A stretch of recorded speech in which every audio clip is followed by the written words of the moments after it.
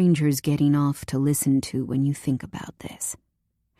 After I unlock my screen, he clicks on the voice recorder app and places the phone on my stomach. Show me how you want me to touch you, Hallie. All the heat in my body rushes to my cheeks. Those 10 words are enough for me to delete the Whimper app. What about you? Always thinking of others. He smiles and leans toward me to kiss me slowly, reassuringly almost. But it's not enough to stop the nerves vibrating through my system. I want to watch you get what you want, without distraction. Pushing my shorts down over my butt, Henry uses his free hand to help pull them off, tossing them over the side of the bed. I'm grateful he convinced me to shower. Otherwise, he'd be admiring the pumpkin-themed panties I was wearing, instead of see-through lace ones. My breathing feels so loud, and it's like my heartbeat is thumping in every bit of my body. I'm nervous, I whisper, laughing slightly because I want it so badly at the same time. If you change your mind, or you don't like it, just say stop, he whispers back, running his hand along my thigh. I only want to make you feel good. I know. I trust you. Taking his hand, I guide him beneath the lace. My breath hitches, my stomach tenses as his fingers brush against my clit. With my fingers over his, I apply the smallest amount of pressure and rub gently. I like this. What else do you like? He murmurs, not taking his eyes off me.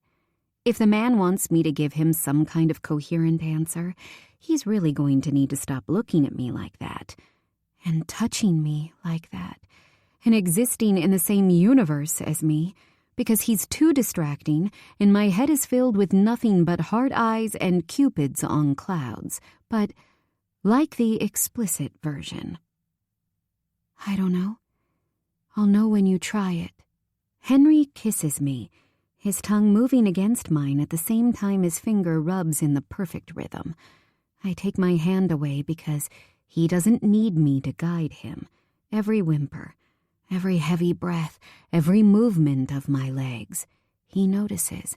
My hands cup his face, his neck, his body, anywhere I can touch to feel closer to him. His hand dips lower as my back arches, my hips desperately trying to follow. He waits until I nod before he slips a finger inside of me. You're so wet, Hallie. You're soaking my hand. It's amazing how something so personal would embarrass me normally, and yet with Henry, he makes it sound like praise. There's a tightness building. Everything feels so swollen and wet, and I can hear how wet, as much as I can hear Henry telling me how pretty I look with my head thrown back.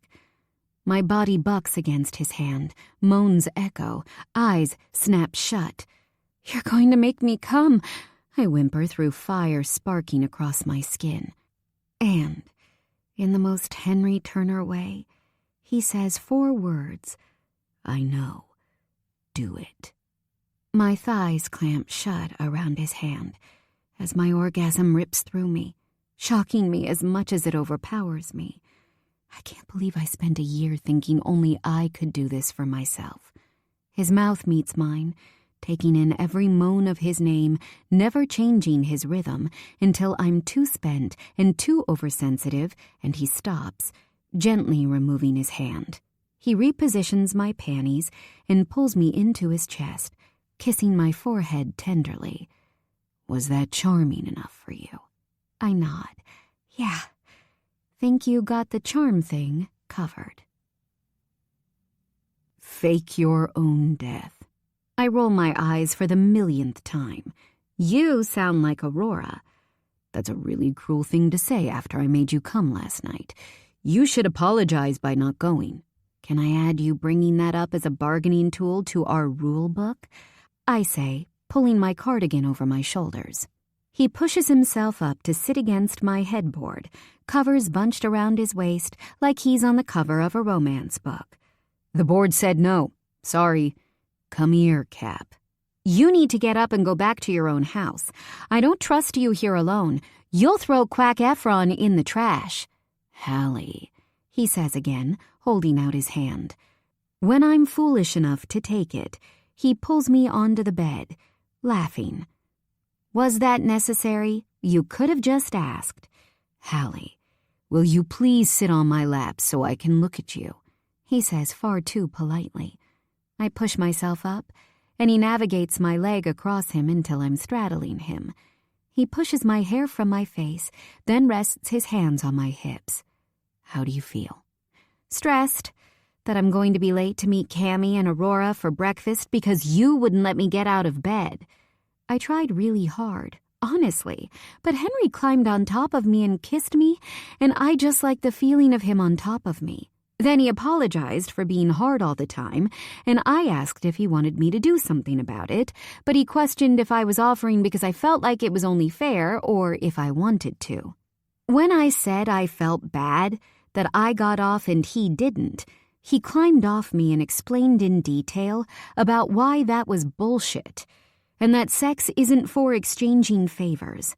I told him he sounded very wise, and he said he'd read it online. He followed it up with how he didn't know why some men were so clueless when everything you need to know about sex is on the internet. "You could have tried harder to get out of bed, and we both know Aurora and Cammy won't be on time." His hands squeeze my hips, and I do everything I can to stay still. "Are you okay after last night?" I nod, probably a little too enthusiastically. "Very much okay. Are you okay?" "Need to jerk off as soon as I get home, but yes, I'm good," he says, lifting his hips up for me to feel how good he is. "You should password protect that recording." I know I'm blushing. "Do you want me to send it to you? It might help with your morning plans." His hands rub up and down the front of my thighs. I truly believe that with a bit more effort on his part, he could convince me to stay. "Yes, but don't. Only you should have it. I have the memory of you squeezing and riding my hand, so I'll be fine." I was about to say this is a very formal chat about something very informal, and then you talk, I say, shaking my head. I feel like I'm in a meeting debrief, but I appreciate Henry checking. It's more than Will ever did. Will couldn't make me come, and now I realize he was never truly trying, so he shouldn't be part of the conversation anyway. But thank you for caring if I'm okay. "I'm down to show you how much I care, anytime. I have multiple ideas of things you might like." Leaning forward slowly, I kiss him gently. I'll make space on my phone for the files. By the time I'm walking into Blaze's diner, I've created at least 3 different excuses for why I'm late. Aurora and Cammy are both sitting on the same side of the table, arms folded in the same way, looking equally unimpressed. I wouldn't have invited Aurora to breakfast if I'd known I was going to be ganged up on. I slide into the red leather booth, poised to plead my innocence and offer some half-assed excuse when Cammy gasps. "You got laid last night." "What?" I say, voice squeaking. "No, I didn't." "Then why are you glowing?" Aurora says, leaning in to look at me. "Maybe it's the body shimmer stuff from yesterday? Maybe I didn't wash it all off," I say as they inspect me like I'm a zoo animal. "Liar. You had that I had an amazing orgasm walk when you came in here. Is that why you're late?" Cammy says. "Was it Henry?" "Of course it was Henry," Aurora says, sporting the widest grin I've ever seen. "Look at those pink cheeks. I want to know all the details, but also it's Henry, so I kind of don't want to know all the details. Can you kind of filter the details specifically for me?" "I want all the details. No filter, please," Cammy adds. I shrug because what else am I supposed to do? There isn't anything to tell. "Having integrity is no fun, Hallie," Aurora says, pouring me a glass of water and nudging it in my direction. "Can you at least tell us if you're happy?" I'm happy. Cammy fans me with her menu, which normally I'd question, but I can practically feel the heat radiating from my face. "And you were safe?" I honestly didn't have sex last night, guys, I say, lowering my voice so as not to disturb the other Blaze's patrons with my recently established, not solo sex life. I haven't had sex ever, actually, but I'm happy. And I guess I do feel a little like I'm glowing. Aurora looks like I just won some kind of competition. I'm so happy for you, but also kind of grossed out because it's Henry and it feels a bit like finding out my brother is doing it with my friend. But really happy for you? I bet he was sweet, right? He likes you so much. No, wait, don't tell me if he was sweet. I don't want to know. Ignore her. Tell me if he was sweet, Cammy adds, leaning on her hand. I know I'm blushing, but I also feel really good. He was really sweet and patient and told me we didn't need to rush because he knows I'm a virgin. You guys are honestly not acting how I thought you would to that news. By the way, what news? You saying you haven't had sex before? Cammy asks, putting her menu fan down. I nod. Why would we? It isn't a big deal. And penetrative sex being considered your first time is a heteronormative thing. My first sexual experience was with a woman. Plus, I believe in science, and not to get too deep on you over breakfast, virginity isn't a medical concept. It's the second time I've been told something similar recently. Aurora is nodding along with her until she finishes speaking. That, but also, Will sounds like he was a dick, so I wouldn't have wanted to fuck him either. This conversation is enlightening, I say, taking a sip from the water glass in front of me. So many people have made me feel weird about it. The girlfriend of someone on Will's team once said to me, "Aren't you worried about him cheating on you if you're not keeping him satisfied?" Ironically, her boyfriend cheated on her. Aurora's eyes widen. Why do people care so much about what's happening between other people's legs? It's so fucking weird. Like, yes, I'm your friend and I want to know all the things going on with you, but Jesus, I'm not going to try to tell you what to do with your own genitals. Please don't say genitals so early on a Sunday morning, I plead. Did Will make you feel weird about it? Cammy asks. I'm totally down to do something I won't verbalize to make sure he never has a professional hockey career or, like, any happiness in his life if he did.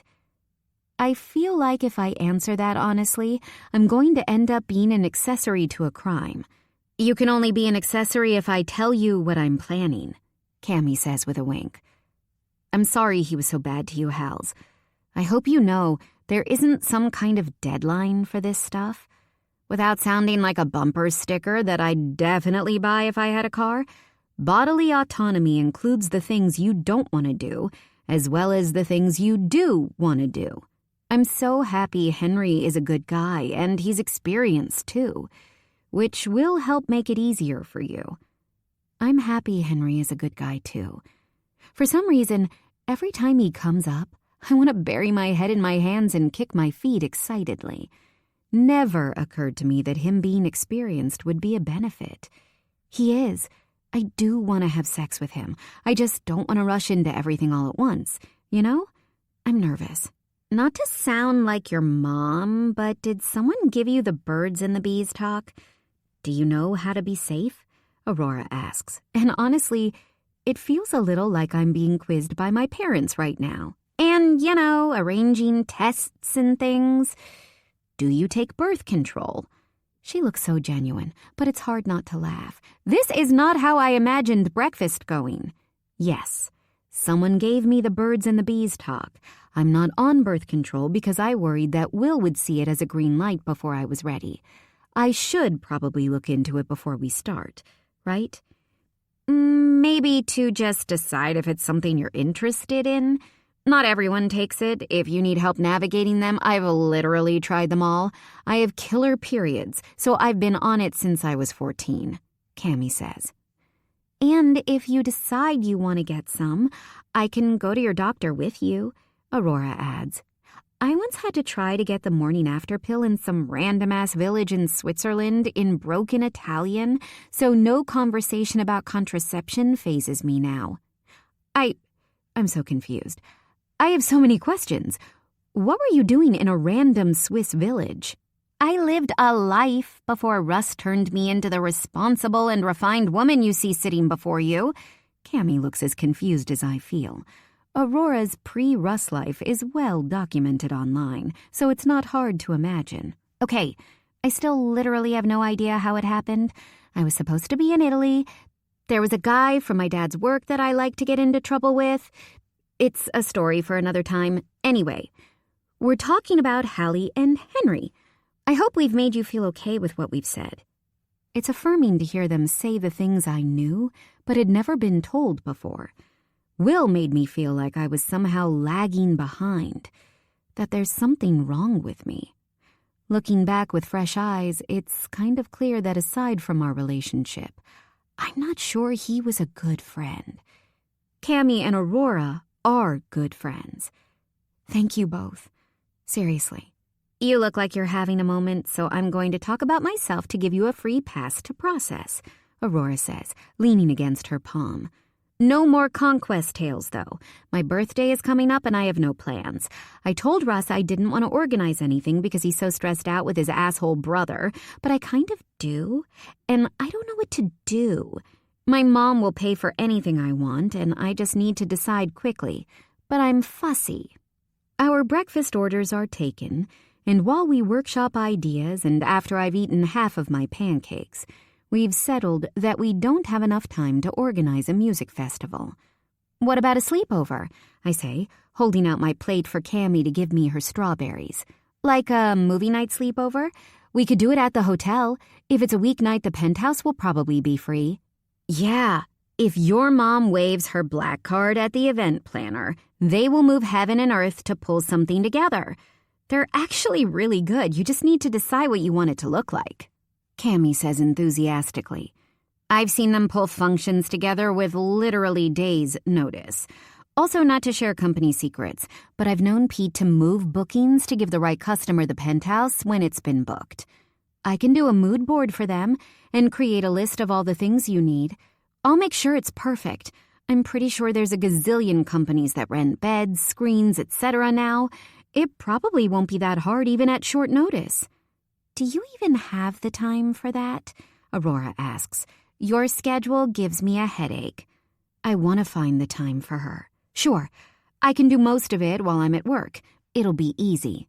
And we definitely can't organize a festival? It's a hard no on the festival, Cammy says. Okay, I'll call my mom later and tell her to call the hotel. Thank you guys. So, what do you think about a Reese Witherspoon theme? Chapter 20. Hallie. No day starts well with a phone call from my brother. Who's dead? I ask as I answer the phone and put it on speaker. I'm trying to transfer Aurora's birthday cake into a box that will survive my drive to the hotel, while simultaneously trying to finish my book for book club and not fall over Joy, who is currently weaving around my feet. Only an emergency would make Grayson ring me outside my birthday or a public holiday, and I honestly don't feel mentally able to take on anything else, so it isn't great timing. You, potentially. I'm your tsunami siren. Get to higher ground, Hallie Bear, Grayson says. I watched your game last night, so I know you didn't get a head injury. Try explaining, Gray. Just a straightforward explanation, please. Mom says you're not going home for Thanksgiving. She called Dad and he said you weren't having it with him. She called me and said I didn't know what she was talking about, so I suspect any minute she's about to call you. Managing my mom's emotions is something I don't have time for today. Thanks for the heads up. Look, I'm super busy. Are you not going to tell me what's going on? He says, interrupting me mid-sentence. There's nothing to tell. I'm working. And avoiding Mom, and Will, and everyone else, if I'm being totally honest. What about Douchebag? Is he not upset you're working? You know Mom will recruit him to pressure you into calling out sick or something. Douchebag and I split up months ago, so I don't think he'll care, to be honest. My phone starts beeping to indicate another incoming call. Mom's calling Grayson. I gotta get this. Wait! This might be the happiest I've ever been. Why did it take you so long? Why didn't I know this? I'm so proud of you. Grayson has never hidden how much he dislikes Will, so I wasn't expecting him to hide how happy this breakup makes him.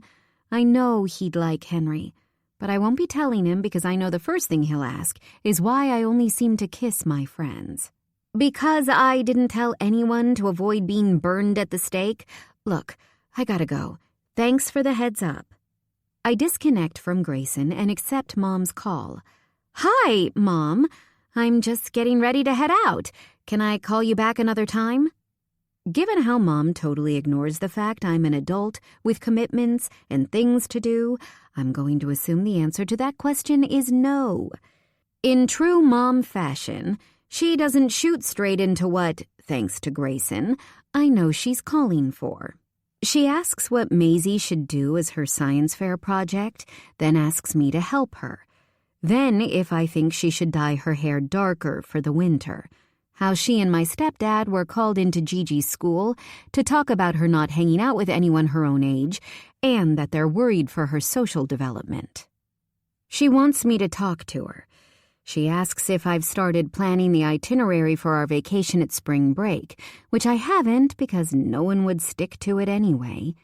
As she talks, I mentally list all the other things I need to do before I head to the hotel for Aurora's birthday sleepover. I give her the responses she wants when I should be telling her again that I'm too busy to talk, but my conformity eventually leads her to the point I know she's calling me about. What are your travel plans for Thanksgiving? I know you and Will usually road trip with Joy, but I was told he is flying alone. She practically chokes out the word alone. I was going to call you about it, but I'm working over Thanksgiving, so I won't be coming home. I'm working over Christmas as well. It's because I'm the newest employee. I have to if I want to keep my job. I lie. And people have kids, so they already booked their vacation days. I know it's disappointing, but it's only 1 year. There's a long stretch of silence. You can't begin to understand how disappointed this makes me. All of us. Your sisters will be distraught. And what about Will? This is really selfish of you, Hallie. There's a responsibility that comes with being the child that's an extension of the parenting unit. Never be the one to rock the boat. You're the anchor that keeps everyone in place. There's an unspoken requirement never to have problems you can't resolve yourself quietly, and it's a condition I've never failed to meet until now. For as much as not telling my mom about Will was for self-preservation reasons, avoiding hearing everyone else's thoughts and emotions about a situation that only impacts me was a factor too. Don't get me wrong. If I called my mom heartbroken, she'd be on the first flight out here to comfort me. My family loves me as much as I love them, but my needs have never felt like anyone's top priority, and my breakup would be no exception. I'd be rocking the boat. And how can everyone else remain steady if I'm not anchoring us down? How can Will and I break up when nobody wants us to? It's time to put the whole thing behind me, and that's the thing I focus on when I finally summon the courage I've been missing for the past couple of months. We broke up, Mom. A mutual agreement that we weren't happy. I'm sure Will won't care what I'm doing. Silence. All couples go through rough patches. Look at me and your father. We took a 6-month break when we were in college. It's normal. I don't need a mirror to tell me what I look like, because I can feel the tightness in the muscles of my face. I am the living embodiment of the word, right now. Mom, you and Dad ended up getting divorced. After 2 beautiful children and many happy years together, Hallie. 1 divorce doesn't erase that. I know you have high expectations because of the books you read, but real people have flaws. You included. I'm confident you and Will can work it out, honey. He's your best friend. I really need to go. It's my friend's birthday and I'm hosting a sleepover party at the hotel. It's going to be really bad if deliveries arrive before I do, I say, hearing the defeat in my voice. Okay, honey. Call me soon. I need you to explain how to do some silly science thing for Maisie's homework. Can't you just Google it?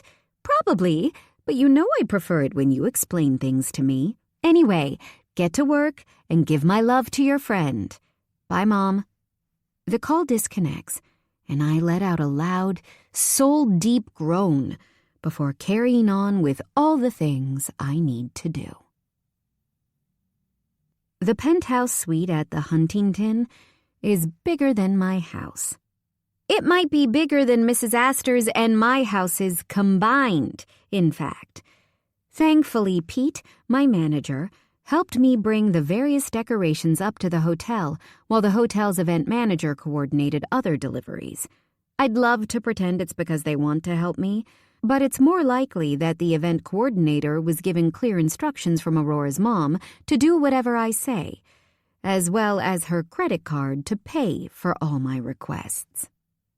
I think the coordinator was a little put out I was involved, but Aurora is very particular with what she likes, and her mom said I have to approve everything first. Helping set up is my way of an apology for stepping on her toes. With the extra hands, everything is set up early, which gives me time to read Gigi's latest English essay, catch up on messages from people wanting to join the Enchanted Book Club, and rewrite the same 2 lines of the chapter I wrote last night.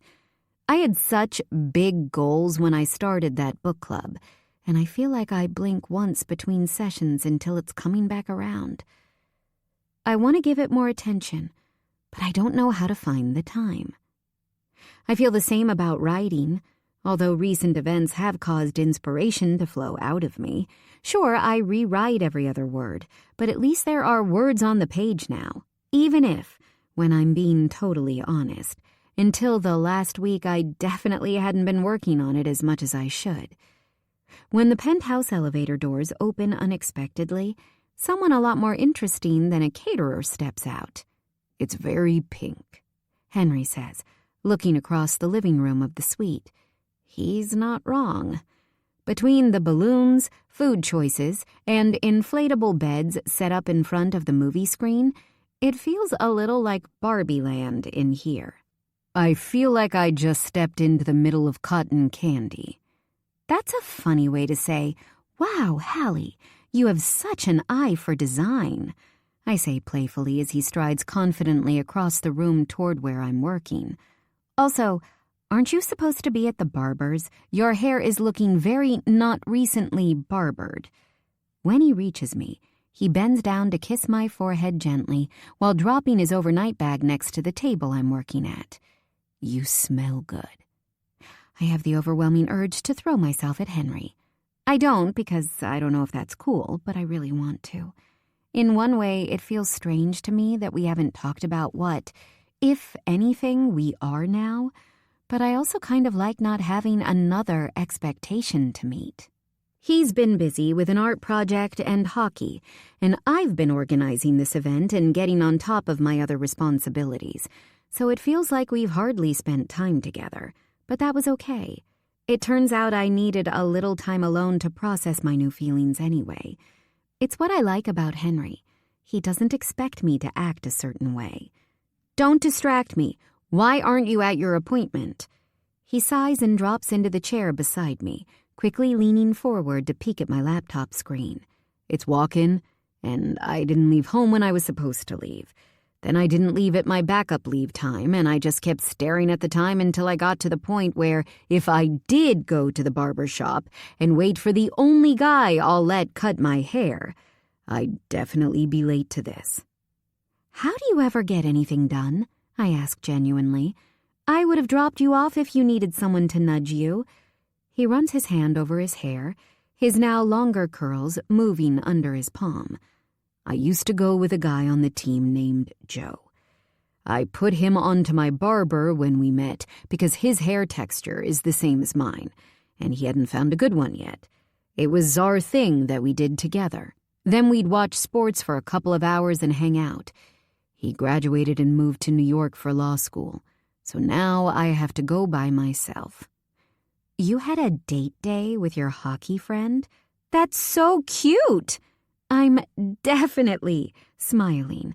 But he isn't. He rolls his eyes. It wasn't a date. It was two guys with the same barber going to get their hair trimmed at the same time, then hanging out in the same place afterward. So you got all your date experience from Joe, and now you're passing it on to me? I love this. How wholesome. Henry moves forward to take my hands and pull me onto his knee. With our faces level, he leans in, his lips practically brushing mine. There's nothing wholesome about the things I think about when I'm with you, or when we're apart. I rub my nose against his slightly, and his breathing slows. I lower my voice. Did you say the same thing to Joe? That one makes him laugh. No. But there's lots of things I say to you that I don't say to anyone else. How long do I have you before everyone arrives? Henry's finger travels over my thigh, tracing small circles and swirls while he listens to me talk. It makes it difficult to string a sentence together. Less than an hour. Aurora is at dinner with her mom and sister. Then I arranged for a car to pick everyone up from her house.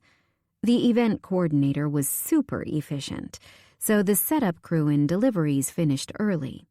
What do you want to do with time alone in a hotel? He asks, his voice low as his mouth skims my jaw until his lips find my neck, after a week without me. My skin feels electric. Every cell in my body pays attention when Henry is near me, and the more he touches me, the louder they scream for more. More touching, more pressure, just more. It's as exciting as it is totally terrifying. I want to go into my bedroom.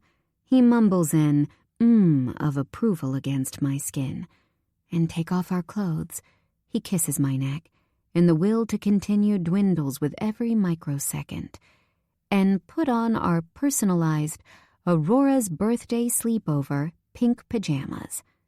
He stops and slowly leans back so I can see him and his dilated pupils. We need to work on your delivery, but I'm okay with this plan. And it's been so long since I saw you totally naked. His arm scoops under the back of my knees, and before I can react, he's carrying me across the room toward the bedrooms. Which one is ours? You broke a rule, I squeak, flustered by being carried like I weigh nothing. The same one you always break. Tell it to the board, Captain. I point toward the door that's slightly ajar. That's my room. You're sleeping out here with the rest of the guys. Henry uses his back to push the door open properly and walks until he can place me gently on my bed. He crosses his arms and grips the bottom of his t-shirt, slowly pulling it over his head. It lands on the bed next to me. We both know I'm not. Desire and anxiety are fighting each other to be my most dominant feeling. Yes, I want to have a repeat of last time, but here? When we'll have to rush and then spend the night hanging out with everyone? I'm not sure I'm there yet. Even the desire to do anything with someone is such a strange new thing for me. Henry, I say, hating how meek my voice sounds, pushing myself up onto my forearms to look at him properly. I know what you want, Hallie. Do you trust me? I nod. Good. Close your eyes. I should tell him that I'm unsure, but I'm also curious to see what happens. It's different from how things have been in the past. My anxiety is rooted in being nervous about the unknown. It is, at its core, excitement as much as it's apprehension. Henry doesn't touch me when my eyes flutter shut. I hear him move around the room, and the sound of a zip, followed by more shuffling. My heartbeat doesn't know what it's supposed to be doing, and he still hasn't done anything to me. Open your eyes, Hallie, he says gently. Taking a deep and hopefully discreet breath, I slowly open my eyes and immediately burst into laughter. I feel like a marshmallow, he says, looking down at the satin pajamas he's now wearing. The small sense of relief I feel confuses me more than anything. Baby pink suits you. Henry pulls the hem of the shirt and shakes his head. I love that his name is embroidered above the chest pocket. Just like his Titans t-shirts. Everything suits me. It doesn't mean I should wear it. Your modesty is my favorite thing about you, I tease. I sit up fully to get a view of the entire vision, and he really does look cute in pink. What's the point of me being modest when I look good in everything I put on? Taking a step toward me, he grips my knees to pull me to the edge of the bed, stepping between my legs. I look good in nothing, too. I don't think that's something you want to find out when people will be arriving soon.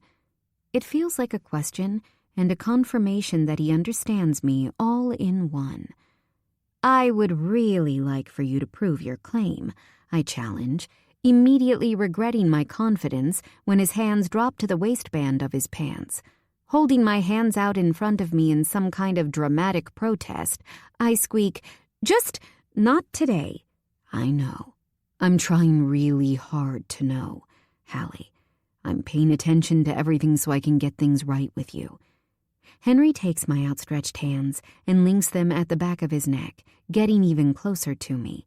He kisses my forehead, then the tip of my nose, before moving away enough for me to see his face fully. Just because we did something once doesn't mean we have to do it again or somewhere you're not comfortable. I know. Seriously, I do know that. And I understand the whole continuous consent thing. I just don't know how to word this. Haven't had the experience of someone making me feel like this. The experience of wanting the experience is a new experience for me, you know? So the nerves of not having experience but wanting it is taking up a lot of headspace. Does he know? Do I even know? I definitely don't know.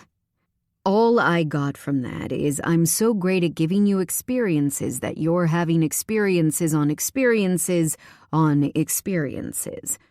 I want to understand you. Can you explain in a different way? Sometimes it's hard for me to read between the lines. You're better off just telling me directly. I love that he cares so much about understanding me. Maybe break it down into different points. Start with the first thing you said.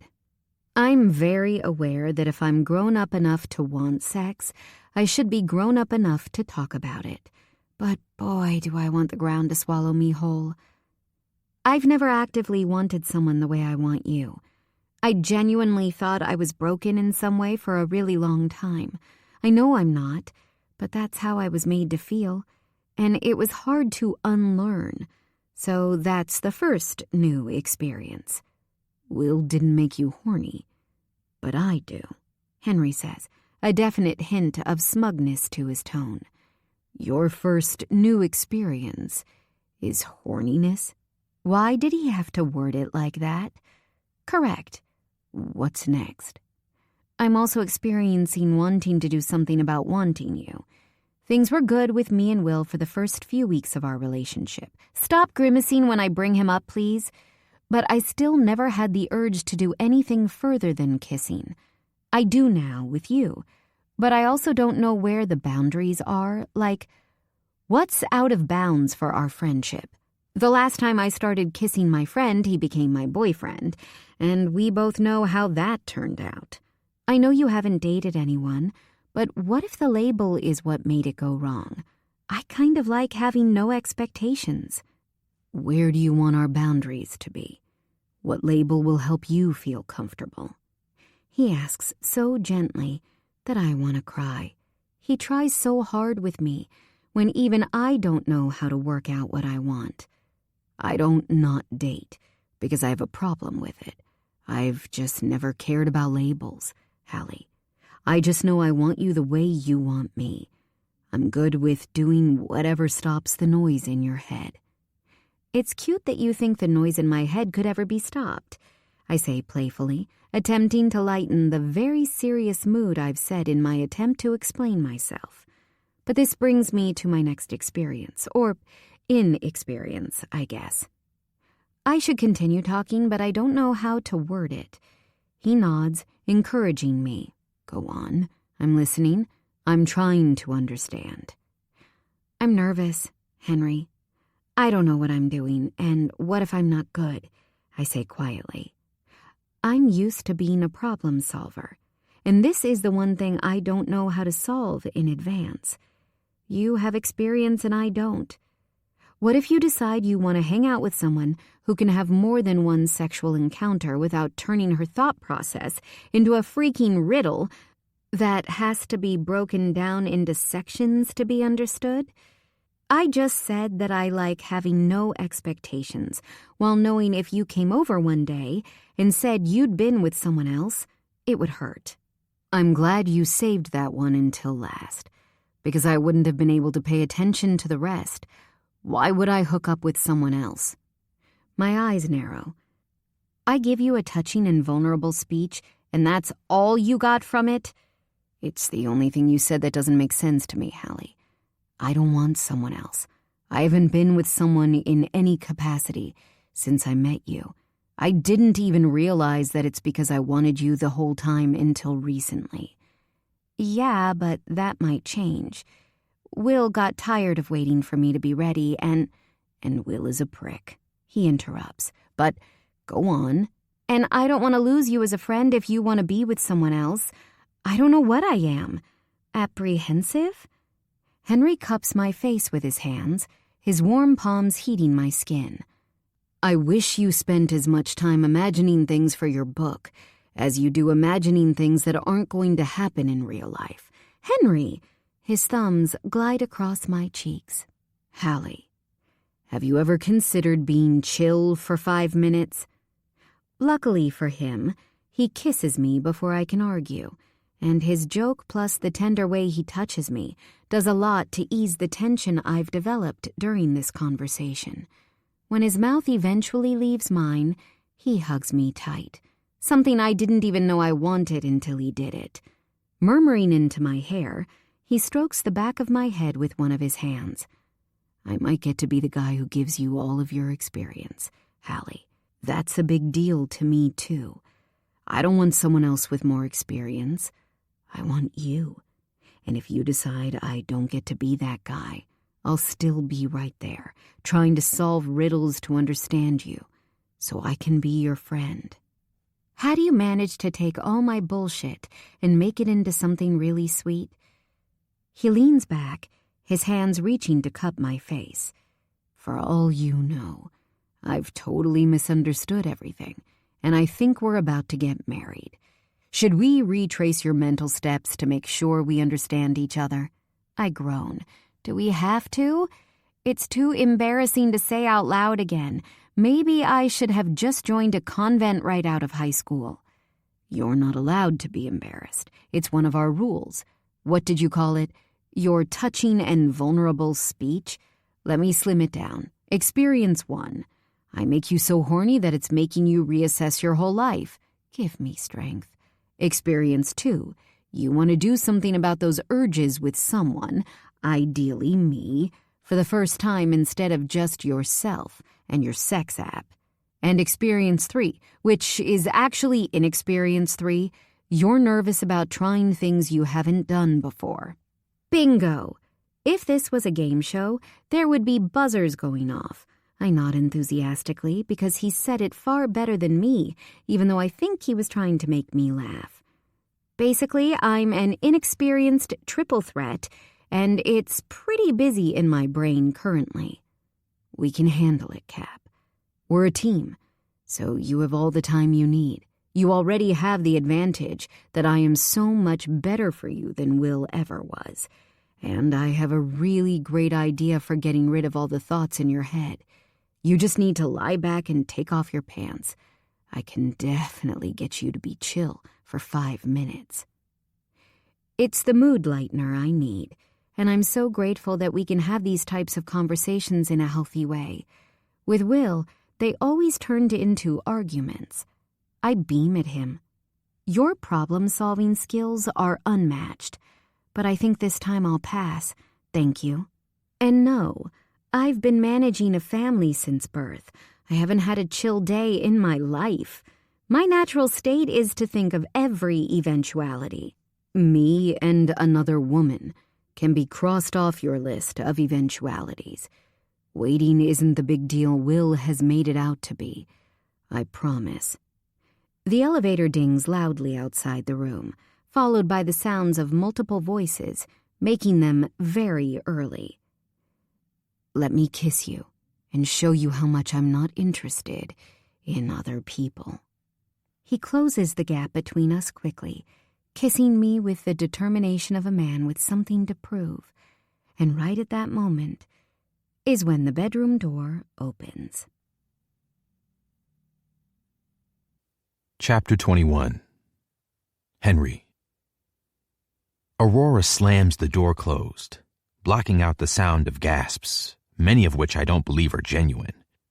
"I didn't know you were here," she yells through the door. "I was giving a tour." Hallie's hands are pressed against her mouth to cover her shock. I want to kiss her again, but I'm not sure this is the time. I clear my throat. "It's a good thing you didn't take off your pants." She nods in agreement. "I think you might be right. This is so embarrassing." I want to tell her being embarrassed is breaking a rule, but people always say some rules are allowed to be broken, so I'm going to give her this one. They thought we were lying when we said we're just friends and not hooking up anyway. Does that make you feel better? Her hands move from her mouth to her forehead as she shakes her head. "No, that doesn't make me feel better at all." "Is it because you're worrying about what people think of you?" She nods, dropping her hands to my hips and placing her head on my chest. "Okay, well, don't do that." Telling me not to worry about something doesn't make me not worry. I silently stroke her hair to comfort her, because I'm out of advice. Eventually, she lifts her head to look at me. "I'm being dramatic. It'll be fine. We can just laugh it off, right? We're still just friends, so we haven't been lying to them." Don't like that. Is that what she thought I meant when we talked about no labels? I brush it off. And I know all their secrets, so if they're annoying, I'll just start dropping them. "And how do you know all their secrets?" she asks. I shrug. People tell me stuff. I think it's because they know I don't care enough to gossip about them. Or maybe it's because you're a great friend and a really good listener. Once they get their excitement out of the way, I know my friends will be cool with Hallie. They all really like her. If they don't chill out about it, I'll cause chaos for everyone. Chris and Bobby, because Bobby hooked up with Chris's sister and he doesn't know. Robbie and Lola, because they argue every week about her moving back to New York when she graduates. Maddie and his toxic ex, who he swore he'd block but is talking to again. And Amelia and Poppy, who break up every time they have a fight, but don't tell anyone because they get back together the next day. I have years' worth of people telling me things I don't want to know. It's definitely because they know I don't care enough to gossip about them. She grumbles and throws herself back onto the mattress. I climb onto the bed beside her, nearly sliding off because of the pajama material against the bedding. Lying next to her, I lean in to kiss her cheek, and these damn pajamas tighten against my arms as I move. I'm so hot, and I haven't even done anything. Did Aurora not want to pay for silk, or... Hallie chuckles. Some vegetarians don't wear silk, so I didn't want to get it wrong. Look it up. It's a very interesting information hole to be stuck in. I know how silk is made. I just forgot she was a vegetarian. You remember everything about everyone. I don't know how you do it. You're a good friend to her, Hallie. She'll definitely protect you from the others if they get too excited. She sighs, rubbing her face against her hands. Let's just get it over with. It's fine. Please don't spill all their secrets. You got it, Cap. In an unusual turn of events, nobody said anything when we exited our bedroom. Not one single thing. I was instantly suspicious until I saw Russ by the popcorn machine, and he reassured me that after the door slammed closed, Aurora threatened everyone with violence if they made Hallie feel the slightest bit uncomfortable or embarrassed. Hallie went for breakfast the morning after we fooled around, and judging by the way Aurora instantly acted protectively toward Hallie, I assume she knows. I don't care. Hallie can scream it from a rooftop if she wants to. I like the idea that she has girlfriends to talk to. She clearly has a lot going on in her head, and I almost gave myself an aneurysm trying to make sense of it. I usually shut down when I'm overrun with issues, but Hallie's solution seems to be to tie herself in mental and verbal knots. I know she thinks she has to solve all her problems alone, but she doesn't. I don't know why I'm bothered that she said we were still just friends when that's something I'm used to. I know I sometimes mirror people, but I don't want to start creating problems the way Hallie does for herself. Aurora gives me the same threat of violence when I groan that the first movie we are watching is Legally Blonde, so I know firsthand how terrifying she must have been earlier. Hallie and I settle into one of the floor bed couch contraptions covering the vast penthouse living room, and I find myself looking at the various artwork on the walls instead of the giant screen that's been constructed to facilitate this extravagant sleepover. The interior designer needs to be fired, I whisper to Hallie, who is totally engrossed in the movie and her bag of candy. She mumbles. The artwork doesn't make sense in this room, I say. How do you feel when you look at it? She asks, finally taking her eyes off the screen to look at me. Sporting her own set of pink pajamas, she's braided her hair down each side of her face and taken off all of her makeup. She looks so pretty and happy. That's my favorite part. Inspired, I answer. What? I thought you said you don't like it, she whispers after Maddie and Cammie turn around from their floor bed in front of us to shush loudly. Doesn't matter.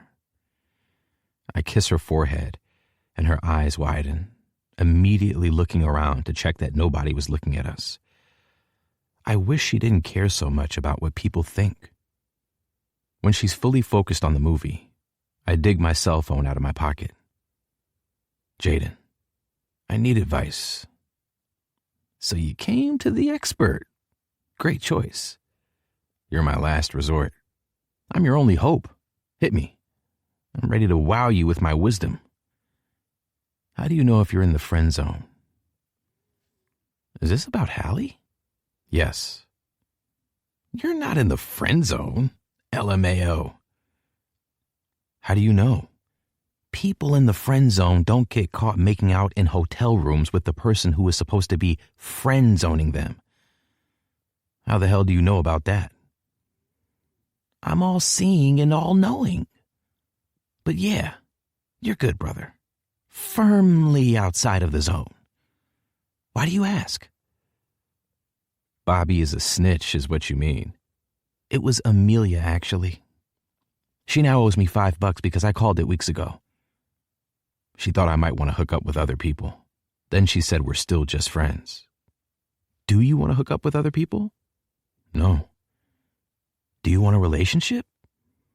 I don't really care what it's called. It was me not wanting her to date other people that made me make a move in the first place. After a Robbie pep talk when I was jealous.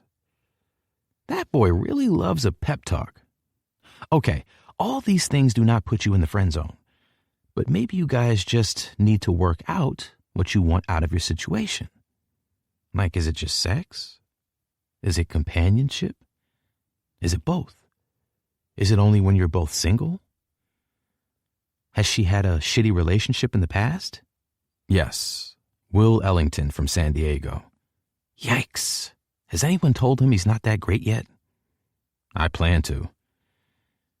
Maybe she likes no expectations because she's still deciding what her boundaries are. Remember, you get to set your boundaries too, dude. Give it time. It's new. But if she's as sweet as everyone says she is, you should hang on. So I'm overthinking it? Seems like it. But you know what I always say. Aunts are hotter than moms? No. Well, yes, but no.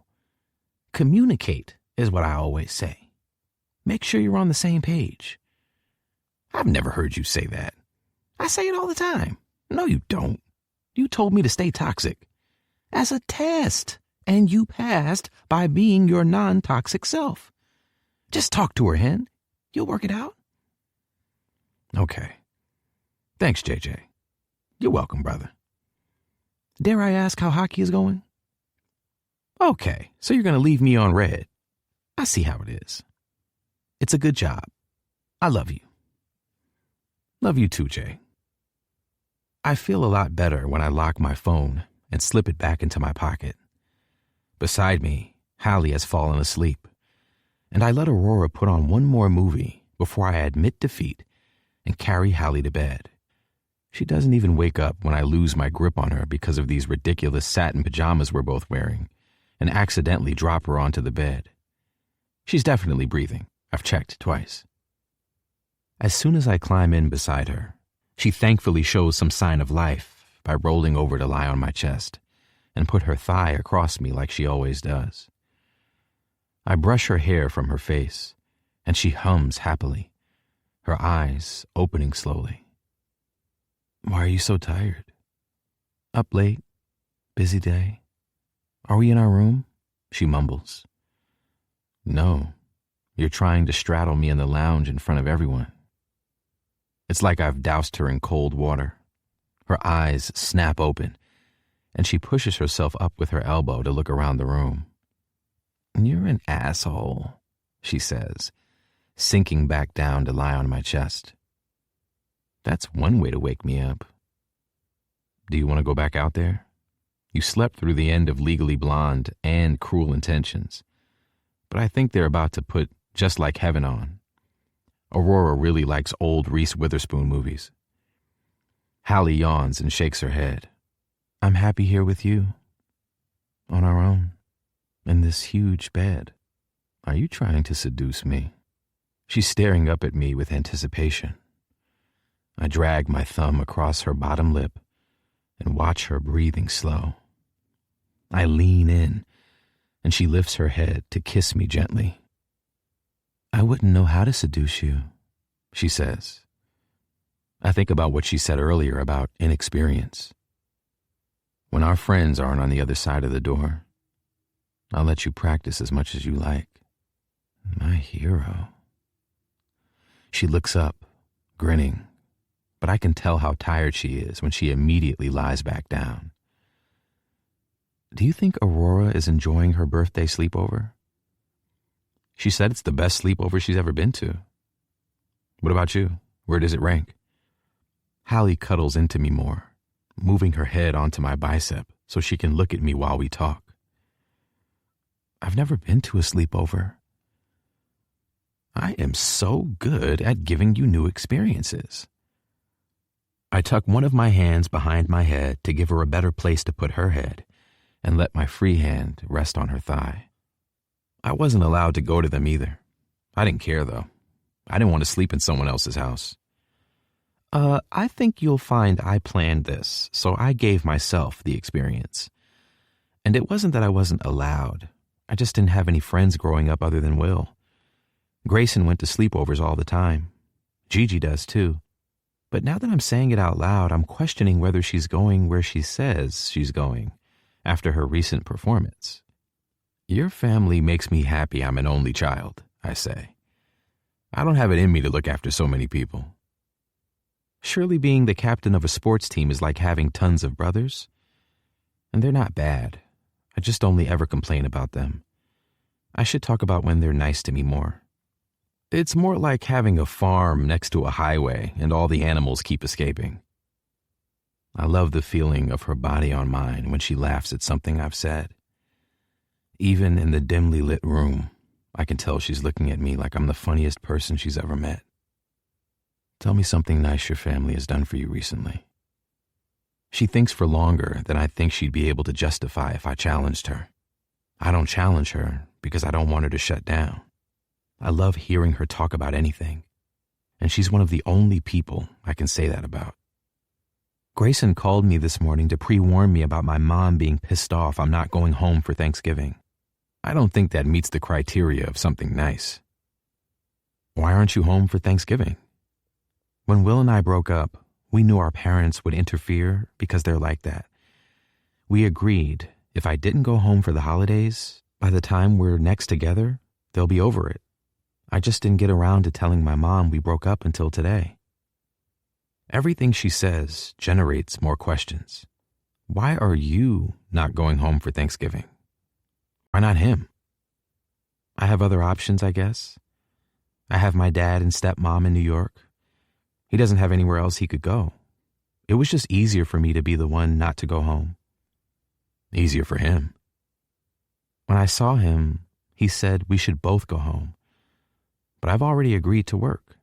There isn't enough pumpkin pie in the world to make me agree to go home, given how unimpressed my mom was.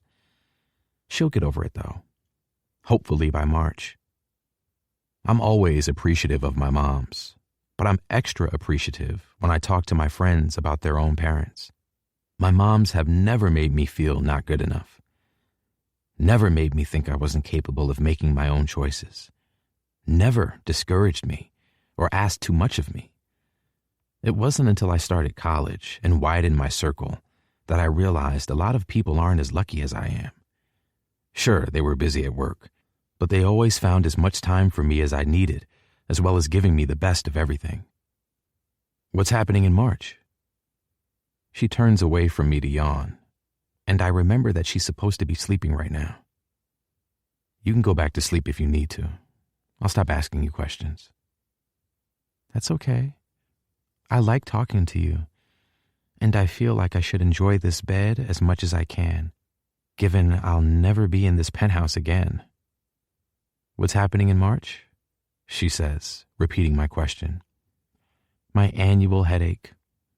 My family and Will's family go on vacation together over spring break. I'm tasked with organizing it every year, and it takes 30 gazillion hours of research and debates. And then when we finally get there, they all ignore my plan and complain the whole time. It's delightful. Once again, immensely grateful for my family. It sounds the opposite of delightful. It is. Every year I debate planning their trip and booking myself to go somewhere else alone. Sadly, I'm pretty sure they wouldn't be able to function without me, and they'd end up missing, fighting, or stranded. I mean, they fight when I'm there too, but at least I know where they all are. My parents just use travel agents to book our trips. Have your parents not heard of them? She laughs again and rolls off me onto her back. I follow her, rolling onto my side and resting my head against my arm. I pull her closer. You shouldn't go if you don't want to. Aurora invited me on a girls' trip during spring break. I've never been on one or invited to one, and I really want to go.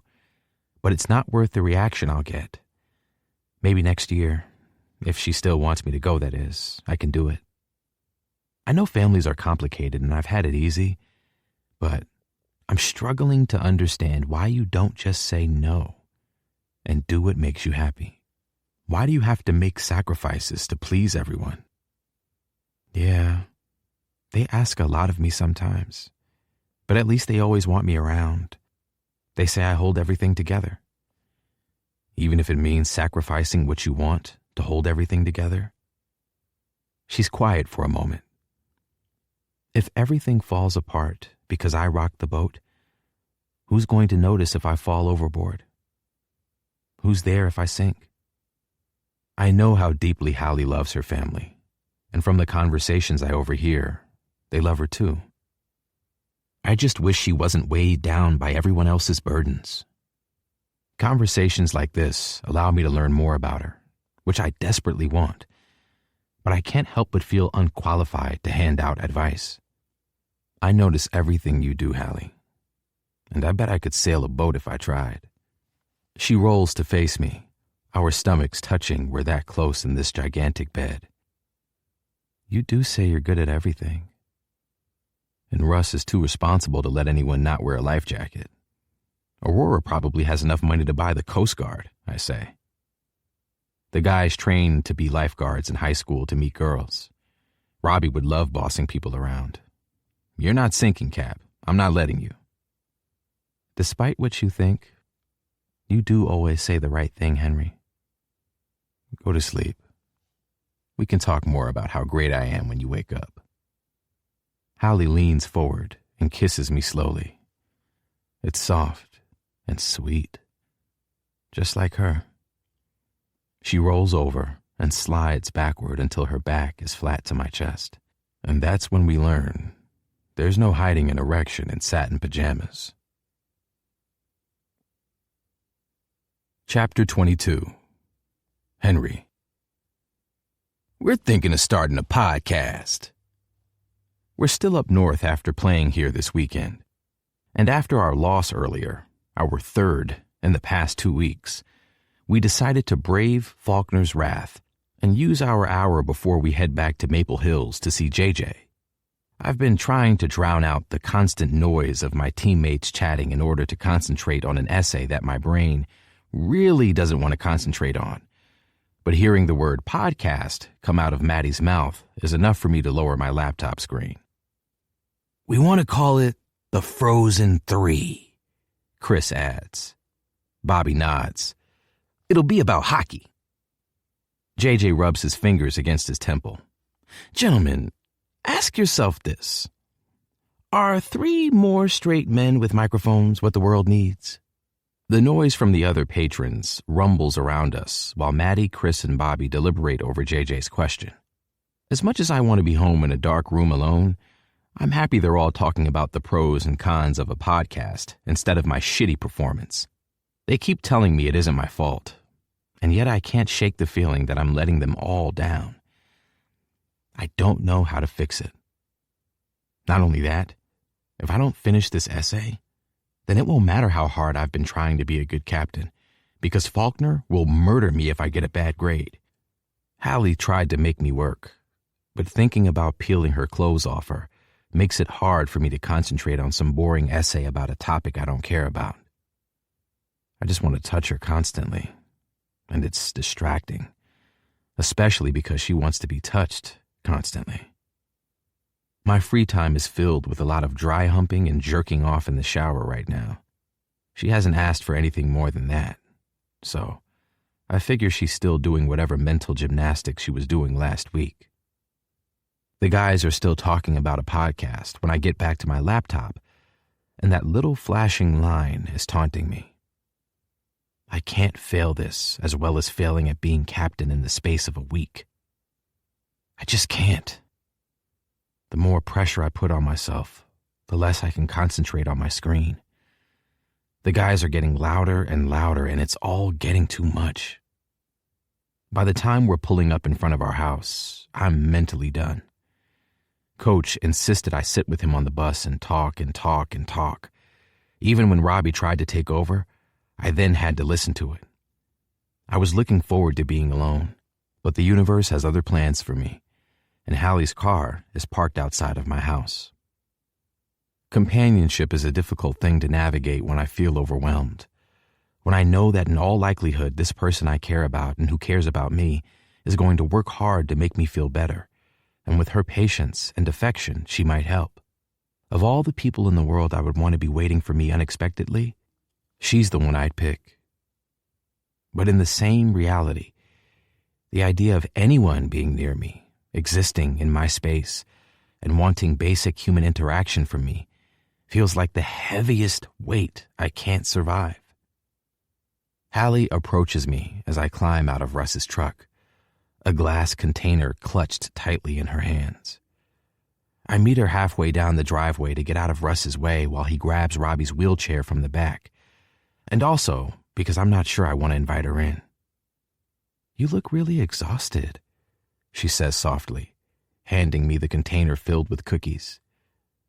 I know you're probably holding yourself to an unfairly high standard right now, and I know my opinion on the matter doesn't really count, so I wanted to bring you something nice instead. I appreciate that she isn't trying to give me a speech on how teams sometimes lose games like everyone else seems to want to. Thank you. I'm going to leave because you look like you need to rest.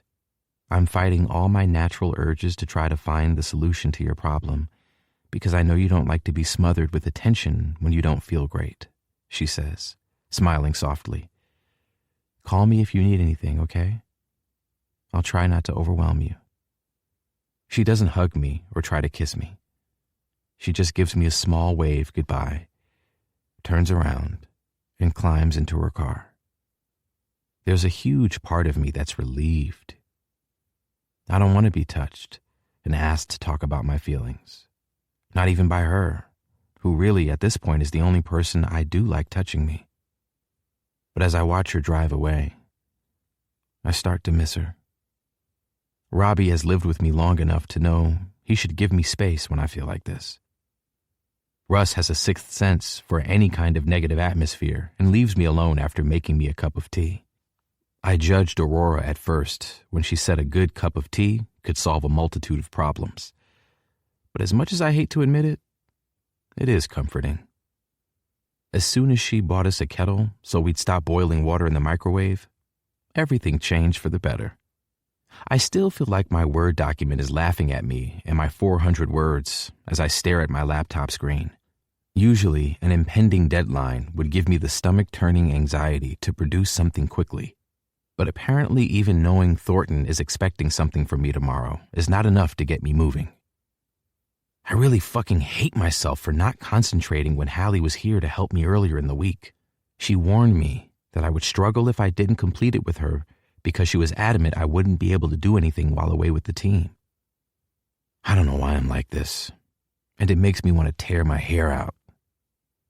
In my head, I have an ideal scenario of how things will go, whether that's how I act, how my day goes, what I eat. Everything works together in perfect harmony, and I thrive. I don't feel like I'm hyper-aware of everyone around me, and yet equally completely oblivious. I don't have to concentrate so hard on people's mannerisms and behavior and choices so I can do them too. I do things in advance, so they aren't something I have to worry about later. I'm a good friend who doesn't struggle to keep up with the people he loves. In my head, I just exist peacefully, and that's enough. I have a routine, and it's fucking great.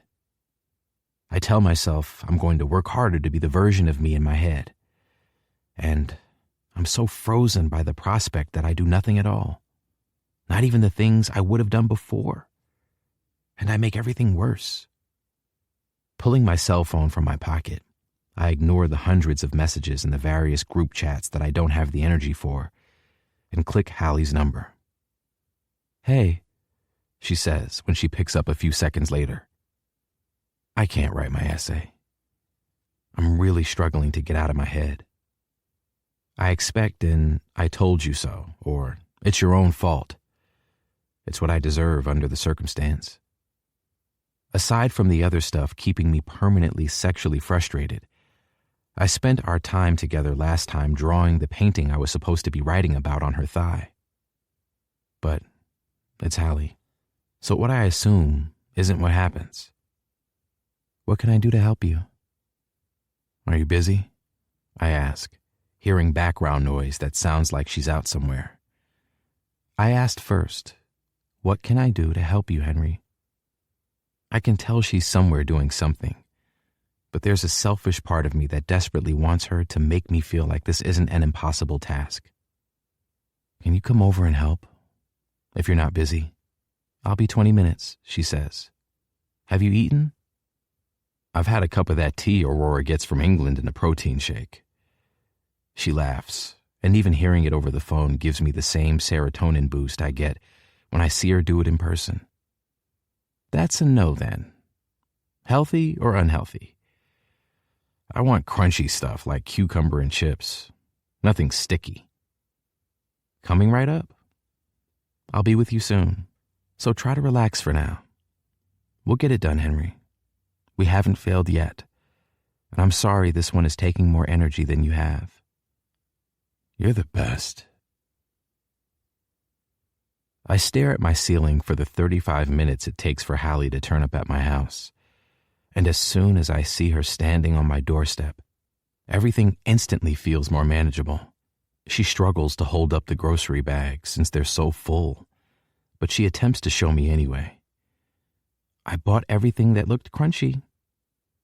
I lean forward to take them out of her hands, kissing her cheek gently as I bend down.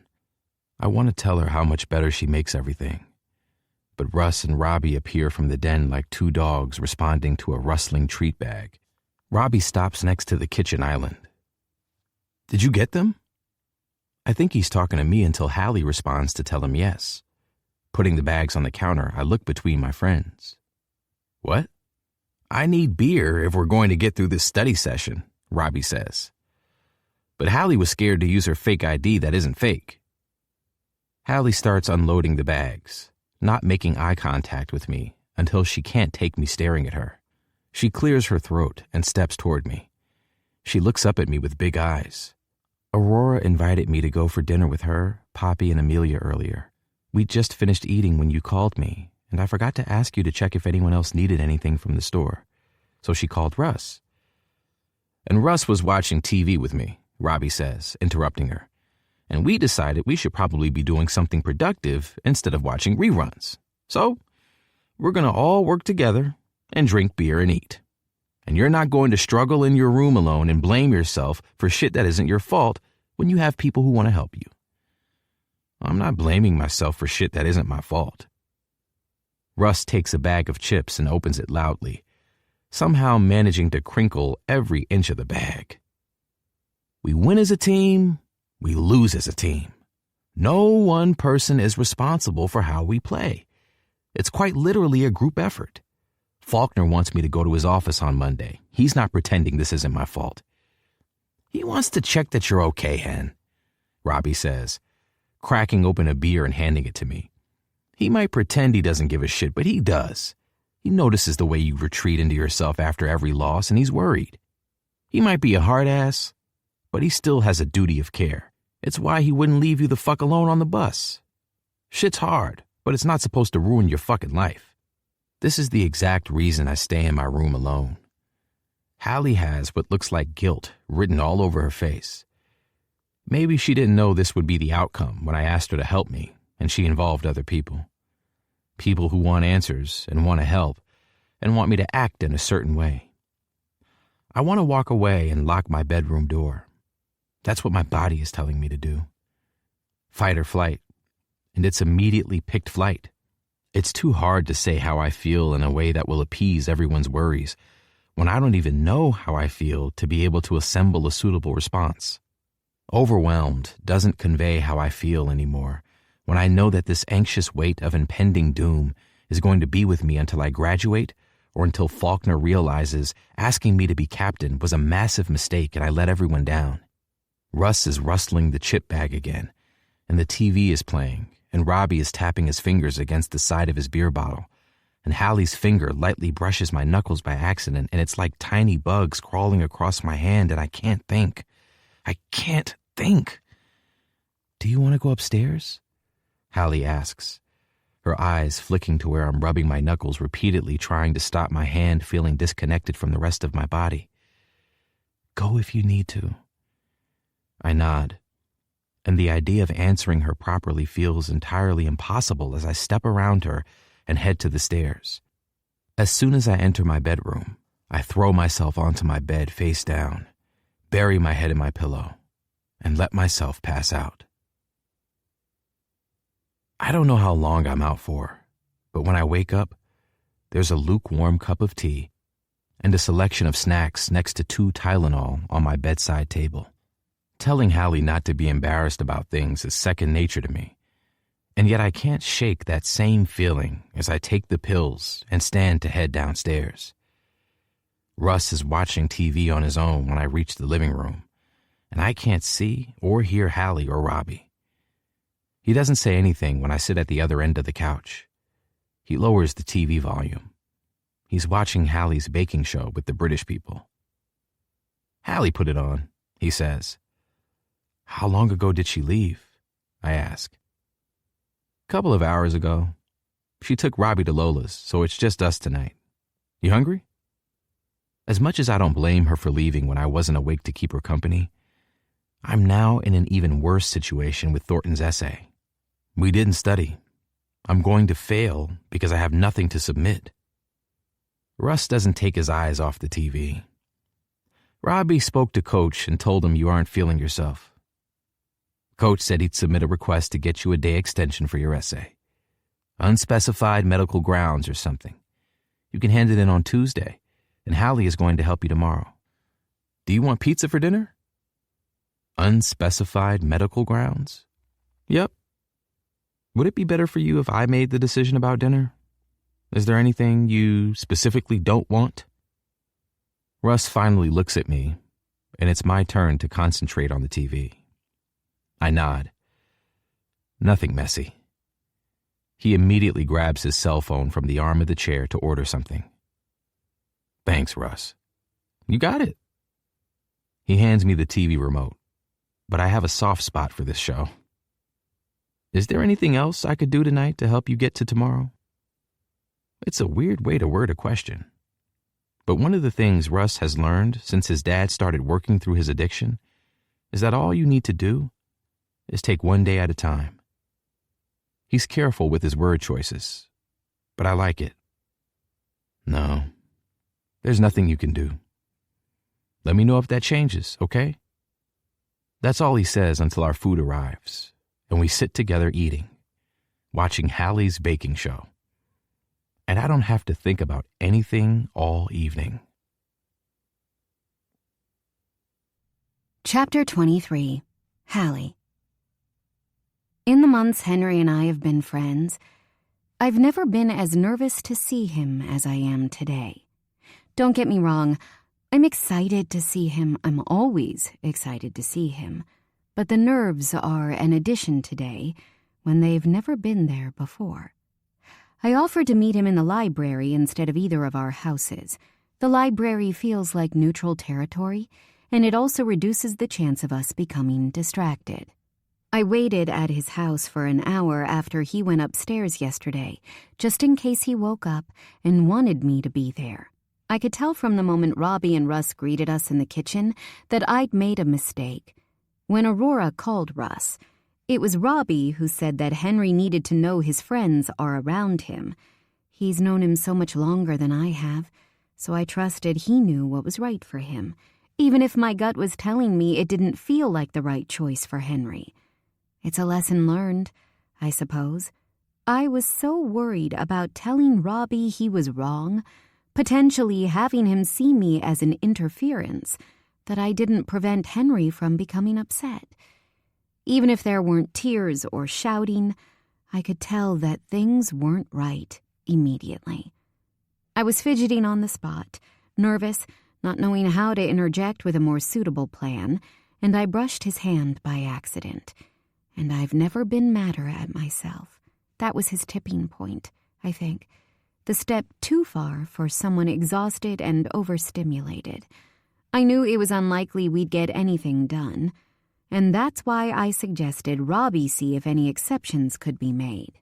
Thornton gave me an extension last year when I was unwell, so there's no reason Henry couldn't get one too, under the circumstances.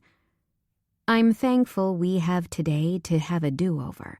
Henry has done so well this semester, and our system works. We just need to make sure after I do my bit, he does his bit.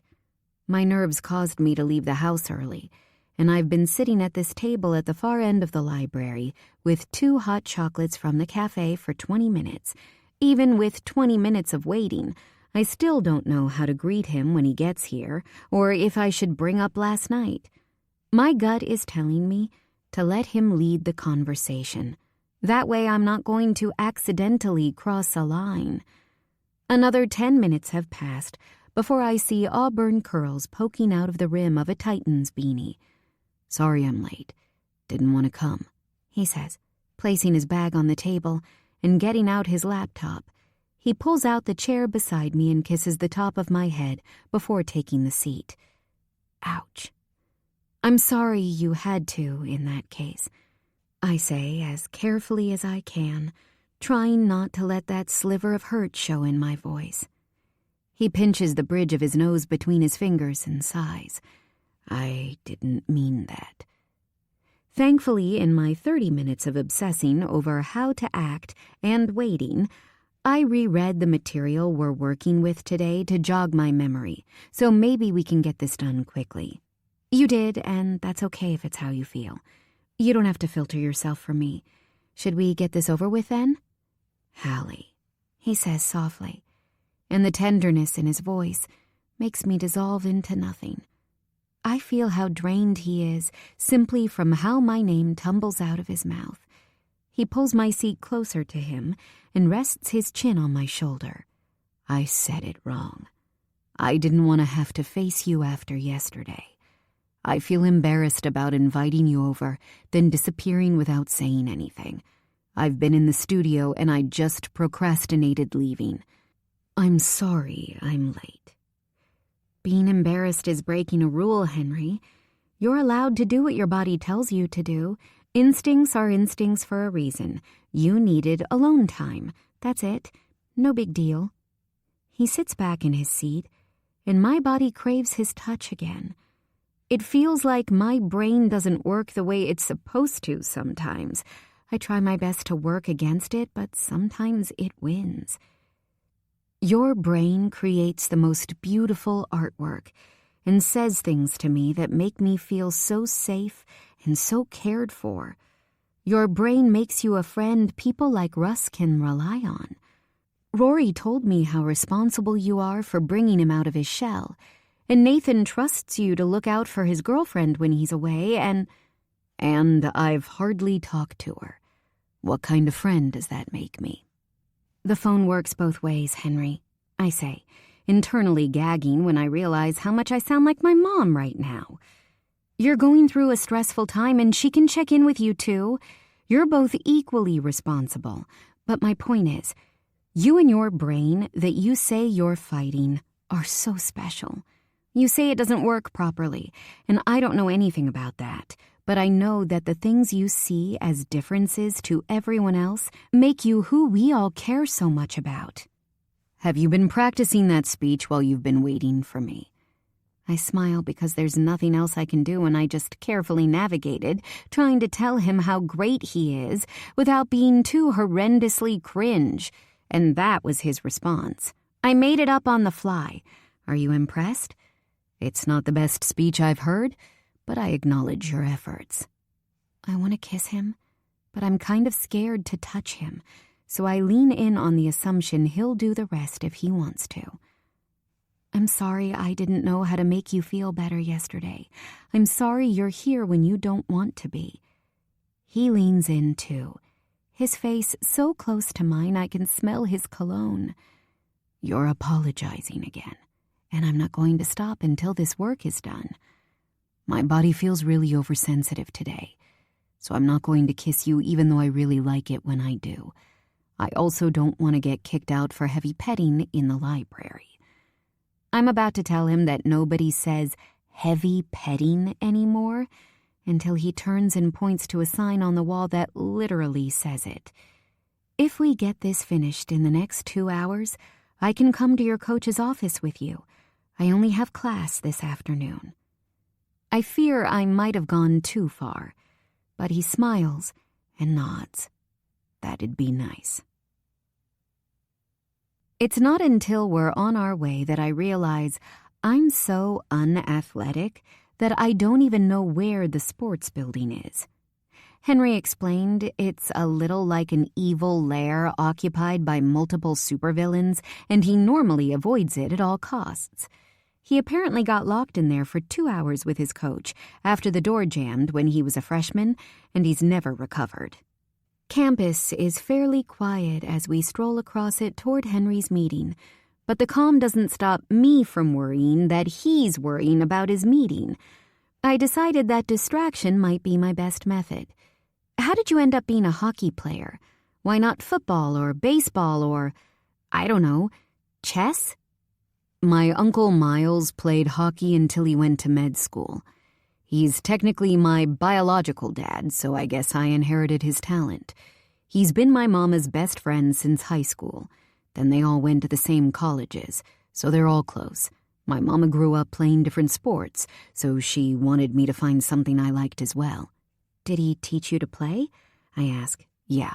He's the person who taught me repeatedly that I can be better than anyone in the room if I want to be. He got me my first skates, took me to my first game, signed me up for youth league. I became a bit obsessed the way I do with things I like. My mom was happy that I was working in a team, since I also liked creative things, but would only do them alone. A mental image of little Henry playing kids hockey flashes through my mind. Does Miles live in Maple Hills? Does he have any kids of his own now? Henry takes my hand and pulls me gently to move me out of the way of someone texting and walking. His fingers thread through mine and he doesn't let go. He lived here when I was younger, but he went back to Texas. His mom got sick, so now he teaches at a college there.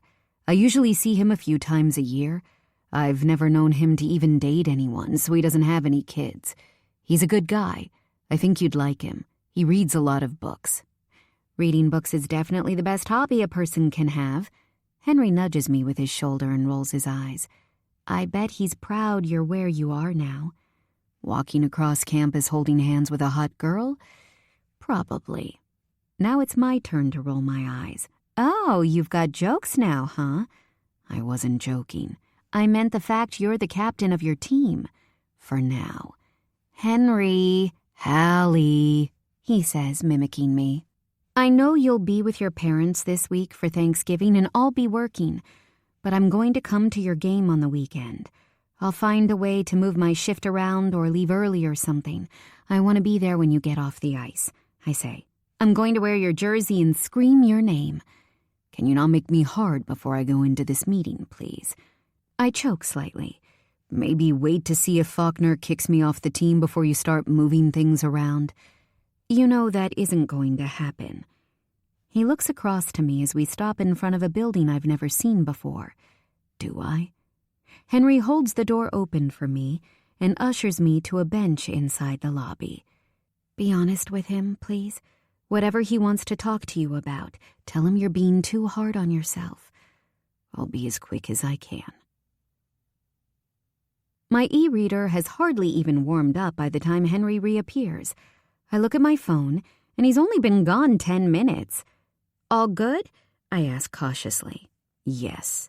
You can inconvenience your colleagues, he says, like I'm not desperately waiting to find out what this whole thing has been about. What did he say? You were really fast. He said, "Are you okay?" And I said, "Yeah." So he said, "You don't seem okay." And I said, "I don't like when we lose." And he said, "Neither do I, so what are we going to do about it?" Right. And I said, "Win." Really enthusiastically because he likes enthusiasm. And he said, "Good. Was yesterday a one-time blip?" And I said, "Yes." And then he said, "You're allowed to have an off day. You're a human, not a robot." And I said, "Good to know." Then he asked me if I've registered for spring classes yet, and I said no. So he said, "Go and do it." So I said, "Okay." Henry pushes his hands into his pockets and avoids eye contact with me. So you didn't tell him you're scared to let your friends down and you're struggling to process the tie between the team's losses and your role as captain, and it's making you seriously unhappy? No, it didn't come up, he says casually. Henry, for the love of God, please go back upstairs and tell him how you really feel. We need to leave or you'll be late for class. Henry, I borderline plead. Please tell him you need more support. What if you lose again this weekend? I despise seeing you be so hard on yourself. We won't lose. You'll be there and you're my lucky charm. It's a scientific fact. Henry, that isn't how science works. I feel like I don't tell you how annoying you are enough, I grumble, walking under his arm as he holds the door open for me. We're leaving the sports building, but it's reluctantly on my part, even if it's not on his. Me being at your games is not a great strategy for success. You're the only person who finds me annoying. Everyone else finds me adorable. Slowly, the Henry I'm used to starts to move to the surface. He still looks worn out, but he feels closer than he did before. You're a menace. I don't know where anyone is getting adorable from. Hottest guy at this school? Yes. Adorable? Not quite. To my friends, I'm like the younger brother they have to keep alive and out of trouble. You have an audio clip of me making you come on your phone. Very different type of relationship. I'm surprised I don't fall to the ground. I'm positive my knees wobble a little. Oh my God, you can't just throw that out there in the middle of a conversation while there are people around us. He looks around at the one, maybe two, people within listening distance who are clearly not paying attention to us as we all walk in the same direction. Why not? We haven't talked about it since it happened. I wondered if I'd imagined it, because I expected you to bring it up. Have you listened to it? Henry, is this seriously what you want to talk about right now? After how you've been feeling, this is what you want to discuss? I'll talk about literally anything if it stops you from talking to me about hockey. I'm trying to help you get the support you so desperately need. You didn't answer my question. Have you listened to it? He looks at me and smirks. Why are you blushing? I take another look around us and conclude people definitely aren't listening to us. I lower my voice anyway, because you're asking me about masturbating while you walk me to class. I didn't. I asked you if you'd listen to it. You're making assumptions about what I think you're doing to yourself while you moan my name on that clip. I hate you. Do you hate me enough to not want to make more? I don't know if this is entirely false bravado, considering how bad he's been feeling, and if he's doing that thing he does where he pretends that he's okay, or if he just really likes getting under my skin and it's genuinely improving his mood. Of course I've listened to that audio. If this was the olden days, I'd have literally burned out the tape. It's the single most erotic experience of my life, and I have it recorded. I don't know what's so hot about it other than the fact it's Henry. I've been using audio apps for a while, and there's nothing on there that even comes close to how good this is.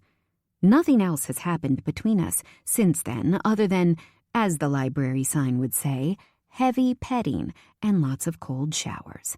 And listening to the audio clip with my vibrator, obviously. Maybe it's because it makes me feel powerful in an area of my life that I haven't felt powerful in before. Maybe it made me feel desired and satisfied and happy.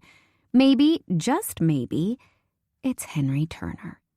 I've listened to the clip, Henry, in bed, in the bath, when I'm supposed to be studying. We reach my building and he holds open the door for me. And what's your professional review? Professional review? 11 out of 10. EGOT status pending for an excellent performance. Thank you to the Academy in that case, he says. It's a lot busier here than it was outside, which massively reduces my willingness to discuss what I'm doing when I'm home alone. I don't know if I just watched too many college shows when I was growing up, but it really does feel like everyone notices Henry as we walk by. His posture stiffens, face hardens. It tells me it's not just in my head, and perhaps the idea of being perceived isn't what he wants right now. Hey, my room is right around this corner. Why don't you head out? It's super busy here today. Okay, he says. Thanks. I'm pretty tired, so I might not be around later. But I'll speak to you tomorrow. Thank you for telling me that. Yeah, I'll speak to you tomorrow. He doesn't hesitate to get himself away from this hallway, and I can't blame him, because people definitely seem to watch him leave the way they watched him arrive. Nobody pays attention to me as soon as he's gone, and when I sit down in class, thinking far too much about the audio on my phone, Aurora drops herself into the seat beside me. I hope you're in the mood to hear me complain about Chaucer. Consider my mood officially killed. Chapter 24. Hallie. I had expectations of what my adult life might look like. It was going to be sophisticated and full of adventure. I'd meet interesting people and do interesting things, and I'd be hot and happy. It certainly did not involve me lying on my living room floor on a Tuesday evening with a slightly stale bag of chips and a pile of tissues because listening to Marjorie makes me miss my Nana, and I can't stop crying. but I also can't stop listening to it. I lifted my legs to rest them on the couch 20 minutes ago while balancing my laptop on my stomach, and I'm comfortable enough to stay here forever. Joy likes our floor life too, and has taken to pawing her way across my hair in an attempt to make herself some kind of bed. I'm supposed to be studying for my finals. I'm supposed to be hanging out with Henry. I'm supposed to be helping Gigi. I'm supposed to be baking for book club and finalizing the questions because I promised to still hold the session for people in town for the holidays. I'm supposed to be cleaning. I'm supposed to give Mrs. Astor a ride to the grocery store. I'm supposed to check in with Cammie when we're not at work. I'm supposed to look up Maisie's science project. I'm supposed to plan the vacation. I'm supposed to find Mom's Christmas gift from all of us right now, even though I have a month because my siblings are useless and impatient. I'm supposed to be writing. God, I'm supposed to be writing so much, and like everything else, it's a complete lost cause. After declaring, with all the determination of a woman with actual life goals she intends to see through, that I was going to put myself first, it appears that I have failed miserably. So miserably. And when I realized that I've been reading the wrong book for book club because I forgot I said it would still happen and then confused my months, and that I couldn't read it and do all the other things, I had to lie on the floor. It's hardly the life I imagined for myself, but in a kind of near delusional state, I've accepted it pretty quickly. My floor angle gives me the perfect view of the front door, so it's easy to see Henry walk in and take one very long, very confused look at me before walking over and lying down beside me. I'm sure this isn't what he was expecting when he finished practice and asked if I wanted to hang out. Joy quickly abandons her hairbed and climbs onto the center of Henry's chest, purring happily as he strokes her. He turns his head to look at me. "Did you fall over?" "Yes." I reach for my phone and turn down my sad Taylor music playlist because Henry's just gotten through his funk and he doesn't need to see me bawl my eyes out if "This Is Me Trying" comes on. "Why are you sad, Cap?" he asks. "I'm not sad," I lie. "I'm a ray of sunshine like I normally am." "You're not a ray of sunshine," he says casually, lifting his legs to rest on the couch to mirror me. "You're the period of calm after a storm, or, like, I don't know, a well-fed panda."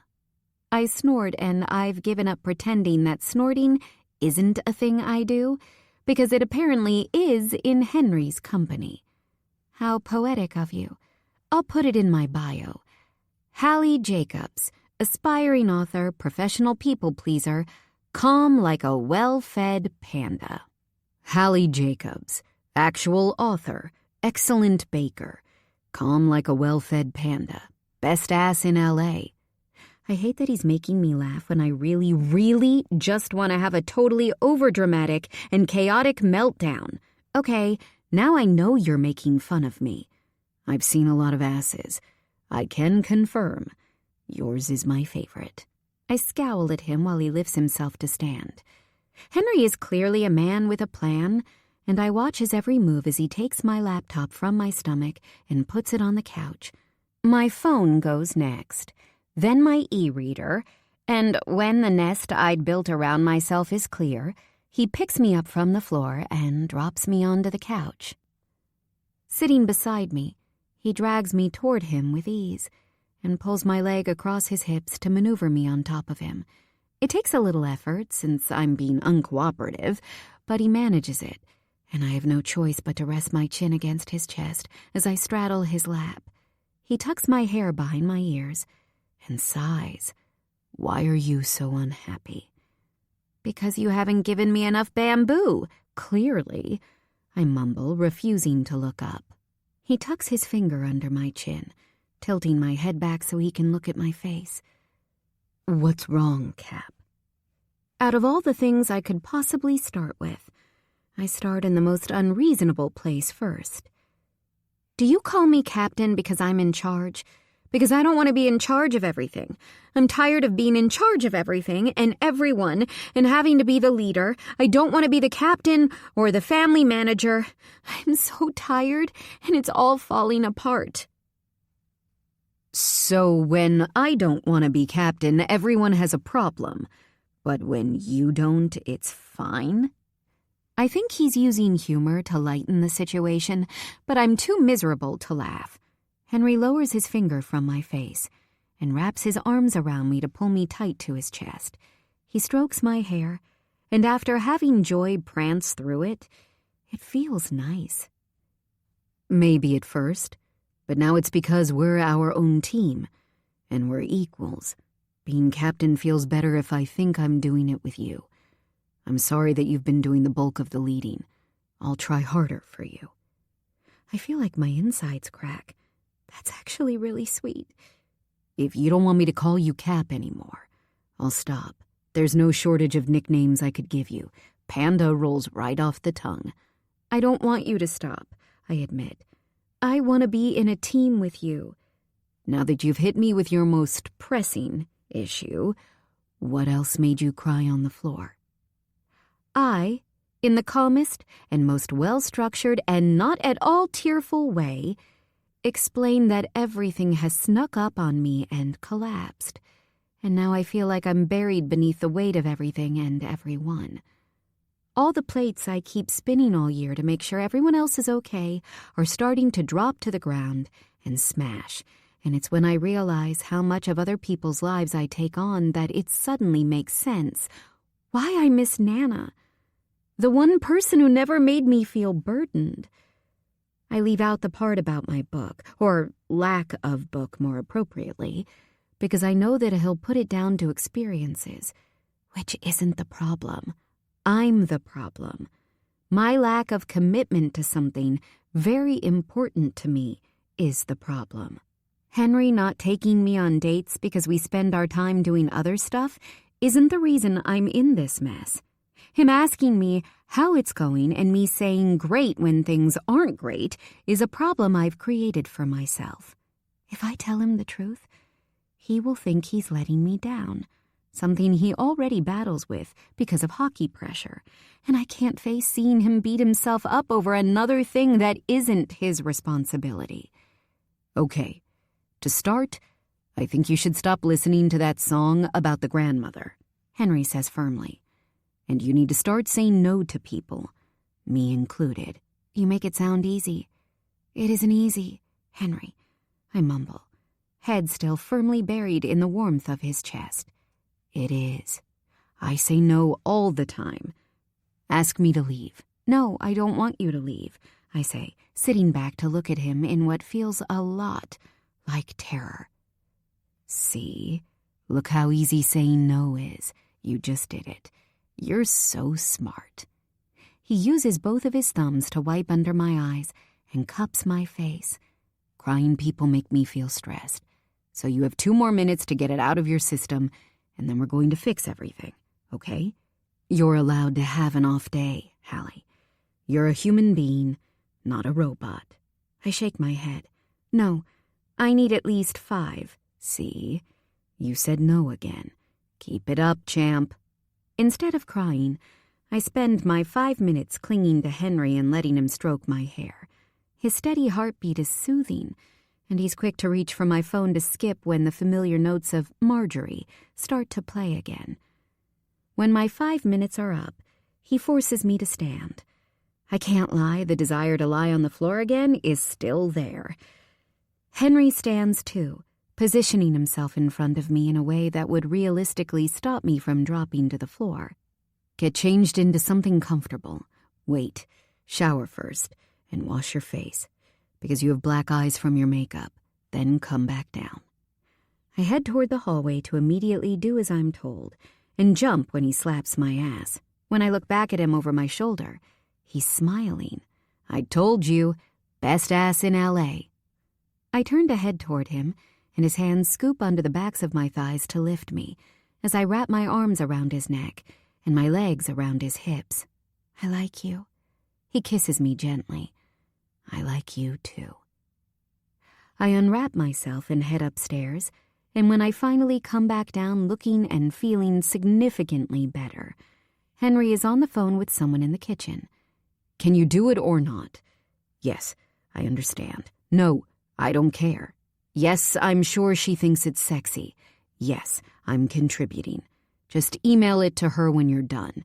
Do you have her number for the voice note?" "No, she doesn't want pictures of you reading it." "Okay, thanks. Bye." My eyes scan across the work surface in front of him, where there's ingredients everywhere and my oven is on. What's happening? Henry grabs an apron from the hook on the wall and pulls it over his head. "I'm baking your cookies for book club tomorrow. I've watched you do it 1,000,000 times, so it'll be easy. I have your Nana's recipe and a strong desire to not be haunted by her if I fuck it up." "Oh," is all I manage to say as he rounds the breakfast bar and pulls out a stool for me, nodding toward it for me to sit. "I talked to Mrs. Astor while you were in the shower, and she gave me her grocery list. Russ is going to the store now to pick it up for her, while Aurora creates a short list for your mom's Christmas present. She said to text her your budget. Cammie is fine. I called her, but she was in the middle of a Pilates class and only answered because she assumed it was an emergency. You might want to follow up." "I will not cry. I will not cry. I will." "Jaden claims he won every science fair at his school. I don't believe him, but he does have a degree in chemistry and your sister is 8, so I can't foresee a problem. He's going to send over some ideas and research direction when he gets home. Bobby claims he already read your actual book club pick, but he's going to skim it to remind himself, then send you a detailed voice note about everything that happens, as well as some questions you can ask. He did offer to run the session for you, but I assumed you wouldn't want that. I recommend that you don't want that." "But isn't everyone busy going home for Thanksgiving or studying? I don't want people to get behind when finals are coming up." "People want to help you, Hallie. And I think you're the only person I know who's already started studying." I'm staring at him in awe, and in return he looks at me like I have 2 heads. "Thank you." "Why are you looking at me weird?" "Because you stopped the boat from rocking," I say, feeling the relief and appreciation meld. "I don't know what that means," he says, turning my electronic scale on. "I made the executive decision to say fuck off to planning the vacation. So all that's left is that you need to talk to Gigi and then study if that's something you feel like you should be doing." "Will you kiss me?" I ask. "I promise I'm done crying." "No," he says, and honestly it catches me off guard. "Because if I kiss you, I'll want to do more. And I have already washed my hands. Ask me again when I'm done." "Yes, Captain." Gigi spends our entire video call asking me repeatedly who she can hear in my kitchen. I'm thankful that Henry told me to put my headphones on, saying if he wanted to listen to children complain about homework, he'd spend time with his teammates. I pointed out he's complained for the past 3 months, and he told me it didn't count because I think he's hot. I'm still not sure how the 2 things are linked, but I do think he's hot. After watching him concentrate on the recipe book over the top of my laptop, I'm inclined to agree with him that he's good at everything. It takes longer than normal to get Gigi off the call, not because she suddenly developed an interest in me, but because she's nosy. Shutting my laptop, I watch Henry watching the cookies through the oven door as I stand and stretch. He assembled the ingredients more slowly than I do because he's so determined to get them right the first time. They bake slower if you watch them. He turns his head to look at me, eyebrows pinched enough for a tiny line to appear between them. "That sounds like a lie." "It's true," I say as confidently as I can without laughing. He stands straight and walks around the counter to my side, leaning in to kiss my temple. Every baker knows. "How do you feel now?" he asks, tucking my hair behind my ear and rubbing his thumb along my jaw affectionately. "Better. So much better. But equally like I need a full-body massage to get rid of all the tension." His hand travels from my jaw down my neck and along my collarbone gently. There's something I can do that will definitely get rid of all the tension in your body, and I bet I can do it before the oven timer goes off. I'll take those odds. Kissing me gently first, Henry drops to his knees, and it's possibly the most devastating sight I've ever seen. I've never been so grateful to be wearing a dress. His hands run up the outside of my thighs, gliding past the hem, settling on the band of my underwear. Have you done this before? He watches me, his tongue tracing his bottom lip as he waits for an answer. No, but I want to know what it's like. Good, so do I. Lean back against the counter. He pulls my underwear down my legs, lifting each foot by the ankle so I can step out. Kissing up the inside of my thigh, he hooks one of my legs over his shoulder, and his head disappears beneath the skirt.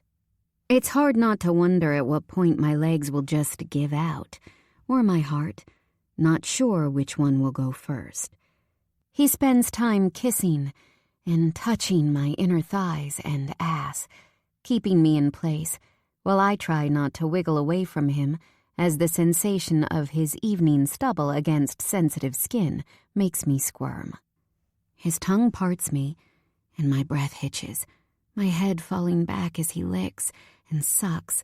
My skin feels like it's fizzling, and my hands grip the countertop behind me to keep me upright.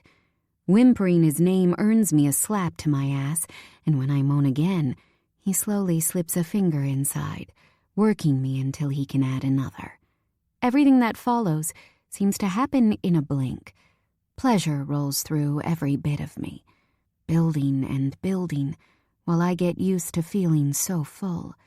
He moans as I squeeze around him, flicking his tongue against me at the perfect speed and pressure. "Henry," I moan. His free hand leaves its hold on my thigh, finding mine, and letting me cling to him tightly. My legs almost buckle as stars shoot behind my eyes.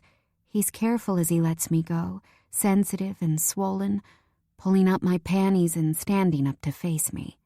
I should say something. Anything. Maybe write him a thank you letter or erect a monument in his honor. But I don't need to, because the oven timer goes off, and the smug look on his face is all the appreciation he seems to need. Chapter 25. Hallie. The noise from the arena lobby is yet to die down, even long after the game ended, and people started to leave. I managed to secure myself one of the tall tables and seats that bordered the room to attempt to draft a chapter. Henry tasked me with saying no more, which I'm putting into practice by telling myself no when I try to do anything that isn't working on my WIP now that Thanksgiving is done. The manuscript was a good distraction from how sad I felt on Thursday, after I got home from work to an empty house and Gigi and Maisie were too sleepy to talk. Mrs. Astor hosted her family and was sweet enough to leave me a plate in the fridge. She also stole my cat, but she did have the courtesy to forewarn me. One of her granddaughters is autistic, and Joy helps her regulate at busy family events, so I don't mind sharing her. A work in progress at least needs to be in progress, and now the load feels lighter, even if it's only temporarily. I need to stop feeling sorry for myself for being behind and actually do something about it. I've been surprisingly, or unsurprisingly, depending on how you look at it, productive after my total meltdown. I realized I wasn't uninspired, something I previously struggled with. I've been distracted. Sure, I doubt anyone would judge me for spending so much of my time under a sweet, hot hockey player, but still, I'm a woman with goals. I can have it all, and I will. I just need to actually try. I can't continue to be distracted by a pretty face and a stellar personality, even if it is the prettiest face and the most stellar personality. Speaking of the prettiest face, Henry exits the door that now has 2 no entry signs, much to the happiness of the people still hanging around. There's cheers all around when they spot him, and as happy as it makes me to see him be celebrated, I cringe for his sensitivity to loud noises. I attempt to focus on planning how I'm going to make my make-believe people kiss and fight, instead of trying not to laugh at how unimpressed Henry looks as people stop to talk to him. When two women approach him, his name on the back of their jerseys, the ability to pay attention to my laptop gets that little bit harder. I can hear one of them laughing loudly from across the room, and the other puts her hand on his arm. I don't hear what Henry says, and I'm still pretending to be working when I spot him walking toward me in my peripheral vision. He stops next to me, the chair I'm sitting on putting us at similar heights, so I can see how big his smile is when I turn to face him. "Hello. You won," I say simply. 2 days in a row and I saw them both. Does that make me your biggest fan? Of course I won. He kisses me hard, dropping his bag on the floor to tangle his hands in the hair at the nape of my neck. He only breaks us apart when the passing hockey fans start whooping. He rests his forehead against mine. "You're my lucky charm. I told you. Science." Kissing in front of people is not something we do, even after the incident at the hotel. But as the two women in the Turner jerseys storm off, I suspect maybe the kiss wasn't for my benefit. You can just reject people, you know. You don't need to put on a show for them. He leans back to look at me, his hands still resting on my neck. "What are you talking about? Kissing me? The girls in the jerseys? Just tell them no." I did. Then I came over here to celebrate our win. I grumble. I still feel like he was using me to send a message to people he's too tired to deal with. If you say so. "Are you being unreasonable to start a fight?" he asks. "It's fine if you are, but can you save your rage until we get home? If we're going to fight about this, we should fight about it somewhere we can make up." I stare at his chest and shrug. We're not fighting, and I'm not being unreasonable. My bad. I meant dramatic. I mumble that I'm not, and he tugs a little on my ponytail to force me to look up at him. "And you are." He pecks my lips, and I melt like the weak woman I am. But I don't mind. We haven't had a fight yet. It's a good experience for you. If you tell me I'm dramatic one more time, we are going to be fighting, I drawl. He grins, and after a losing streak, seeing him genuinely happy after a game is a dream. You're not doing a lot for your "I'm not dramatic" case. We're officially fighting, I declare. In my head, I sound serious and intimidating, but he gives me that damn smirk and kisses the tip of my nose, and it's clear he does not care one bit. 2 wins and a fight with you. I'm so lucky. I have to get back, but you're going to wait here, right? He peeks at my laptop screen where my Word document is open. What are your imaginary friends doing today? It sounds patronizing, and it is in reality, but Henry started calling my characters my imaginary friends when I said it felt weird calling them their names. And I like when he shows an interest, now that I have something to actually tell him. They're not communicating, and instead are dancing around what they want from each other. He scoffs. Sounds like us. We communicate, I argue. We just communicated that we're in a fight because you kissed me to get rid of some women you're too tired to entertain. Hallie, he says softly, the only person I want to entertain is you. You and your dramatics keep me totally occupied. I kissed you because I'm a really big fan of kissing you. Some might say obsessed. It's the first thing I thought about doing when I got off the ice. Being here listening to you create imaginary conflict is going to get me into an actual conflict with Faulkner. But it's worth it. An obsession sounds pretty dramatic if you ask me, I mutter, burying my head in his chest to hide my face from him. You should go do your leadery duties and leave me to my imaginary friends, I guess. I'm excited to fight with you when I'm done, he says, kissing my forehead. Can we save the fight until a later date? I'm kinda a big fan of not fighting with you ever, I say teasingly. He nods as he laughs, walking away. It's not until he's going back through the no-access door that I realize quite how many people are watching me. I dig my headphones out of my purse and concentrate on my characters dancing around what they want from each other, and definitely not on Henry saying that sounds like us. There is no feeling more unnatural than silence in Henry's house. While everyone piled in here earlier to celebrate their much-wanted wins, when they all headed out, Henry told them he was staying in tonight with me. I'm pretty sure he said, with Hallie, so they couldn't argue with him, and I don't mind being his get-out-of-jail-free card if he's tired from the adrenaline. As soon as I made myself comfortable on his bed with my laptop, he disappeared into another room, and when he came back, he was wearing his painting clothes and had a fresh canvas under his arm. He did not entertain my excitement that I was going to see him do something more than sketch. Instead, he sat on the floor and opened a small palette of paints, and that's where he's been since.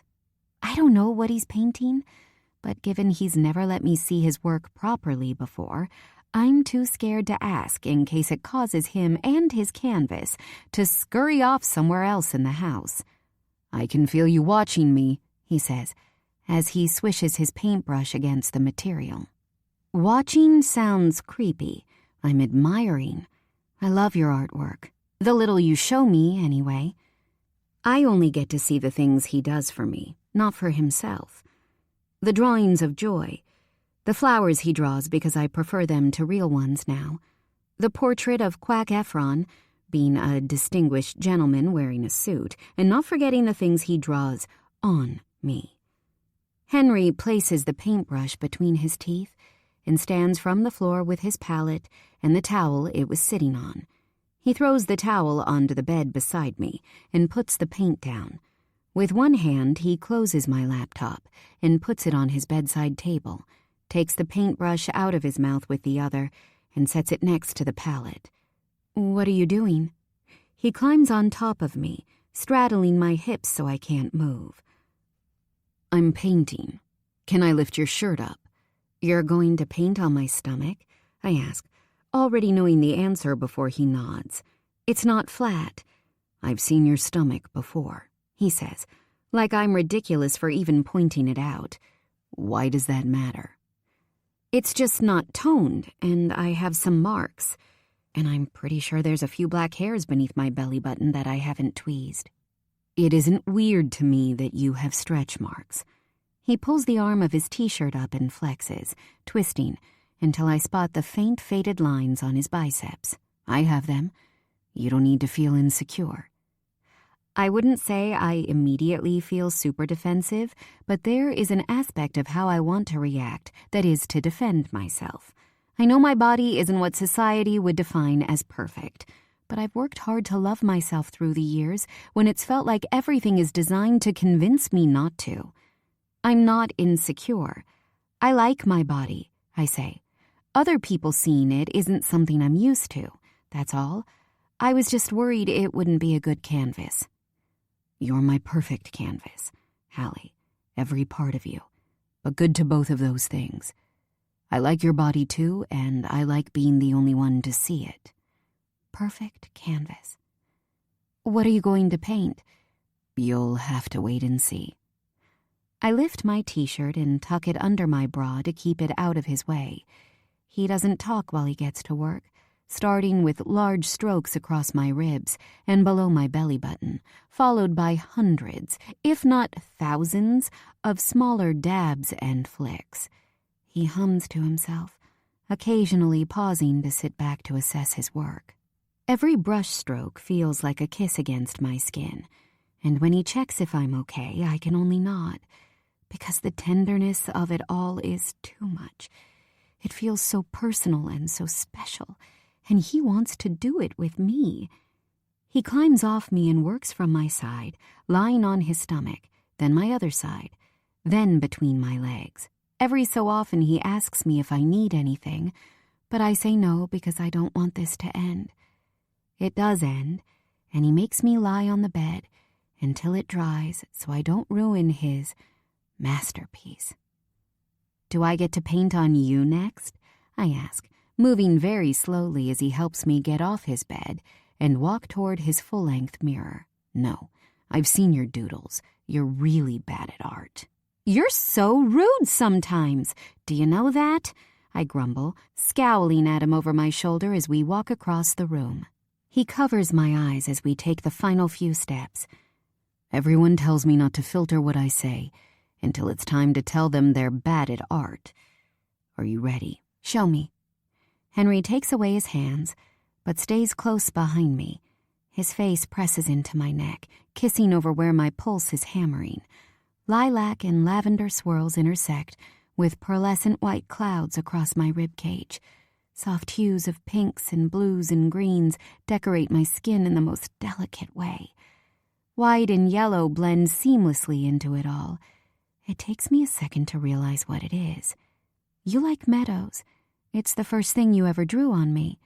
I spend a lot of time daydreaming about lying in them. Feels like it would be peaceful. I've developed a fondness for daisies, too. There's an H on the lower left corner of my stomach in thick black cursive. It's the only bold color on my stomach. You signed me. His fingers dance across the skin beneath his initial. How does it make you feel when you look at it? Pretty, I respond, answering honestly and feeling more vulnerable than I have before. You always make me feel pretty. You feel like that because you are pretty, Hallie. Promise me you'll let me experience going to a meadow with you. I promise. Chapter 26. Henry. Finals is the only time of the year when I feel like I have the upper hand academically over all my friends. I always do well in my exams because I've found a system that works to get the best out of me. Practical work has never been a stress for me because I enjoy it so much, and written work falls into my system. It's simple.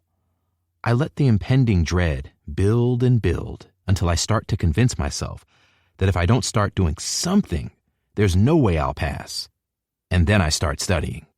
Is it the perfect strategy? No. Is it perfect for me? Yes. And it's never done me wrong. Poppy stared at me with her mouth slightly ajar while I explained it to her and Hallie. I told her I wanted to react in the same way when I found out she wants to be a kindergarten teacher. Sure, my method isn't as tidy as Hallie's highlighted timetable or Anastasia's not one but two planners, but I'm the only person not freaking out yet about our imminent end-of-term exams. And holy shit does it feel good. My and Professor Thornton's professional partnership is about to come to a grinding halt, and I've never felt better about never having to talk to someone ever again. I survived, largely because of Hallie's kindness and determination. But I survived. Now I just need to continue to survive hockey, and I might not entirely fuck up my college career. Hallie looked at me with pure panic when I told her I'd be putting in extra time at the gym instead of following her meticulously planned lead. It's safe to say she doesn't believe me when I say I thrive under pressure. She pointed out that her concern isn't lack of belief in me. It's because every time I've been under hockey pressure, like losing, I've had what she calls a meltdown. I can't see her point. When everyone collectively agrees to concentrate on textbooks instead of beer pong tonight, I try my hardest to look disappointed. Hallie and Aurora are giggling across from me, whispering to each other like a couple of kids. What? Nothing, Hallie says quickly, eyes flicking back down to her paper. I look to Aurora, saying nothing because I know I don't need to. She'll tell me if I stare at her long enough. It's around 12 seconds. You're just a terrible actor, Hen. I've never seen anyone look so relieved not to get to go on a night out. I'm devastated, Aurora. I'm surprised you can't tell. To me, it sounds convincing. But for whatever reason, they start giggling again. I don't know whose idea it was to have a late-night group study session, but if it means I don't have to go to a sweaty frat party, I'm all for it. The front door opens, and Russ and Robbie appear holding bags of food. Russ looks at me and nods toward the den. Can I talk to you? Sure. I follow him and sit at the table and hold my hand out for Russ to give me the burrito he just got. Russ immediately places a laptop in front of me. When he lifts the screen, I realize what this is about. The student portal is staring back at me like something from my nightmares. Do it, Henry, or I'm not giving you your food. You can't run off to Hallie's place and avoid me now. We're all here, and you're doing this. I promised you I'd make you. He takes my food out of the bag, holding the foil wrapper out of my reach. We both know I'm faster than he is. If I went for it, I could probably get it before he has a chance to fight me off. You're being ridiculous. Press the buttons, Hen. Do it, or I'm putting your dinner in the trash. Did you offer me a burrito with this in mind? I ask, swishing my finger across the mouse pad but not clicking on anything. Yes. I'm not a dog, I grumble. Did he do it yet? Robbie yells from the kitchen. He rolls himself into the den where we're sitting around the table, apparently where I'm signing up for classes, not where I'm eating a burrito. Robbie hands me a plate for the food I don't have and takes his spot at the table beside Russ. What do I need to do to get you to do what you need to do for next semester?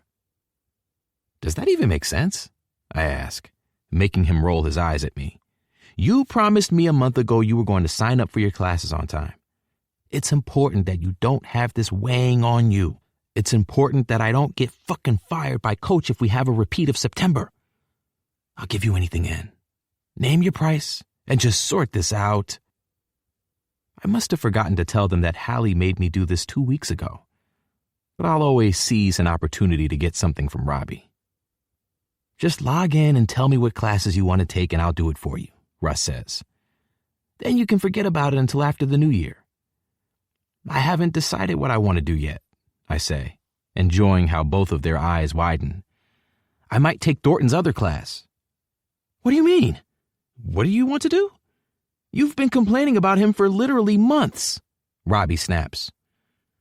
Russ unwraps his burrito slowly, and I stare at mine longingly. Is that the one Aurora and Hallie are doing? The sex one?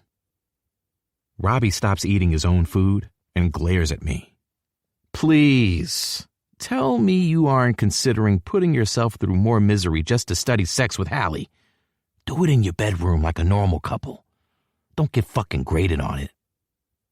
I ignore when he and Russ both mutter, we're not a couple under their breath before I can. I shrug nonchalantly. It sounds interesting. I like 18th century art. You need to get laid, Robbie says, like I'm not incredibly aware of that fact. You've lost your mind.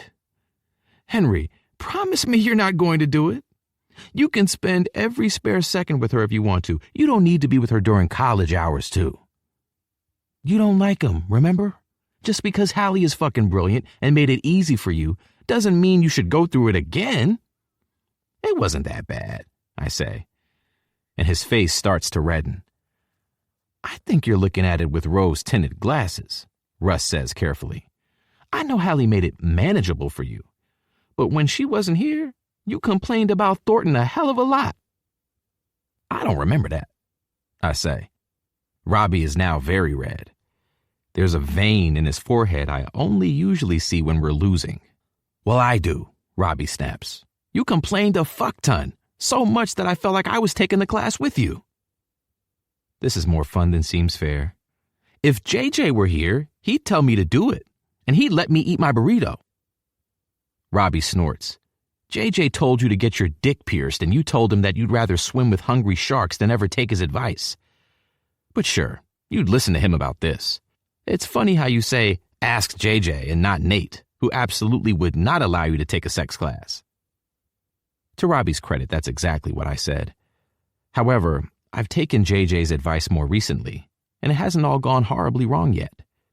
Did you start doing brain training or something? Why do you suddenly have the memory of an elephant? I ask Robbie.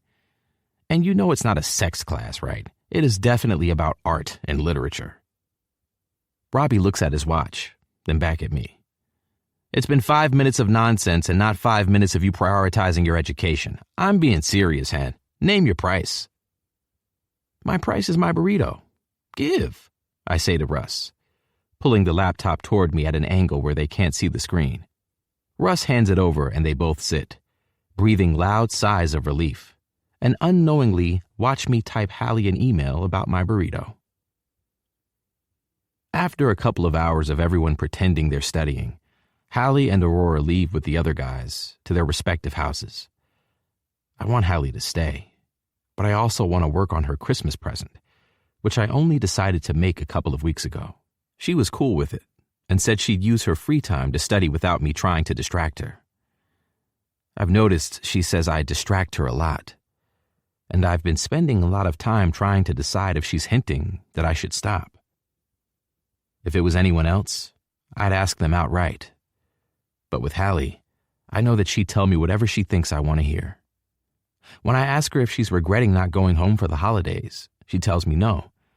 But I think I can tell that it's not the truth. She looks down before she smiles, and she lifts her shoulders up high, tilting her head to the side before saying, "It is what it is." Cammie and Aurora said Hallie says the same thing to them, which makes me want to do something extra special for her. And the good thing about Aurora is that she loves interfering and making plans. I'm about to find my tablet to continue with Hallie's gift when I hear my name being yelled from downstairs. "What?" I shout down in response. "Hallie is calling you. Take your phone off Do Not Disturb," Russ calls back. Oh, shit. 6 missed calls. "Sorry, ringer is off," I say when Hallie answers my call. "What's up?" "Is my laptop charger at your house?" she says frantically. Looking around my room, I spot it on the floor beside the slippers she left here. "Yeah. I'm on such a roll with this chapter and my laptop is going to die. I'm going to forget everything I want to write. Oh my God, I can't believe I left without it. What was I thinking?" she says. I can hear her rummaging around on the other end of the line. "Can you bring it over, please? I'd come get it, but I need to get this out of my head." "I'm on my way," I say, silently proud of her for asking. "I'll be quick. Don't forget anything." "Hurry," she yells as I grab a sweatshirt and put the charger in the pocket. Russ lets me borrow his truck so I don't have to jog over there. And it's another reminder that I really need to get my own car at some point. Looking at cars is boring, and every time I try to pick one, I end up distracted. It only takes 10 minutes from leaving the house to pulling into Hallie's driveway. And when I walk through the door she constantly leaves unlocked when she shouldn't, she's lying on her living room floor, surrounded by sheets of lined paper, covered in a more frantic version of her neat handwriting. "Laptop died," she says, tearing the paper from the pad and tossing it onto the growing pile. "Can't talk." I don't say a word as I plug the charger into the socket and connect it to her laptop. Picking up Joy, who's wandering dangerously close to Hallie's pile of papers, I tuck her under my arm as I walk around the kitchen, putting snacks onto a plate and grabbing a bottle of water from the refrigerator. I put them on the floor beside where Hallie is lying and drop myself into the chair with Joy. It's fascinating watching her process be so raw. Normally when she writes, it consists of her groaning at her laptop or being so into it, she zones out and doesn't hear me talking to her. When I remember to ask her how the book is going, she changes the subject quickly or ignores it if what she's done is good. Joy is purring on the center of my chest while I watch Hallie throw her pen down and lie against her forearms. "Hi." "Hello. I plugged in your laptop." Lifting her head, she looks at all the pieces of paper scattered around her. I was scared I'd lose the scene. Moving Joy to my side, I hold open my arm. "Come tell me about it." Hallie climbs from the floor and shuffles over to my lap, maneuvering her legs over the arm of the chair. "I don't really know what to tell you. It probably won't make any sense when I read it back." "Tell me anything. I like listening to you talk." I run my hand up and down Hallie's shin as she tries to work out where to start. I'm trying to finish the second act, but because my twist is that she's marrying someone else, I've been writing their relationship basically not knowing who she's going to marry instead. Still rooting for my guy, but go on. And then I was like, he's standing at the front of the church. And why would your ex be at your wedding for starters? Great plot hole, Hallie, but why would he be at the front? Then I realized, what if she was marrying someone he knows, like his best friend? I don't like where this is going, but she's so excited I don't want to stop her. And it got me thinking about how when Will and I broke up, he kept all the friends. But what if they broke up, but she kept the friend, his best friend? Or they grew closer because they both wanted something more from this same person, and the thing that was missing brought them peace with each other as they both grieved what could have been romantically and platonically. So that's what you've been writing? Her and his friend? Kinda. Starting to set it up anyway. The thing I keep thinking is, what is the price of love?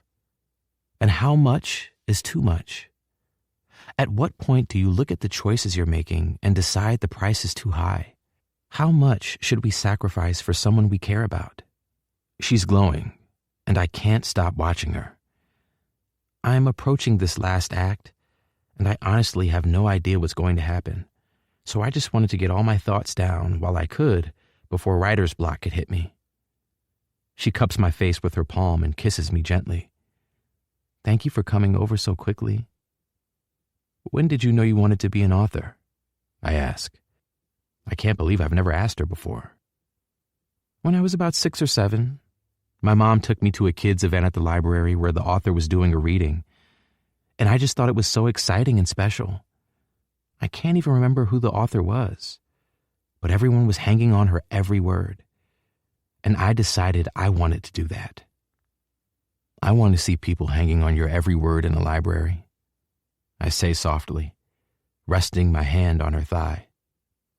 She picks it up, kissing my knuckles gently. Hopefully. Chapter 27. Hallie. There's something about walking out into the fresh December air, knowing I don't have to think about college again until the first week of January, that makes everything in my life so much better. Henry is engrossed in his cell phone on a bench when I walk out of the English building with Rory. He's completely oblivious to the group of women talking about him to his left when we walk toward him. He looks up as I reach him, smiling at me in a way that makes my heart pound.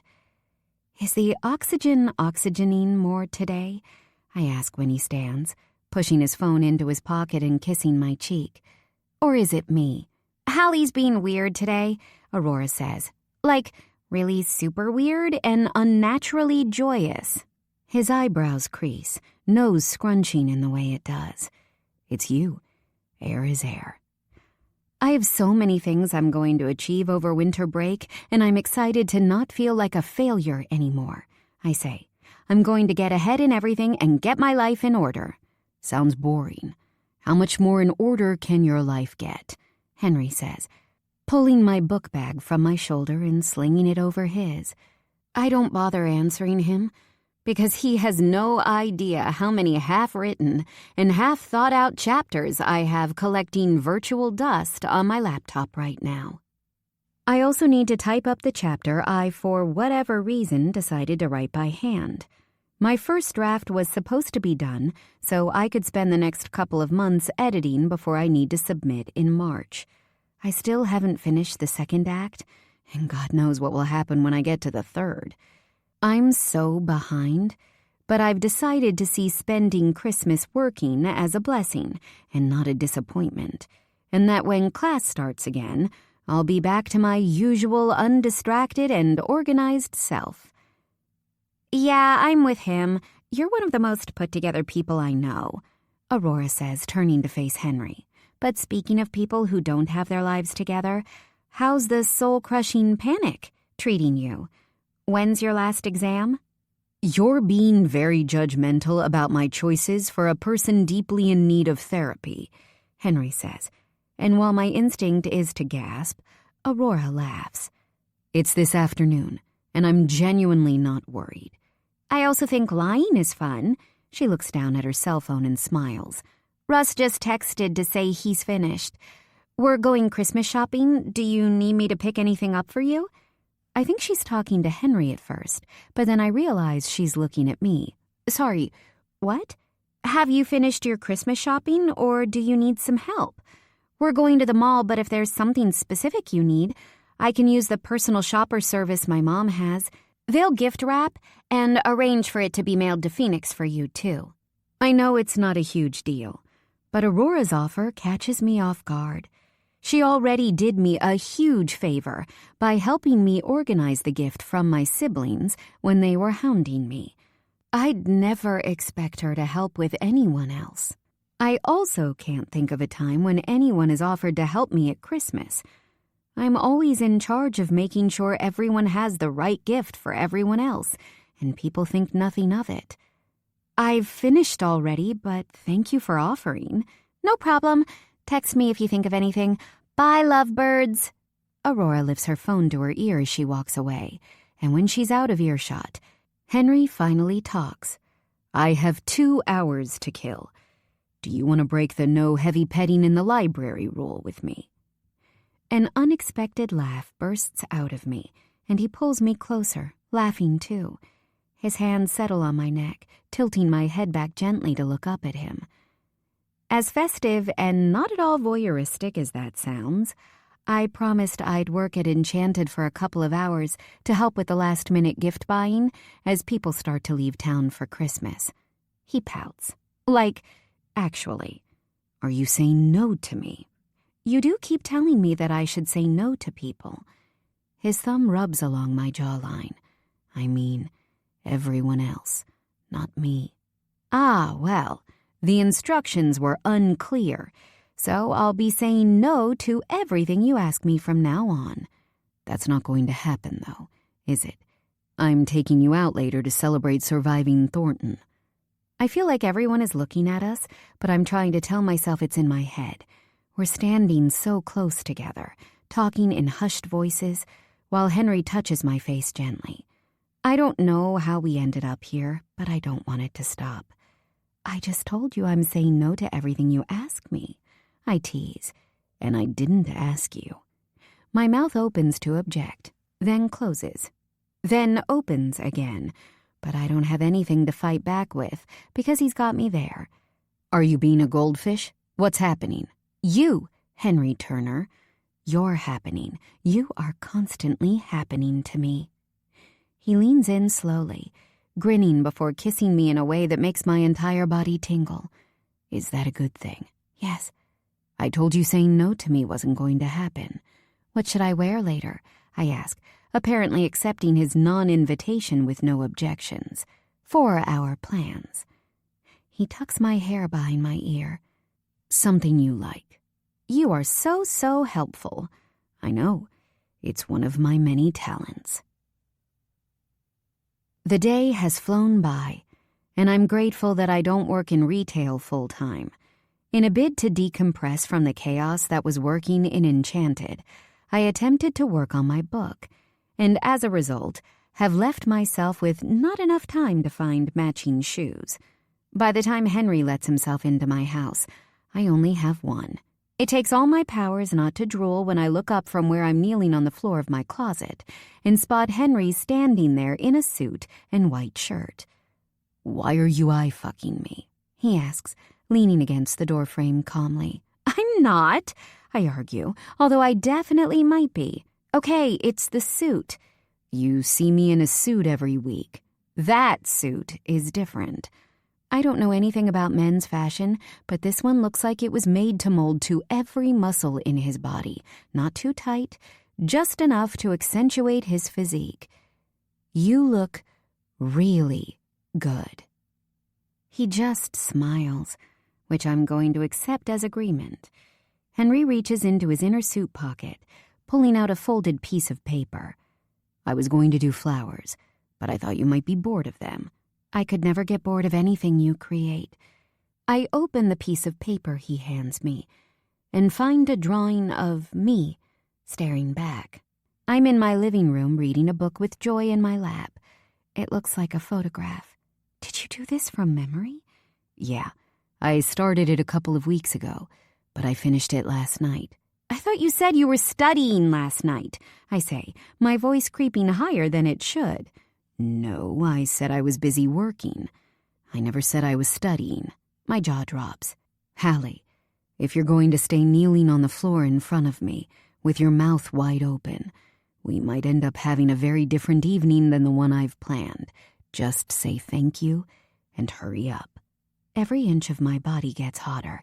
Thank you. You're welcome. And you look really good, too. Henry watches me until I finally find my other shoe and holds out his hand to help me from the floor. I have 2 shoes. I'm ready. Do I get to know where we're going yet? No, he says, smiling. It's a surprise. We put the makeshift cardboard wall around my Christmas tree to prevent Joy from trying to climb it, and leave her with Destiny's Child's Christmas album playing for company. I truly believe that Henry would bring her everywhere we go in one of those cat backpacks if I let him. We sit in a comfortable quiet, letting the radio fill the silence between us as we idle in traffic. His hand is holding the inside of my thigh, and I'm trying to hold myself together. He turns the radio down, twisting in his seat to face me as we slowly creep down the highway. Have you written anything today? Maybe like 1,000 words before I started getting ready. I was pretty tired after helping at the bookstore. And what were your imaginary friends doing for those 1,000 words? He asks, eyes darting between the road and me. Is she dating his friend yet? No, the book moves around in time, so you see the key things in their story. I'm writing the past when she's worried she likes him more than he could ever like her, because he isn't a relationship guy. She's scared to get hurt, and she's keeping bits of herself back, which he hates. She wants him to prove that he deserves those bits before she hands them over, and he wants her to just trust that he can be the person she needs because what they have is special enough for the risk. And can he? Change for her? No. He keeps checking between me and the road, which is how I catch his furrowed brow. Why not? You're asking me to spoil the book for you? He nods. I don't know yet. I'm working it out as I go, mainly because I question if one person should change to be in love with another person. At what point do you eventually revert back to the person you were? And is the love even genuine if you had to become someone else to achieve it? I disagree, he says. I think the right person makes you the person you were supposed to be in the first place. I don't agree that you become a different person. That suggests people can't change through all the other factors that make people evolve that aren't romantic. What makes you say that? I've seen my friends change for the better because they fell in love with the right person. If people only fell in love when the other person became their perfect match, messy relationships wouldn't exist. People can't control when they fall in love. You wanted to love Will, but you couldn't. I take in what he's saying, and it seems so different from our first date when we talked about my idea. What happened to not valuing romantic love above the other types? What happened to complicated is exciting? He squeezes my leg playfully. Does she really have to marry someone else? I haven't written it yet, but yeah, that's the plan. I'm going to keep asking, he tisks. I still have faith in my imaginary man. He's going to pull it out of the bag and win her.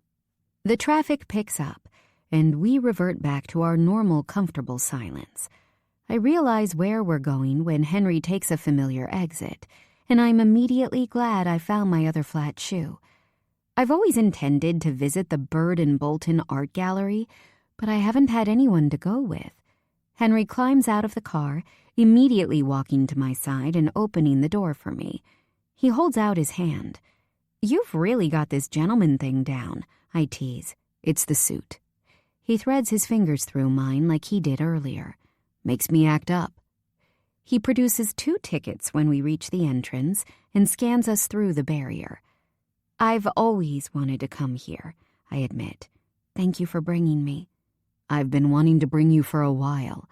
I was just hoping I'd have something special to show you here. I let him guide me through the first floor. His hand grips my waist to gently tug me out of the path of someone staring at a pamphlet as they walk toward us. His finger runs down the length of my forearm. You have goosebumps. Are you cold? The AC is a little high. I flat out lie. Lying might be bad, but so is admitting that my body does weird, uncontrollable things in his presence. It's my fault for wearing this dress. The dress is perfect, and you look perfect in it, he says, shrugging off his suit jacket. Before I have time to object, he places it over my shoulders. I don't want you to be cold. Thank you, I say, but it comes out as more of a whisper. Why are you whispering? I don't know. Henry gives me a funny look and retakes my hand. It's supposed to be around this corner. We pass signs for a local up-and-comers exhibition on display through December. He stops in front of a large painting. It could be a photograph, it's so intricately detailed. The women are sitting together at a table outside. Light blue sea and small white buildings are their backdrop. Their intertwined hands rest on the table between wine glasses, and their faces are turned toward each other. The woman on the left has pale white skin and dark blonde hair, cut to a length that just skims her collarbone. Her blue and white collared shirt is unbuttoned at the top, and I can just about make out the Y and H initials hanging from a delicate chain around her neck. I'm captivated by how the artist has shown her laughing. I feel like I'm intruding on a private moment.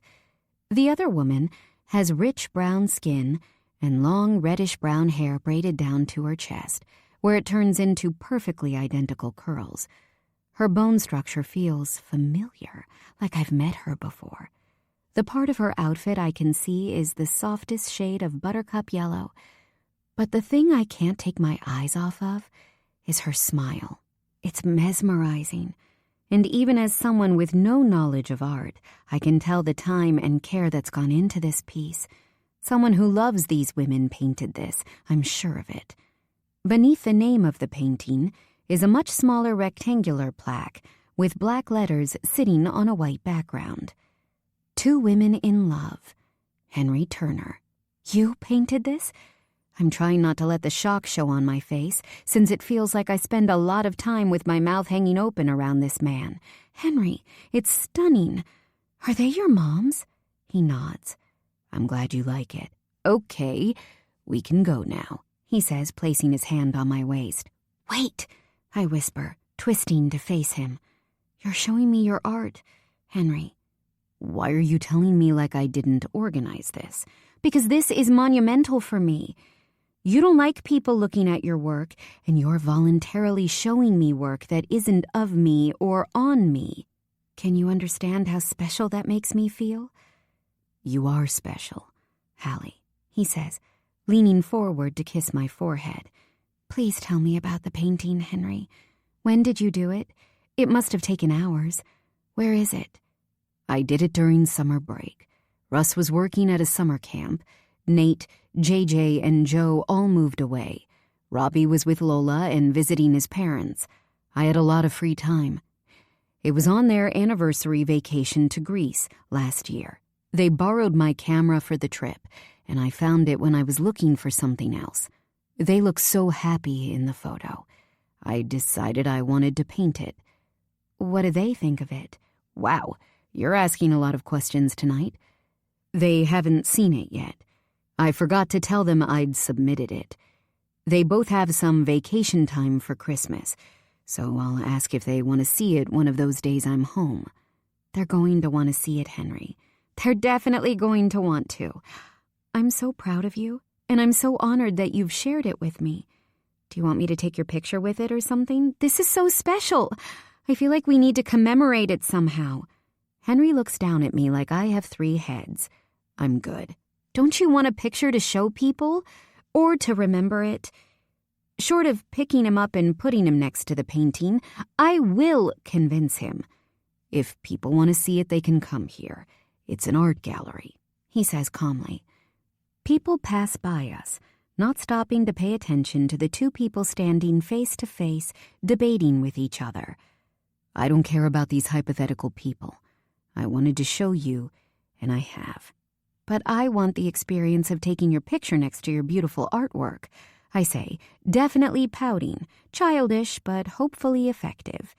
He shakes his head, the corner of his mouth tugging up into a smirk. I'm too busy to take a picture. He lifts both of his shoulders and tilts his head, giving me a look that says, what are you gonna do? You're too busy, I repeat. Number 1 in the Henry and Hallie Code of Conduct rulebook. We have to be honest about how busy we are. God, he's smiling really big now. Insufferable. How about we compromise? Both of his hands find my waist, and my pulse ping-pongs around my body as he walks me backwards slowly. There's no sound except my feet hitting the floor and our breathing. When I sense the wall behind me, he stops moving, letting go of me to take a few steps back himself. He pulls his cell phone from his pocket and holds it up. I'll take your picture with it. You're joking. If you want this picture to turn out nice, I recommend you stop talking and start smiling, because you look possessed in that last one. Oops, there's another one. Fine, I snap, smiling next to his painting. After 10 seconds, he finally lowers his phone. Beautiful. Do I get to see? He nods and walks over, handing me his phone. I'm deleting the bad ones, but they're my favorite. He groans as I pull up his camera roll. He wasn't joking. I really do look possessed. I spend more time deleting awful pictures than I do looking at nice ones. But at least I know I'm not going to come here one day and see it hanging on the wall. Are you done being a photography critic? We have a dinner reservation, and I'm so hungry. I'm not done looking at your work, I say. We stand side by side in silence, elbows touching, looking at the two people who made Henry Turner the man he is. How do you feel when you look at it? He mulls over my question for a little while, but I don't mind waiting. Lucky. What about you? Grateful. Chapter 28. Henry. Normally, I don't love our Christmas party, but this year, it feels different. Robbie has relaxed a little with his party antics since starting grad school. I know he has a lot of work on his plate, as well as trying to prove to Faulkner and the College Board that he's responsible enough for a permanent job at the end of the year. We're still having our normal fancy dress party, but he hasn't gone over the top the way he has in previous years. He says it shows maturity and didn't like it when I said it seemed like poor time management, since he forgot to order the decorations by the cutoff. That said, our house still looks like Michael Bublé himself threw up on it. Michael, and I've been forced to listen to him enough that I feel like I can call him by his first name, has been playing for the past week. In between exams, we slowly decorated the house to meet Robbie's standards. Lola tried to help, but she's easily distracted and not great at taking directions. Ironic for someone who wants a career on stage. I immediately banished Aurora and Poppy for similar traits, but Hallie, Cammie, and Amelia were very helpful. I'm already drunk when guests start showing up, which makes everyone patting me on the back for our recently improved game performance more tolerable. People keep stopping to say hi to me and chat while I'm trying to mix a punch bowl for Hallie. Multiple women I've hooked up with keep trying to talk to me. I have been politely telling them I'm not available, which results in their faces dropping before walking off. Sure, I might not technically have a girlfriend, but I'm definitely not available. And the person I'm not available with really likes this punch I'm trying to concentrate on. After people we know had their drinks spiked a couple of months ago, we stopped making random shared drinks. But tonight is the exception because I'm going to guard it with my life. Cammie is coming, and it's her first party since October, so we have a system to keep drinks separate from the rest of the party to help her feel comfortable. Poppy has stopped drinking alcohol altogether after she said she found herself panicking as soon as it started to have an effect on her. Russ leans against the counter beside me. Breaking hearts isn't very Christmassy. The only thing I've broken today is the mistletoe above the front door. That went straight into the trash. There's no way I was giving one of the guys the opportunity to kiss Hallie when she gets here. What are you talking about? There's like 3 women outside comparing conspiracy theories about why you're not paying attention to them. He sips his beer to stop himself from laughing. They might need a support group once they see that post. Why is everyone around me so annoying? I woke up this morning to 1,000,000 messages in our group chat because the insidious UCMH gossip page posted me kissing Hallie after her exam yesterday. I didn't look at it properly because I don't care, but Hallie was very embarrassed until I reminded her that she isn't allowed to be embarrassed with me. I add the final pour of vodka and grab us a cup to test it. When Russ takes a sip and his eye twitches and face tightens, I realize I forgot to add in the orange and pineapple juice, and I've basically given him lemon-flavored liquor. My bad, buddy. I feel like my tongue is sweating. Is that possible? It's the lemon. Or maybe the tequila and vodka. I can't be sure, I say, laughing at the way his face is twisting. Not to make this weird, but I'm glad you have your spark back after that bad time, Russ says. And that's when I realize he's a little buzzed too. You're a great friend and a great captain. Why are you making things weird? I ask. He rubs the back of his neck with the palm of his hand, then pretends to fix his Santa hat. I've said it now, so there's no going back. I'm just going to go wait for Rory to show up and for Robbie to announce the game. If Hallie blushes occasionally, then Russ blushes often, all the way to the tips of his ears. I'm not a huge fan of heart-to-hearts. They always feel awkward and unnecessary, but I believe it takes a lot to start one. Thanks for saying it.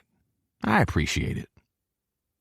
Thankfully, it doesn't take long for the girls to show up. Hallie told me her favorite part of doing anything now is getting ready. She always wanted a big group of girlfriends she could do things with, and now she has one. I can see the white halo on her head bobbing through the crowd as she makes her way toward me in the kitchen. Her white dress stops halfway down her thighs, and she has white feathered wings poking out on her back. Are you a Quack Efron? I ask, looking her up and down. She throws her arms around my neck and kisses me, which catches me off guard more than anything. When she leans back and looks up at me, I realize that she's buzzed. She told me earlier that it's my job not to let her get drunk so she doesn't turn into a hungover nightmare. It's a plan I can get on board with. A duck? I'm an angel. Aurora appears behind her dressed in green. And what are you? I ask her. I'm a Christmas tree, duh. She motions to her green dress like I was somehow supposed to get that from just looking at her. You both look great for a chicken and a plant. Amelia and Poppy appear behind them with Cammy, and I try to guess what their outfits are supposed to be before I have to go through this again. Are you two supposed to be dominoes? Amelia snorts, but Poppy, who I assume oversaw costumes, judging by her reaction, looks offended. We're snow women. I finally look at Cammy, and I want to give up immediately. Did you get into patchwork quilting during your partying hiatus? I'm clearly Sally from Nightmare Before Christmas. She folds her arm across her chest. What are you supposed to be? First of all, that's a Halloween movie. I point to the same hat I've been wearing for 3 Christmases. And I'm obviously Santa. The 5 of them stare at me with the same expression, but I can't place what it is. Respect, maybe? Awe and wonder? Hallie's arms leave my neck and travel down my body until she reaches the hem of my shirt and pulls it out. You're not even wearing a costume. I shrug. I'm an undercover Santa. I'm checking if the information I have on my list is correct, or something. You're Santa's auditor. Aurora's head shakes slowly. Unbelievable and yet so on brand. Props to you for your consistent dedication to the bare minimum. I go above and beyond where it matters. So I've heard, lover boy, she says, and Hallie slowly turns to look at her. I look across the 5 of them. Did nobody think to be the Spice Girls? Well, Christmas Spice Girls? How on earth do you know who the Spice Girls are? Aurora says, shaking her head. I think she's irritated I saw the resemblance when she didn't. I don't know how they missed it, considering they all fit the bill perfectly. I played with JJ for 2 years. You don't make it out of that experience without knowing who the Spice Girls are.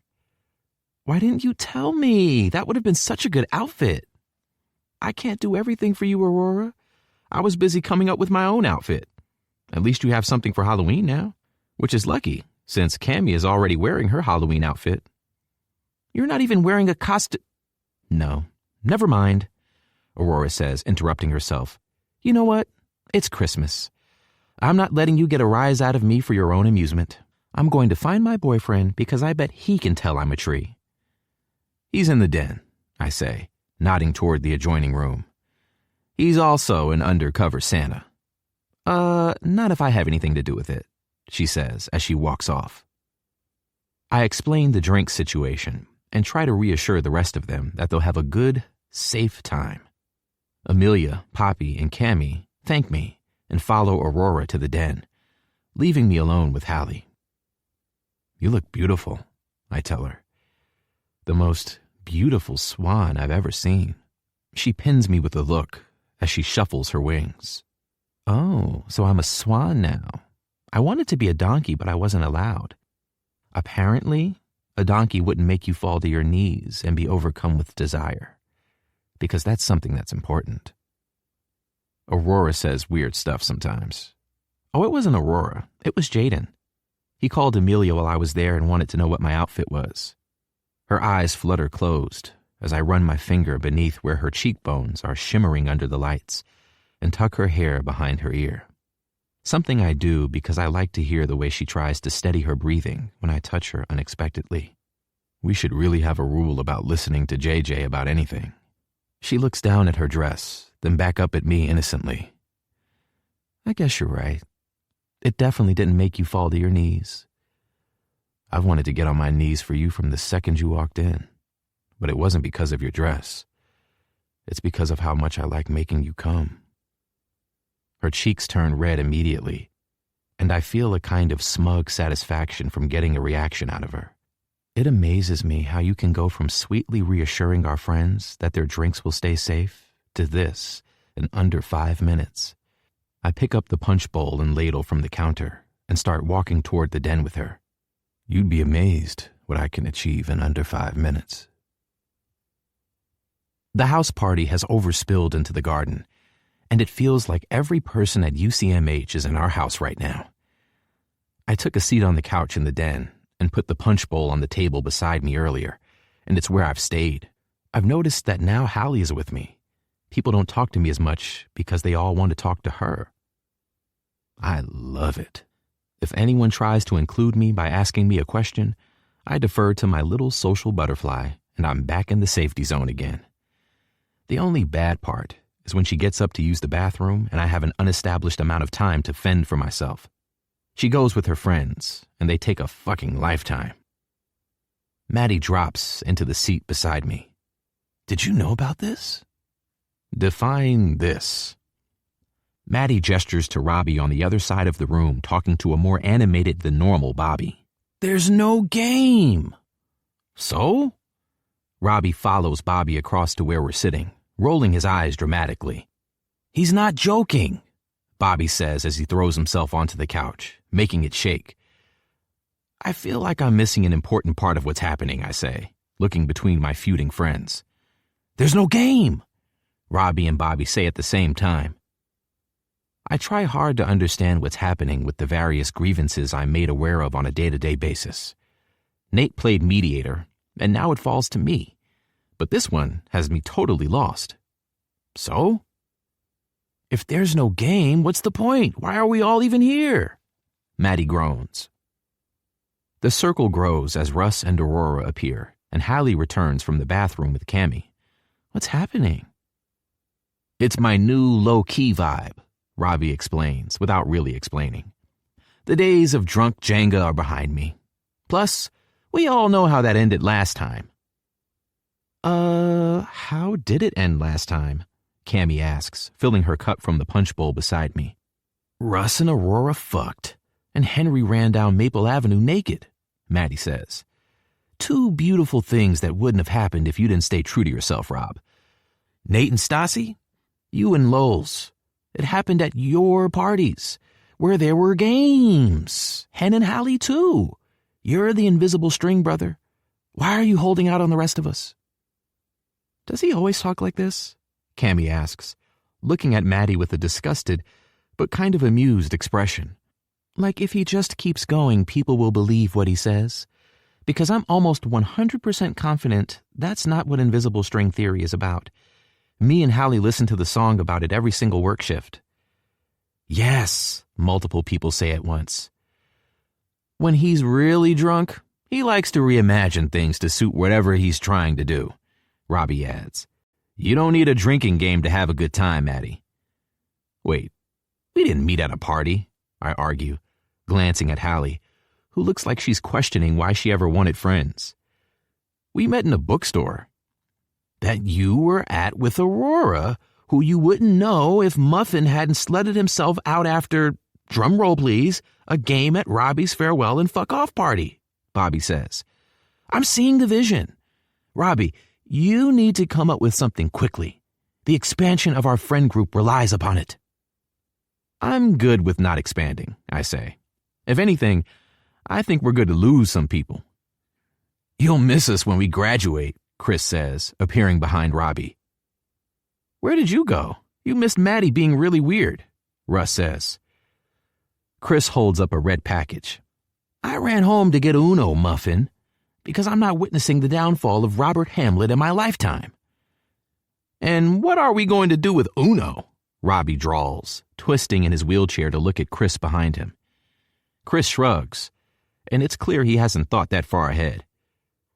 Anything can be made into a drinking game. You taught me that. Robbie turns back to face me and pinches the bridge of his nose. I have to fly home in the morning. If I miss my flight, one of you is driving me to Colorado. That's the spirit, Maddie says. I'll find the shot glasses. I stay in my seat beside the punch bowl and watch all my friends head toward the dining table. I think half of them are following out of curiosity to see what Chris manages to come up with, and the others somehow believe Robbie is the key to getting them laid. Hallie sits beside me and watches in silence. I put my arm across her shoulders, and she cuddles into me, smiling up when I kiss her temple. You don't want to play? She shakes her head and rests it against my shoulder. I'm good here with you. You don't want to test if Robbie's party game is the center of a happy relationship?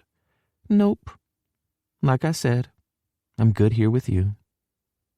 Hallie? Yeah? Where did your eagle wings go? Chapter 29. Hallie. If I ever unexpectedly find myself in a position of any sort of power, there are a few rules I'll immediately put into place. 1. You cannot answer the question, "What do you want for Christmas?" with, "Nothing, I don't need anything." 2. When someone says that they're taking you away for the night and you ask, "What do I need to pack?" they cannot answer with, "Whatever you feel comfortable in." 3. Christmas traffic is illegal. When Henry told me that he wanted to take me away for the night because I'm now working double shifts from Christmas Eve until the day before New Year's Eve, I didn't expect it to result in this level of stress. I don't even want to do double shifts. But when my manager asked me to because someone quit unexpectedly, I didn't want to let him down when he said everyone else had said no. As grateful as I am for the extra money, especially because nobody told me how expensive having a social life is, it's really thrown a grenade at all the things I hope to catch up on during winter break. I'd fully intended to get ahead, and now I guess I'll have to work harder and stay up later to do it. Something I wish I'd worked a little harder on is packing a bag for this trip. Joy is on vacation at Mrs. Astor's house, living her best life, getting all the attention from the visiting grandchildren. And here I am, on my bedroom floor, surrounded by clothes. After I spend 5 minutes staring at them, hoping they'll compile themselves into some kind of outfit, Henry walks into my bedroom. "Wow, you're messy," he says, sitting on my bed behind me. "I love it when you compliment me," I drawl, rummaging through my clothes. "Why is everything the same color?" "Your tits look great today, and I like your hair like that." It's enough to get me to break the staring contest with my floordrobe and look at him. "Huh?" "You said you love it when I compliment you. I can keep going. I have a long list of things about you that I like." That's... "Thank you?" I say, unsure what there is to say. He leans toward me from the bed, and I think he's trying to kiss me until he starts to squint. "Why do you only have stuff on one eyelid?" That's a really great question. I cross my legs and try to sit back to look at him comfortably, but I can't find a place to put my hands because of all the clothes, so I opt to climb onto the bed beside him instead. Because my mom called when I was putting makeup on to beg me to book a flight home and call out sick. I couldn't get her off the phone, and then I realized you were on your way and I hadn't packed anything. Not that I'd admit it to Henry, but there was more than one time where I almost agreed to let my mom book me on a flight. She's upset I'm not there, and as much as I've tried to make my peace with it, I'm upset I'm not there too. "Was your mom okay? Are you okay?" I nod, although it lacks conviction. I knew she was really sad when she gave up on trying to make me come to Phoenix and started trying to convince me to go to my dad's. She just doesn't want me to be so far from people who love me on Christmas. I said no and stuck to my guns. Henry holds out his arm, and I slide under it, breathing him in deeply when he kisses the crown of my head. "You won't be. Do you think if you weren't people-pleasing your manager, you would have given in to people-pleasing your mom?" Can you let me have this moment? Tell me you're proud of me for not being a people-pleaser to the person who made me a people-pleaser. I'm proud of you. I'll be so proud when you finish getting ready so we're not late. That will really please me. "You're annoying," I grumble, turning to my messy floor. He laughs. "That's not very festive." When the highway signs say Malibu, I realize I have no idea what he has in store for us. Henry ignores all my questions as we pull up to the valet at a fancy hotel. He walks around the car to open my door, helping me as our overnight bags are collected from the trunk. "This is a really nice place," I whisper to him as we climb the carpeted staircase to the lobby entrance. With only a couple of days until Christmas, there's an expensive-looking red bow and various festive ornaments decorating the entrance. I don't think I've ever been anywhere this fancy before. Thankfully, when Henry arrived at my house wearing dress pants and a shirt, I realized I needed to wear and pack something besides sweatpants. "You work at the Huntington," he says, like I'm ridiculous. That isn't the same thing. I think I'm underdressed. "I don't gamble, but if I did, I would bet you that Aurora calls you a goddess or tells you she wants to bow at your feet in the first 90 seconds. You look incredible, Hallie, like you always do." "Thank you, Wait, is Aurora here?" Henry groans, stopping on the last step before the doors. "Oh, fuck. I wasn't supposed to tell you that. I mean, she's never on time, so if I tell you she isn't here, I'm unlikely to be lying. Come on." He takes my hand and leads me into the hotel lobby, where, to my surprise and confusion, Aurora and Russ are standing. "Oh my God. Merry Friends, miss. Or Christmas Eve, Aurora says as she approaches me, immediately pulling me into a hug. "I love that color on you. You look incredible. I sort of want to bow at your feet. Why do you look so powerful and goddessy?" "Told you. Why do you ever doubt me?" Henry mutters beside me. I nudge him with my shoulder playfully, and he keeps me close by wrapping his arm around my waist. He looks at our friends. "I didn't think you'd be on time." "You're one to talk," Aurora says. "You're constantly showing up late." "I'm late because I don't want to go, not because I can't be ready on time. It's different, Aurora, Henry counters, which, to be fair to him, is true. We're early because Roar wanted to get away from the sibling rivalry, Russ explains, trying his hardest not to laugh. Aurora rolls her eyes, and I can't help but ask because Aurora's family life is already a little strained. Elsa? God, no! My sister doesn't do family. She's in the Maldives. It's that goddamn cat my mom stole. Aurora holds up her arm to show us multiple angry-looking scratches covering the area between her wrist and elbow. There isn't even any rivalry. He's already won, and he knows it. He left a dead mouse in one of my shoes last night. Mom keeps trying to tell me it's good luck and to stop being so negative all the time. Have you considered that you've done something to offend the cat? Henry asks her, looking at her phone screen as she holds up, Yep, that's a dead mouse in a shoe. Why are you victim-blaming me? On friends, miss? Aurora says. Okay, I sense a debate brewing, and I would like to eat before the year ends, so maybe we should let them know we're here, Russ says, quickly interjecting between his girlfriend and best friend. It's funny, because Henry and Aurora seem to really like arguing with each other. I've watched them turn the smallest of things into a debate where their sole aim was to annoy each other as much as possible. As the peacekeeper in my family, I can confirm with absolute certainty that they act like siblings. Henry always says he's glad he's an only child, without realizing he has a younger sister in Aurora and an older sister in Anastasia. The amount of food we order is excessive, but somehow we manage to eat it all. Henry has booked us a night at the hotel, so knowing my bags are upstairs makes Aurora try to convince me to get changed into pajamas with her to accommodate her food baby. It takes longer than it should to make her accept that the restaurant wouldn't like that. By the time Henry and I are heading upstairs to our room, any of the negative feelings about not spending this time with my family are long gone. Our bags are sitting by the door, and when we enter our room, I see several identically wrapped presents under a beautifully decorated Christmas tree in the corner. It feels illegal to be thinking about opening presents before Christmas, I say, watching Henry pick them up from the floor and put them on the bed. What are you doing? Breaking the law. Come sit. He pats the bed beside the pile, and it's a conscious effort not to moan when my butt sinks into the mattress.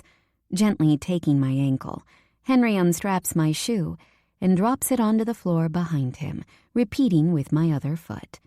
I watch him shrug off his blazer and kick off his own shoes, followed by undoing another button of his shirt and rolling up the sleeves. He climbs onto the bed beside me, looking more like he's going to be modeling for a magazine than hanging out with me. It might be the wine talking, but you are so beautiful, I say. Like, you should be on magazine covers. He smiles as he reaches for one of the presents. It isn't the wine talking. Here, I want to watch you open this one first. I recognize the brown paper wrapping immediately. Henry turned up at my house, asking to steal my paper because he hadn't bought any and didn't want to fight for parking at the mall with the people, he said, were too unorganized for Christmas.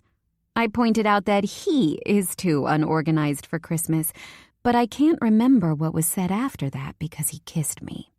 To his credit, there are tiny pencil drawings of various Christmas-themed items all over the top, so he did try to customize it, as well as adding a beautiful bow that also looks very familiar. Henry promised me he wouldn't buy me more than one present, but there are 3 in front of me. I count from 1 to 3 out loud, tapping my finger on each ribbon. 1, 2, he says, tapping on his own gifts, because I also ignored the promise. Okay, I broke it, but you broke it more. We said bye, and I didn't buy one of them. We're even. If I knew stealing was allowed, I'd have gone all out. He laughs, leaning toward me to kiss me slowly. His hand holds my neck, keeping me in place, but there's nowhere I'd rather be anyway. He eventually stops and rests his forehead on mine. Start with the slim one. It always amazes me how Henry just functions like a normal person when I need 5 to 10 minutes to recover after every kiss. He sends my entire body into chaos every time he touches me, and I'm unsure I'll ever get used to it. The slim one is more envelope than box, but he managed to wrap it anyway.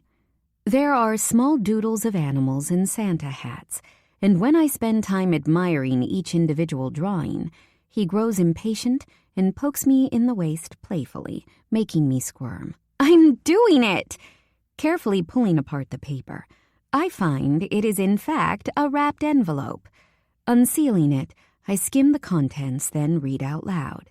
Ms. Jacobs, thank you for supporting our conservation efforts and those of our partners at our research and breeding facilities in Sichuan, China. Please find enclosed your welcome pack, including recent pictures of the adventures of Bao. Bao is a 5-year-old giant You got me a panda? I don't think you get the panda, but you get updates on the panda, yes. They're sending a stuffed toy, which is great, because I don't think the 10 I already won you are enough. The Adventures of Bao sounds like a children's book I'd want to read. You could illustrate it. This is so great. Thank you so much. Open the next one. It's super light when I pick it up, almost like there's nothing in it. There are Christmas cookies drawn all over this one. I'm confused when I carefully remove the wrapping, and it's a shoebox, given there are clearly no shoes in it. When I finally lift the lid, I'm even more confused to find a QR code printed on a piece of paper in the center of the box. I don't know where my cell phone is, I say, patting the bed around me for it. Use mine. Henry hands me his phone, and the first thing I spot is me. Literally. The picture of me at the gallery is his lock screen. When I type 4 zeros, the easiest password in existence, a different picture of me, one where I'm asleep with joy, is peeking through his collection of apps. Pulling up the camera, I finally scan the code and my Nana's handwriting fills the screen. What is this? He leans over, pinching the screen to zoom out, and it immediately becomes clear. It looks exactly like the recipe book that lives in my kitchen, but the digitalization has made it darker and more visible. The cursive is perfect. I've looked at these pages more times than I can count, and it's identical. The only difference is, where there was previously a picture of the dish cut out from a magazine, there's now a drawing. Henry swipes his finger across to go to the next page, and the next, and the next. The drawings are placeholders. I photographed each page with my camera, but because the magazine cutouts are so old, they need to be scanned in. They were losing too much quality, but I couldn't take the book to scan it without you noticing. I'm speechless, but I managed to force out a word. How? Mrs. Astor helped me break in while you were distracted by Cammy. I love the drawings. I love everything, I say, suppressing the urge to sob. This is the most thoughtful thing anyone has ever done for me. I have nightmares that I'm going to accidentally ruin those recipes, burn down your house, spill my drink, put it in the oven by mistake. I know how important they are to you, which has made my imagination go wild. I'm going to continue not to ruin your prized possession, but I figured if I was anxious about losing them, you would be too. Now you have a backup. I'm struggling to find the words to explain how much this means to me. Please don't cry. Anastasia said you would cry. I hate it when she's right. My presents for you aren't thoughtful, I say, stressing aren't, like my life depends on it. I didn't realize you were coming here with a game plan to win best Christmas present. I sniff, and the fear in his eyes is evident. I always come to win. Last one. Open. Handing him back his cell phone, I reach for my final gift. This one, although small, definitely has something in it. The wrapping paper is decorated in candy canes, so I assume it's food-related again. The small green box doesn't have a brand name that I recognize, so when I open the lid, I'm not expecting to find a necklace. The letter H is small and delicate, hanging from the chain in the middle of the box. Definitely not food-related. I love it. Wait, that's your monogram. Henry, this is your handwriting. It is. I had it made for you. Is the H for Hallie? I ask carefully. Or, Henry, you get to decide, he says. What do you want it to be for? My finger brushes against the felt cushion. Henry, that's what I hoped you'd say. Want me to put it on you? I nod and we both climb off the bed. He takes the box from my hand and stands close to my back. As I pick up my hair, his arms thread through mine to put the necklace around me, his fingers skimming the nape of my neck lightly, making me shiver. When he's done, he takes my wrists to move my hands away, letting my hair drop. Using his finger to move some of my hair away, he presses his lips against my shoulder, moving slowly until they reach my neck. I can feel him everywhere, though only his mouth is touching me. My skin vibrates when he talks. Merry Christmas, Hallie. Chapter 30. Hallie. Henry Turner kicks my ass at gift-giving. Spinning to face him, I lift onto my toes to wrap my arms around his neck, burying my head in the curve of his shoulder. His arms circle my waist, hands linking at my lower back, holding me as tight as I'm holding him.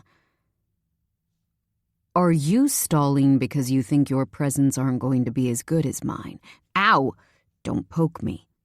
Leaning back, my hands cup the back of his neck. His hands travel farther down my body before stopping on my ass. They're not. I can tell you that right now. Lower your expectations significantly. Henry grabs my upper thighs and lifts me high enough that he can throw me onto the bed. It isn't your fault I'm more thoughtful than you. Don't worry about it. Just open the damn presents before I cancel Christmas altogether. Okay, Grinch. He holds up his hands defensively, grinning. Henry reaches for one of the boxes and I sit up from the spot he threw me onto, crossing my legs to watch patiently. Didn't bother to draw on the wrapping paper? Okay, lazy. I throw one of the pillows from the bed at him, but he dodges it with ease. He rips the brown paper off, and I swear he goes slowly to get a reaction out of me. Finally, the brand comes into view, followed by the picture of the headphones I chose for him. They're noise-canceling, I explain. I know you have some headphones already, but when I borrowed them that time to listen to an audiobook, I realized how much noise they let in. These ones will shut everyone out if you need them to. What do you mean, lower my expectations? This is amazing, Cap. I love not having to listen to people talk. He looks genuinely thrilled as he examines the box. Then he finds the extra bit. There's a code stuck to it. Do I need that? Yeah, if you want to listen to the audio I made for you. His head shoots up, looking right at me. Audio. It felt a little unfair to me that I have something intimate between us, and he doesn't. But I'm also glad Henry said the only person who should have the one we made is me. I've listened to it a lot, and it's really clear that it's us from the talking. While I believe that Henry would never, ever share it with anyone, I still know that the smart thing to do is to protect myself first. Even though I trust him not to betray me, there are so many other external factors that could go wrong. This audio could be anyone, because the only name on it is his. For when you miss me, I say, open your other present. Why? Are we not having a listening party? I roll my eyes as I climb off the bed. I start to collect the stray pieces of wrapping paper, putting them in the trash can beneath the desk. No, you can listen to it alone on your new headphones. I take my gifts and the headphone box, although he resists, and put them on the table, leaving the bed clear of everything but him and his final gift.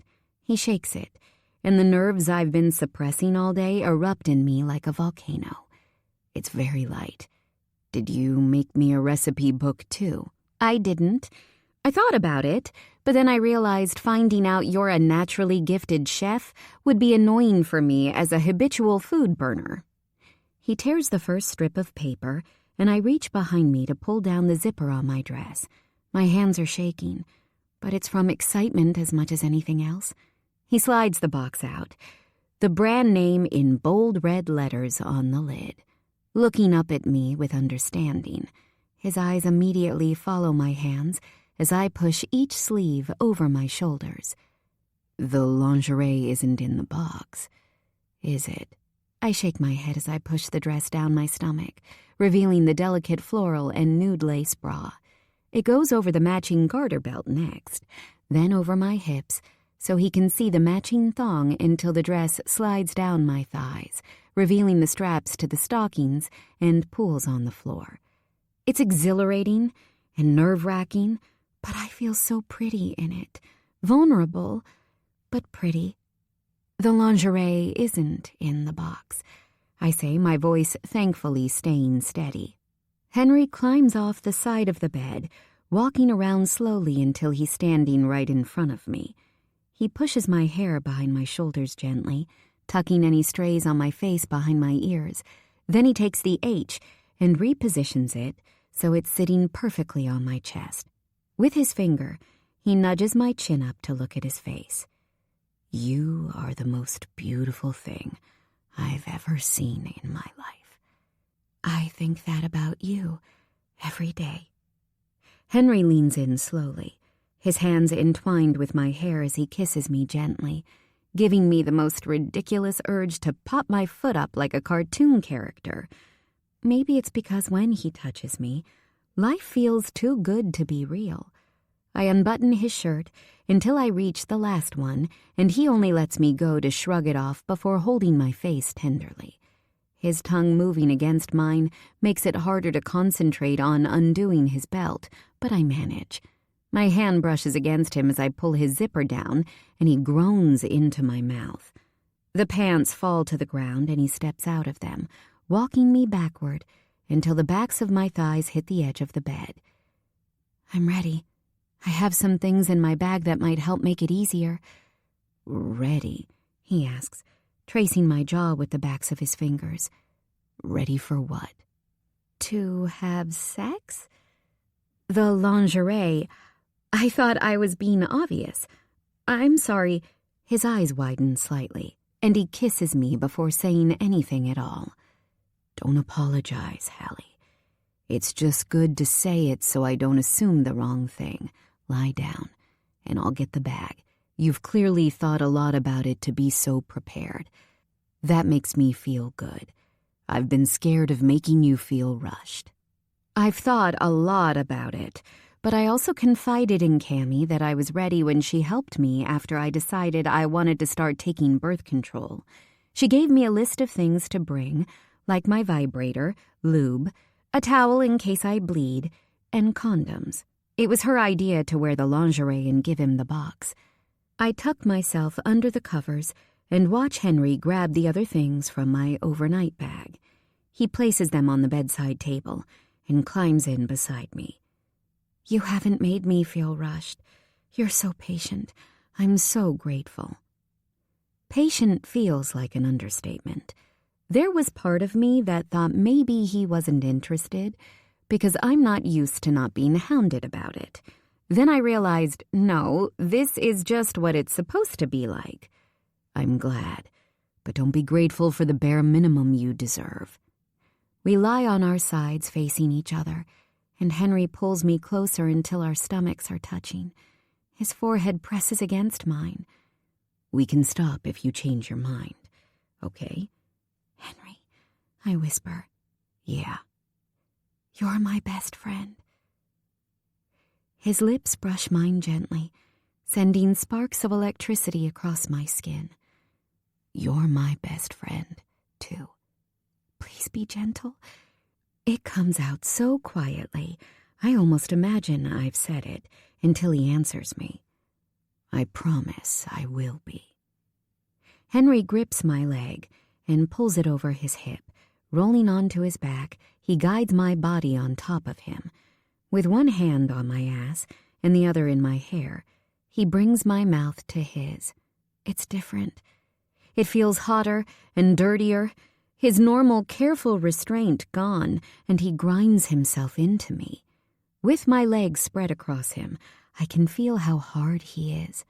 My hips roll and he moans in a way that makes me throb. The friction is incredible, even while we're still wearing underwear. Reaching to the bedside table, he grabs my vibrator and hands it to me. I sit up straight, and he grips my hips. Show me how you use it on yourself. I know my cheeks are heating up, but now isn't the time to feel shy. I normally lie on my back, I say as I climb off him and lie beside him. Unclipping the stockings, I start to take off the thong. Henry moves in front of me, helping pull it down my legs until it's removed completely. My heart is pounding as his hands rub up my shins to my knees. He pauses, watching my face carefully before slowly guiding my legs open. It's as exhilarating as it is vulnerable.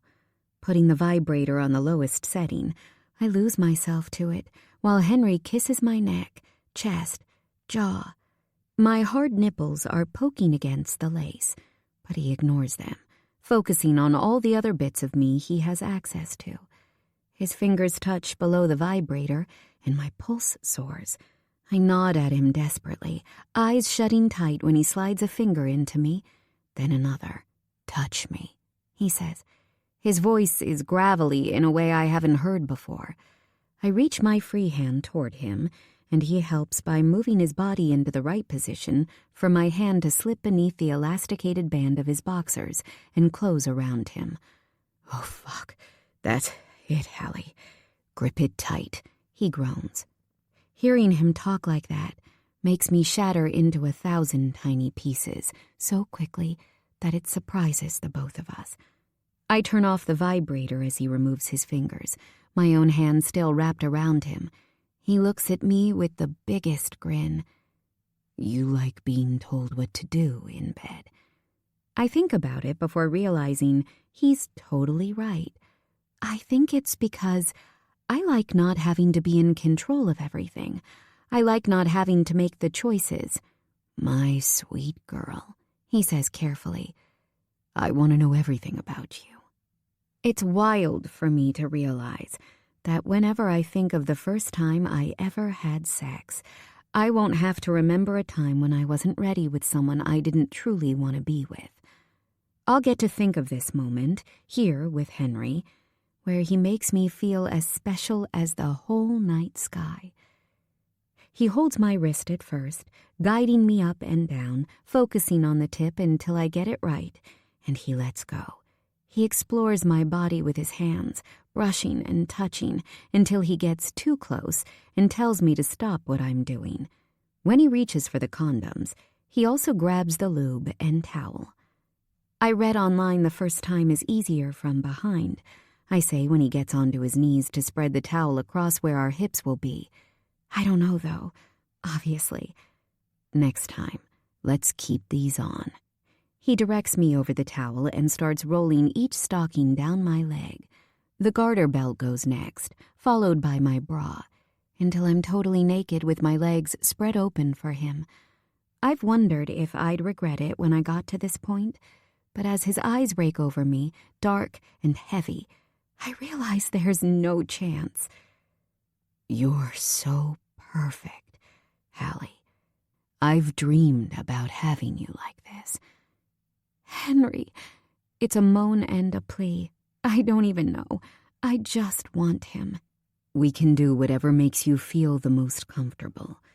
But do you want to look at the pillow or the headboard?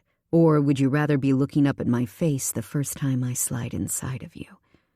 I swallow so hard, I swear it's audible. My skin prickles. I want to be looking up at your face. Good. Because I want to see yours too. Stay on your back to start, and we can try the other way if it's not good. I'm going to make it good for you. I had a sex dream about you once, weeks ago, and I couldn't look at you, I admit, sort of frantically, while I watch him push down his boxers and roll on the condom. It's so thick and heavy. I know biology is on my side and I'm designed to take it, but holy shit. My subconscious hasn't done you justice. We're going to revisit this conversation. He looks so smug, and it truly makes me relieved I didn't tell him at the time. For now, I'll have to give your imagination a lot of material to work off then. I love that we're not rushing. At no point do I feel like I've been groped or pushed, but I really, desperately, borderline obsessively, want him to put it in. Henry, please. I'm aching and my body feels a little like it's going to burst into flames. And I'm supposed to be the impatient one. He positions himself over me, lips pressed against mine, as I feel him nudge into me. It's unlike any sensation I've had before. Oh shit. Hallie, fuck. You feel so good. He kisses the corner of my mouth. Are you okay? I nod, clinging to him desperately. You're bigger than your fingers. I know. It almost sounds like an apology. You're so wet, though. It'll get easier. Pass me your vibrator and take a deep breath to relax. Turning it back on to its lowest setting, he wedges it between us against my clit, and my whole body shakes. He isn't hurting me. It's just a strange sensation to finally feel the throb ease, while also feeling like I'm being stretched, and everything's more heightened. I take hold of the vibrator so he can put his hands in my hair again, the way I like, and wrap my legs around him, crossing them at the bottom of his back. The angle does something, because I watch his eyes roll back while he sinks in deeper. His stomach flexes, and when he focuses back on me, there's something I can't read. But I know I feel it too, whatever it is. We get into a rhythm, a perfect one. Both of our bodies are glistening with sweat. Henry's mouth closes around my nipple, then the other one, sucking and teasing, as his hips roll backward and forward against me. It's too much. Too good. My fingers sink into the hard muscles of his back, clinging to him like he's the only thing keeping me on earth. He goes a bit harder, a bit deeper, the sound of our skin meeting while he moans my name. It all makes me unravel. My legs tighten around his hips, pushing him deeper with my feet. His head buries into my neck, kissing and sucking the sensitive skin. My back arches, pushing me into him as if I could get any closer. His hips jerk, and I feel him swell and twitch, sealing this whole thing.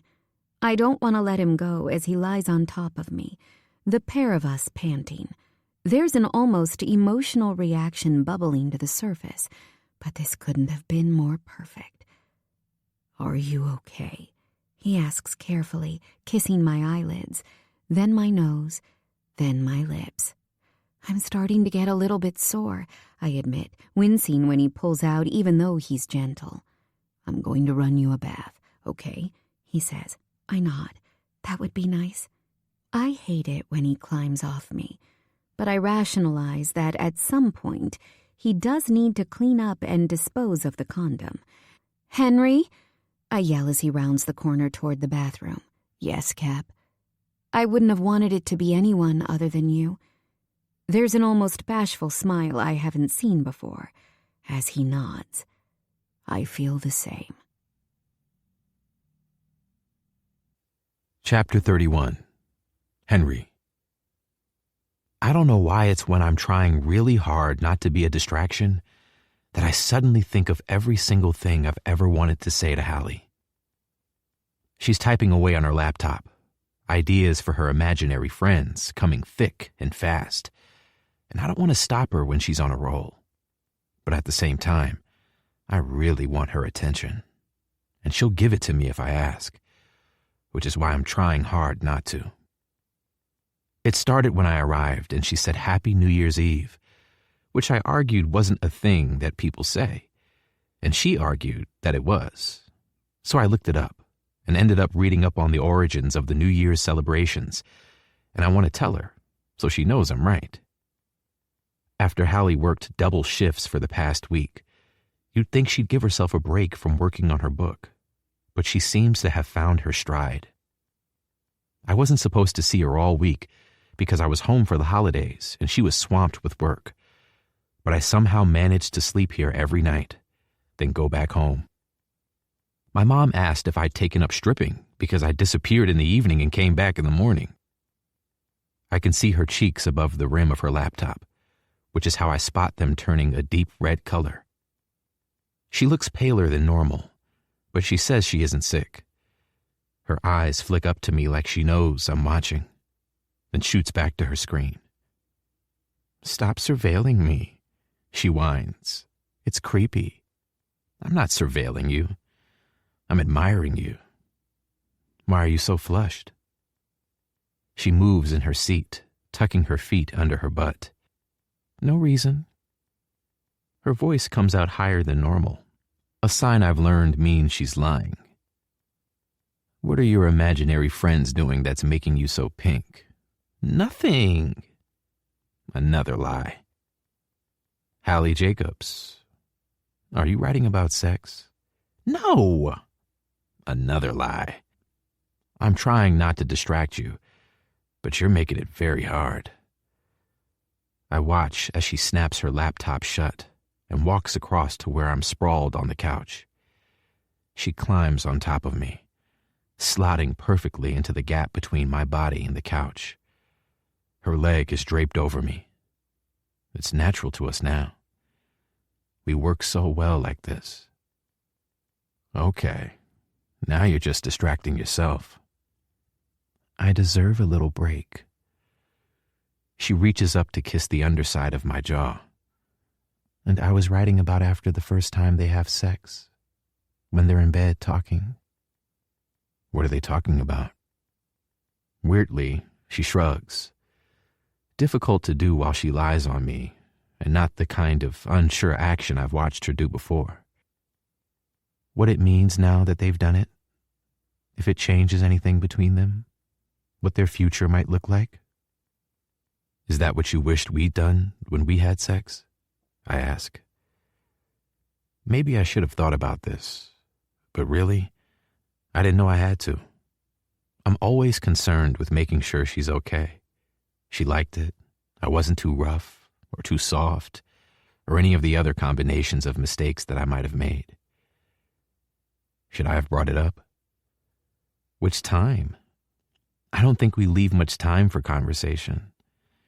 She laughs, but she hasn't said no. I could have brought it up, any of the times. I guess for me, I kind of don't know where we're at. You passed Thornton's class. You don't need me anymore. My book is about 3/4 of the way to being done, and you've given me more experience than I ever could have asked for. I do need you, Hallie. I want you. I'll give you whatever you want, but I want to be where you're at. I tell her honestly. Yes, surviving Thornton was the original objective, but I have a much bigger purpose now. What do you think? You're not going to like it when I talk about him. I groan, and she pokes me in the cheek. Go on, I'll cope. Calling Will my boyfriend destroyed our friendship. I'm scared that if we try to put a label on what we have, it'll change things. I don't want things to change between us. I like them exactly as they are. We tell each other what we need. We see each other as much as we can. The sex is incredible. You make me laugh. You make me feel so cherished, Henry. What if I'm just not supposed to be someone's girlfriend? I don't want to risk it all going wrong. I just want to be exclusive. Am I asking for too much? It's funny, because I've never really thought about being someone's boyfriend until her. No, you're not asking for too much. I'm not sharing you, and I've never understood labels. I don't care what we're called. Nothing needs to change, other than maybe I'll be the one helping you out with your sex class with Thornton. She giggles, her body vibrating against mine. Please don't call it a sex class with Professor Thornton. It might make me throw up.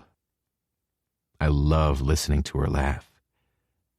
Can we promise that if either of us suddenly feels attached to a label that we'll ask the other, and maybe we can see how we feel again and talk about it later? Am I making this too clinical? No. You're being honest, and I like honest. We tell each other what we want, and we respect each other's needs. It's what we do now, Hallie. I don't see how it can go wrong. I slap my hand down against her ass. Go right. I have a really interesting story to tell you about the origins of New Year's when you're done. Don't threaten me with a good time. After the quiet of Hallie's house, returning to my house always feels like walking into a zoo. She's close behind me, her fingers threaded through mine as we walk into the mess of all the people who do not live here. After she finished her chapter earlier, she climbed back on top of me, and what I thought was going to be a celebration of its own turned into her falling asleep on me with joy. She says she's not sick, but I definitely think she's getting sick. Her eyes are redder than normal, and her skin is pale and clammy. When Russ texted me to say that people were going to order food and hang out at the house tonight instead of finding a party or going to a club, we decided to join them. I set the cat carrier at my feet as Hallie nudges me. Gigi is calling. I'm going to take it in your room. Make sure she doesn't pee anywhere. Oh my God, Aurora squeaks, immediately jumping up from the couch and dropping to her knees in front of the carrier. I didn't know you were going to be coming too. She can't answer you, Aurora, I say. She's a cat. Also, cats don't seem to like you, so maybe don't get too close to the door. Robbie is spending New Year's in New York with Lola's family, and Russ has promised to help me scrub this place of every single cat hair tomorrow before he gets home the day after. Why is she here? Aurora says, unlatching the door and reaching in. I don't want her to be afraid of the fireworks if she's alone. Hallie told me that Joy has slept through every New Year's Eve since she was born, but I'm not convinced. And she's cute. She is cute, Aurora says, talking to her like she's a baby, which I definitely don't do. Hi, pretty girl. You are so lovely. My phone vibrates in my pocket, which is the only thing that can drag my attention away from Aurora potentially stealing Joy's affection from me. Hallie. Upstairs. Now. Don't lose her, I say to Aurora as I head toward the stairs. When I push the code into my bedroom and see her standing in the middle of the room with her hands on her hips, I think maybe I've misread the signs. Am I taking my pants off or what? Because you sounded horny, but you look mad, so I'm confused. Look at my neck, she yells, pulling the collar of her sweatshirt to the side. There's a reddish-purple mark on her neck that I don't remember seeing before. You gave me a hickey. I shake my head. That doesn't sound like something I'd do. She pulls the sweatshirt down farther so I can see the same marks on the top of her breasts. I haven't been letting anyone else put their mouth near my chest, so I'm pretty confident when I blame you. Gigi just spotted the one on my neck, and now I'm never going to hear the end of it. That doesn't quite sound like proof, though, does it? I say, trying not to show the weird kind of pride I'm feeling. I like knowing her enough to know how to joke with her. Do you have your makeup bag with you? I tried concealer and it didn't work, she says with a huff. I kind of like it when she's feisty, too. That's because you need to color correct it first. Do you have any stuff for that? I don't really want to have to find the Halloween face paint. She nods, her pout still making me want to kiss her. After searching her bag, she produces a color corrector palette and a sponge. I pull her collar away and brush her hair back with my hand. It's just color theory, Cap. Do not be sexy about art right now. I'm mad at you. Do you want to give me one so we're even? I don't mind. You can leave them all over me. She's trying not to laugh. You're cute when you're pouty. Just hurry up before one of the guys launches Joy's online cat career. I dab quicker. the colors immediately changing like I knew they would. So, to be clear, I'm not taking off my pants? As far as New Year's Eves go, I think this has been one of my favorites. It's taking a lot to control my jealousy as Joy trots between each person, looking for attention. Hallie has kissed my cheek occasionally, promising me that she can tell she still likes me best. When Joy eventually grows tired of Maddie and Bobby trying to take her photograph with her paw on a puck, Hallie picks her up off the floor and she settles on our overlapped knees. With only 5 minutes until midnight, it's nice to know whom I'll be kissing, even if that person has fallen asleep on my shoulder. I'm still really worried she's sick and she's going to be too stubborn to admit it. Everyone is talking about the point of New Year's resolutions.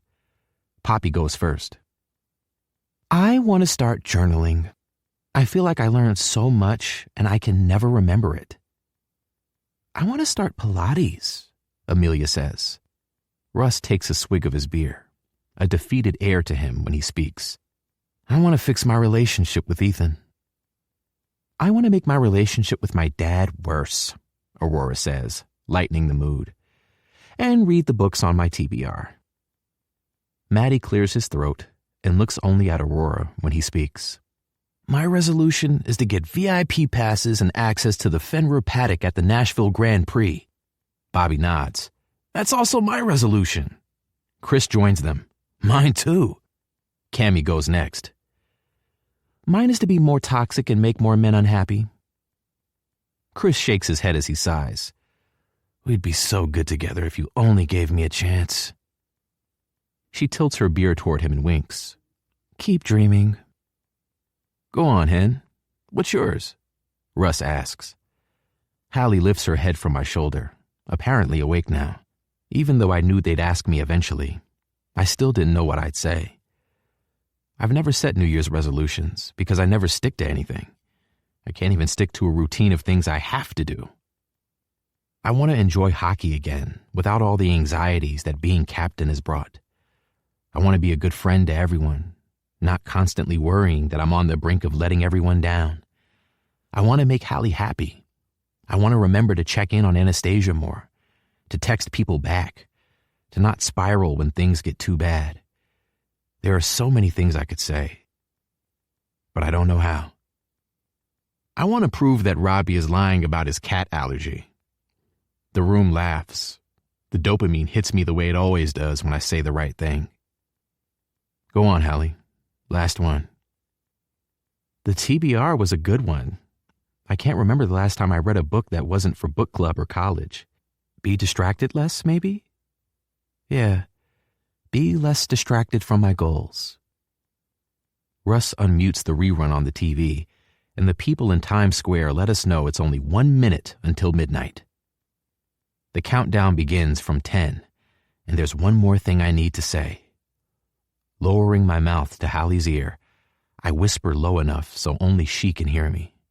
You're the best thing to happen to me this year. That's how I feel about you. She smiles, and the rush is better than everyone laughing at my joke. No question. And when the countdown gets to 0, I kiss her for the first time this year. Chapter 32. Henry.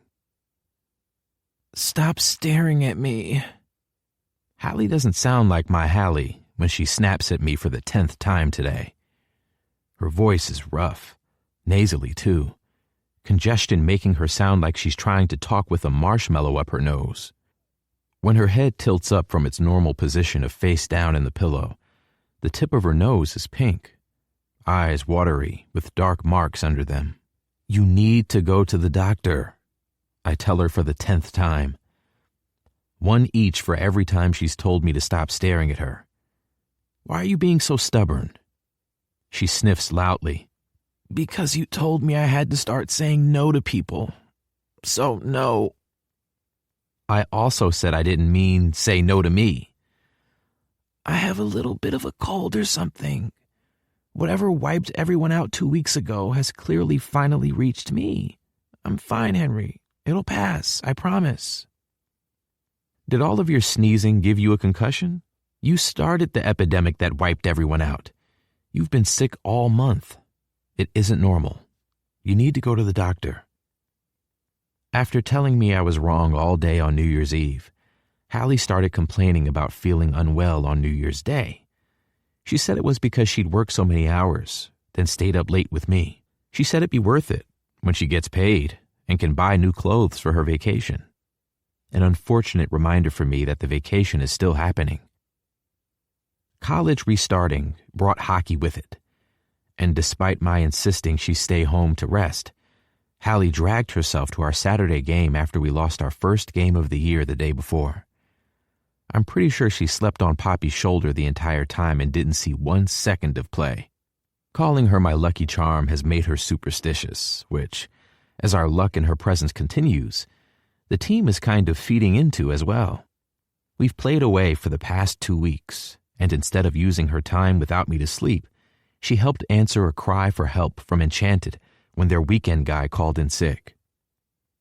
I pointed out that she probably gave it to him, which was not gratefully received. "The doctor will tell me to rest," she mumbles into the crook of her arm, not bothering to look at me. "I'm not vomiting anymore, and I'm not pregnant, if that's what you're worried about. I think my body is just rejecting me having such a stellar work ethic." I slow blink at her, even though she can't see me.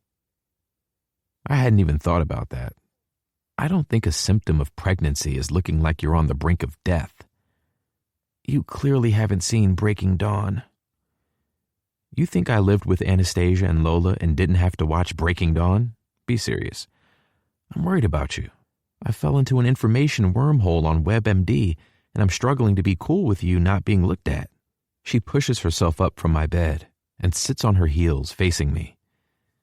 She's so beautiful, even when she's snotty and gross. "I'm a vision of health and wellness." Let me take you out then, if you're so healthy and full of energy. The way she looks at me is the most alert she's looked in weeks. "Huh?" "I want to give you a new experience." "Let's get ready and go, Cap." "Henry, we don't need to do that anymore. You've escaped Thornton, and I haven't written a word in weeks. Forget about it." "No, I want to give you an experience. Let's go."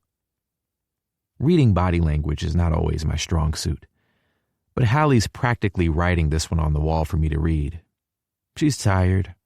She's achy. She low-key hates me for putting her in a situation where she has to admit defeat or do something she doesn't want to do.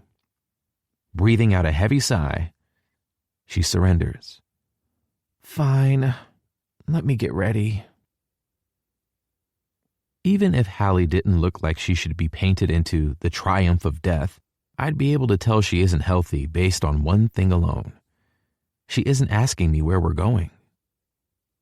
By the time we're pulling up in front of my parents' house, she's asleep, which is telling, considering it's not that far from her house.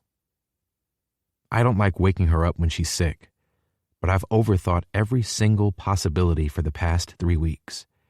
I've ended up fixated on every sniff and cough, trying to determine exactly the tone of the cough so I could match it to the chart I found online. Watching her try to act like she was totally fine while she had some kind of stomach virus and threw up repeatedly was the weirdest experience of my life. I don't understand why she won't take care of herself properly. Nobody was going to die if she didn't do the things she'd said she'd do for them. Everyone would have understood. But it's the most impossible task to her just to admit that she needs a break.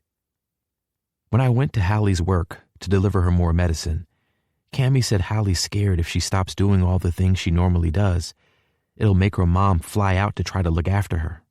Given her mom is still holding out for Hallie Ellington, and I exist, more mom time isn't something she wants right now. "We're here, sleepy girl," I say, nudging her gently. She frowns, looking around to work out where we are. Rubbing her eyes with the back of her hands, she leans to look out of the window properly. "Are you making me join a sorority? I thought about it freshman year and decided it isn't an experience I want. So can we go home now?" This isn't a sorority house. Come on, let's go inside.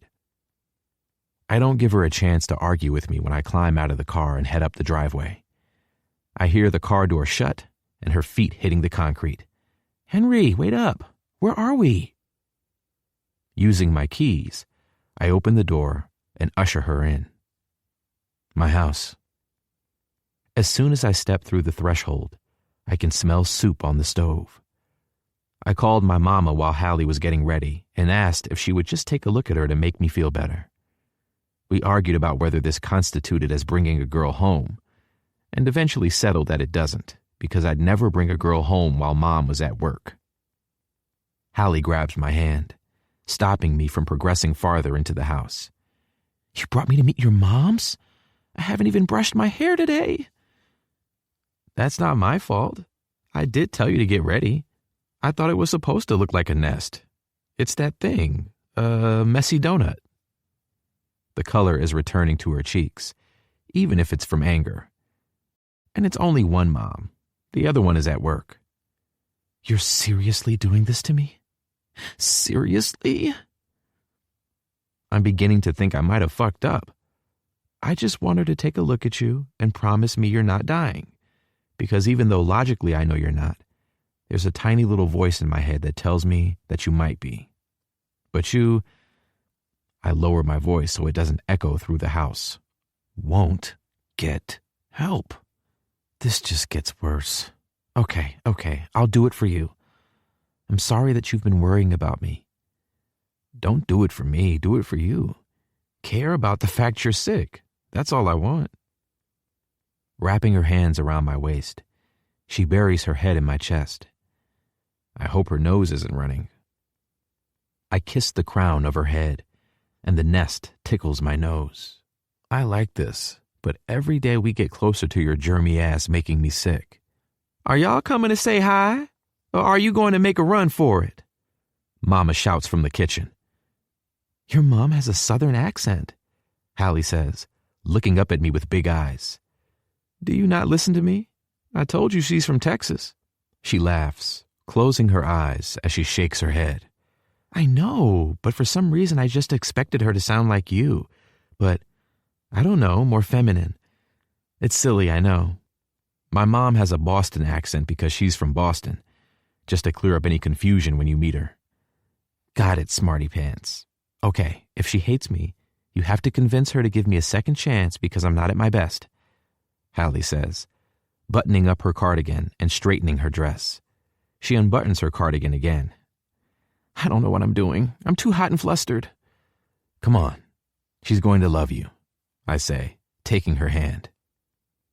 Thankfully, Hallie doesn't make me drag her into the kitchen with me, but there's definitely a hint of reluctance in her walk.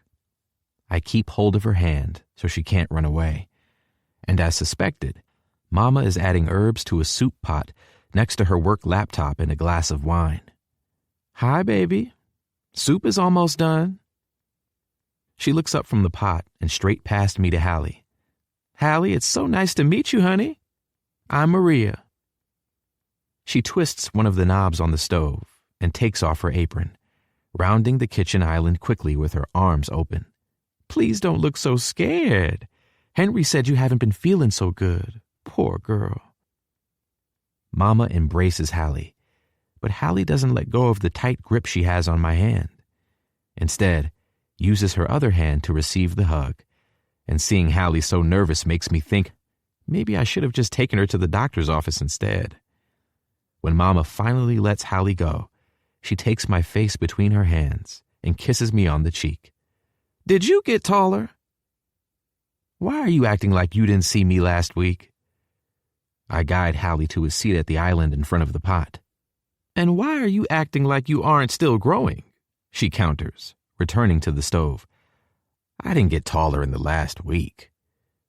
Hallie, darling, do you want your noodles in your soup or on the side? Hallie looks to me for guidance like it's some kind of test. When Henry was a toddler, every few months he'd get strep throat and all he'd eat was chicken noodle soup. But he would not eat it if there were noodles touching his carrots. He wouldn't tell us that, though. We had to figure out why he was crying through a process of elimination.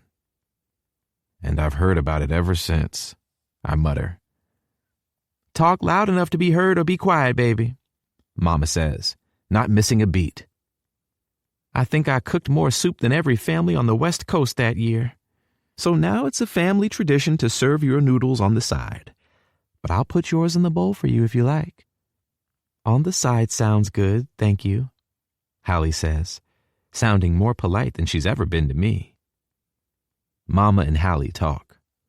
Well, Mama asks Hallie questions about where she's from, what she's studying, what her hobbies are. And Hallie answers in the same polite tone instead of saying, "Leave me alone, I'm sick." My fingers tap against the marble counter, and my foot bobs up and down as I listen to them go on and on and on. What's got your feathers ruffled? Mama says to me with a pointed look. Are you going to examine her? She's really sick. I have too much energy in my body and I can't sit still. I just need to stop obsessing over it, but I can't. Her expression softens. I thought it would be polite to let the poor girl eat a hot meal before I start poking at her, Henry. I hear you're stubborn, Hallie. Hallie's mouth opens, but no sound comes out. Which suits my son, who is stubborn as a mule when he wants to be. Isn't that right, baby? Now it's my turn not to have anything to say, because how am I catching strays when Hallie is the one in the wrong? Mama laughs to herself, looking like a couple of goldfish. Let me find a thermometer. When she disappears, Hallie turns to me. I can't believe you told your mom I'm stubborn. She's going to think I'm difficult and unappreciative now. That's going to be her first impression of me. I'm not even stubborn. I literally agree to do everything for everyone all the time, and that's why I'm sick. If she's annoyed, then I'm more annoyed. Exactly. You do everything for everyone all the time, and you get sick and you don't ever put yourself first. It's never a problem when I'm doing things for you, she says. And I want to argue back, but she's right. I treat it differently when it benefits me. I didn't mean that, Henry. I'm sorry. I'm just grouchy because I'm tired of being sick. You're right. I should have gone to the doctor last week. I don't have an excuse. I'm sorry I made you so worried. I don't want to be top of your priority list. I mean, I want to be second, but I want to be after you. I want you to start prioritizing yourself over everyone else. I hear you, she says. Quickly looking around the room and confirming we're alone, she leans in to kiss my cheek. I don't want to give you my germs. That's okay. We'll make up for lost time when you're better. Mama said Hallie has a straightforward, not fatal illness, and with a few days of real rest, hydration, and medicine, she would recover. On the drive home, Hallie called her boss and told him she wouldn't be in this week, and also called Anaya to cancel book club. Then she called Mrs. Astor and asked if she'd mind looking after Joy for a few days while she stayed with a friend. For some reason, the way she said friend made me feel unhappy. Maybe it was because I wanted to bring Joy with us, but apparently testing if Robbie is lying about his cat allergy is mean and probably illegal. Mrs. Astor tells me I look like her husband every time I talk to her. I ask to see a picture, and he's an old white guy with no hair, I say to Hallie when I get back from taking Joy next door. Hallie looks up from packing her bag and laughs. It's the brightest I've heard her sound in weeks.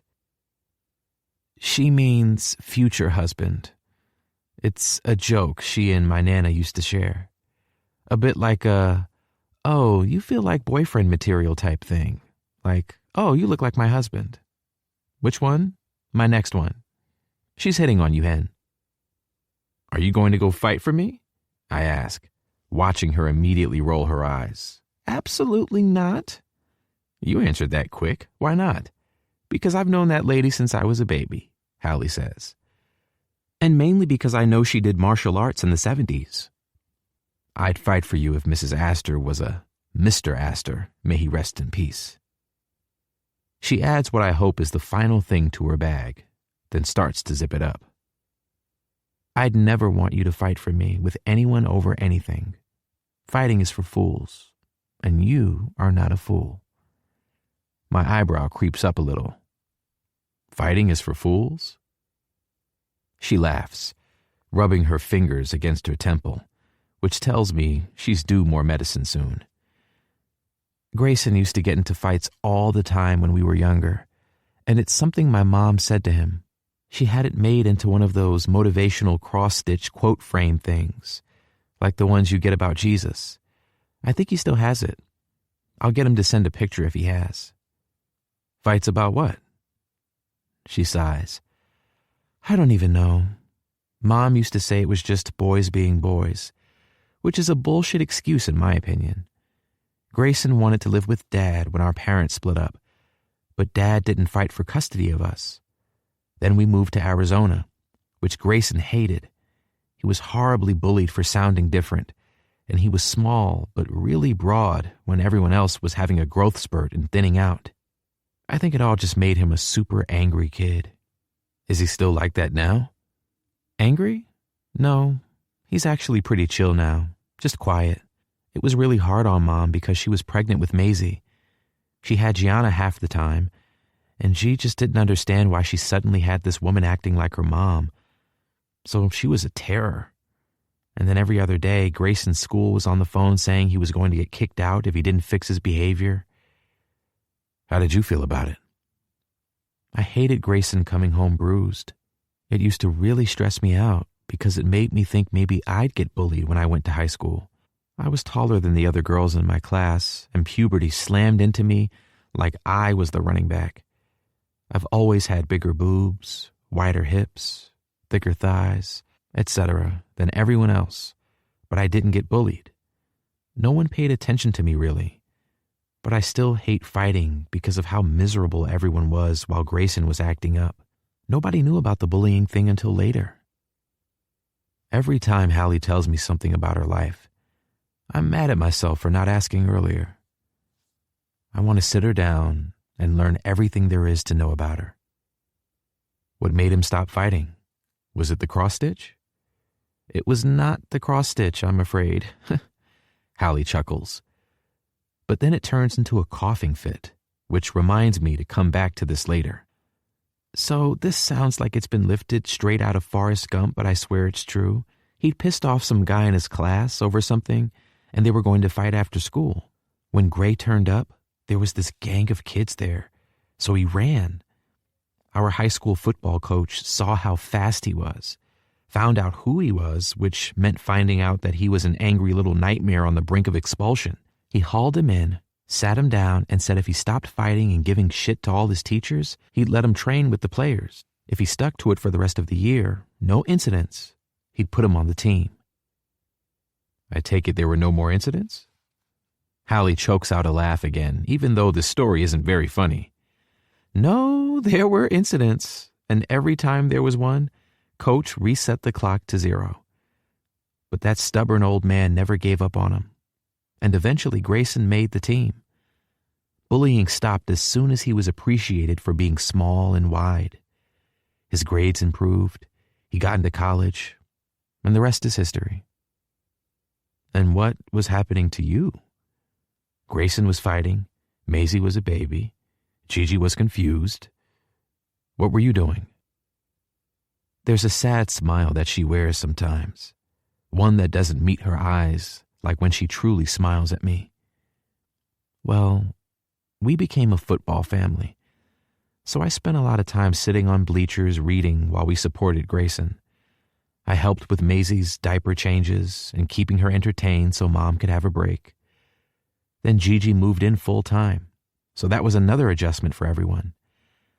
I spent a lot of time hiding out at Will's house that summer. Is that how you became friends? Hiding from your family? I wasn't hiding from them. Mom and Paul, Mom especially, just had so much going on that I didn't want to ever add to the stress. It's hard to get yourself into trouble when all you do is read books. Will was very confident, and he just welcomed me with little effort on my part. Why did I ask about Will? Why do I like annoying myself? I guess that makes sense. I just didn't have any responsibilities at Will's house. Nobody asked me to do anything. I never ended up covered in baby spit up. And Will was just so laid back about everything that it was a respite from always trying to keep the peace in my own house. I know I don't talk about him positively now, but I needed him then. He made me feel less lonely. She rubs her temple again, and it's a swift reminder that she needs to rest. And I don't want to hear Will's redeeming qualities when he treated her so badly and she doesn't really see it. I'd like to see the cross-stitch if your brother has it, I say, changing the topic. Are you ready to be taken care of? She nods, looking around the room for any last-minute things. And she clearly spots one because she makes a little squeaking noise. How do you feel about me bringing Quack Efron? Chapter 33. Hallie. The fun part about spending so much time with someone who always says what they're thinking is that when they're trying not to say what they're thinking, it's painfully obvious. There's been a nervous energy in the air all week, and I put it down to Henry desperately wanting to make me feel better. I feel bad about making him worry, and if I'd known it was so serious that he was willing to introduce me to his mother, I'd have maybe listened to him a little sooner. It's hard being the person who needs to slow down when you're the one who is always picking up the pieces for everyone else. Henry was right, though, and my pieces were flying all over the place. Now that I'm finally feeling more like myself, it's my turn to convince Henry to prioritize his health. He's been going all out in the gym and doing extra hockey sessions with his teammates for weeks. He claims it's because the best leader is one strong enough to lead his team, which I'm pretty sure is a quote he found online, and that it isn't anything to do with the fact he's playing against Will on Friday. I guess it feels like a long time coming for him, and probably like he's got something to prove. He's dancing around the truth, and I'm letting him, because I know all he's heard from the guys is about how they won't be able to face me if they get beat. I've tried to say I don't care, but nobody seems to be listening to me. The only plus side to Henry's overthinking is his bid to distract himself, which so far has involved bending me over, climbing on top of me, pulling me on top of him on every surface of his house, my house, and, as much as I'm horrified to admit it, my car. My legs wobble when I try to use them, and instead of giving me the sympathy I so clearly deserve, he gave me a detailed breakdown of how lifting weights could help stop it. Then he makes my legs shake all over again. I've read enough romance books to wonder how the leads get anything done when they're constantly pawing at each other. But I honestly get it now. I have little to no interest in ever getting dressed and leaving the house, which means every time I think I should really just ask him outright what's bothering him so I can reassure him again that I don't care about Will, I instead immediately allow him to distract me. The movie we put on has only been on for 5 minutes, but already he's trying to get access to kiss my neck, and his hand is traveling across my stomach. Are you not tired? I say, my eyes shutting tight when he begins to kiss down the column of my neck. Of you? Impossible, he murmurs. My body reacts to him like it hasn't been touched in years, not hours, but I need to exercise some self-control like the adult woman I am. I think? A voice somewhere is telling me that's right. But a much louder, much more turned-on voice is telling me to take off my clothes. Should we talk about the elephant in the room? I ask, silently congratulating myself for verbalizing my thoughts and not just giving in.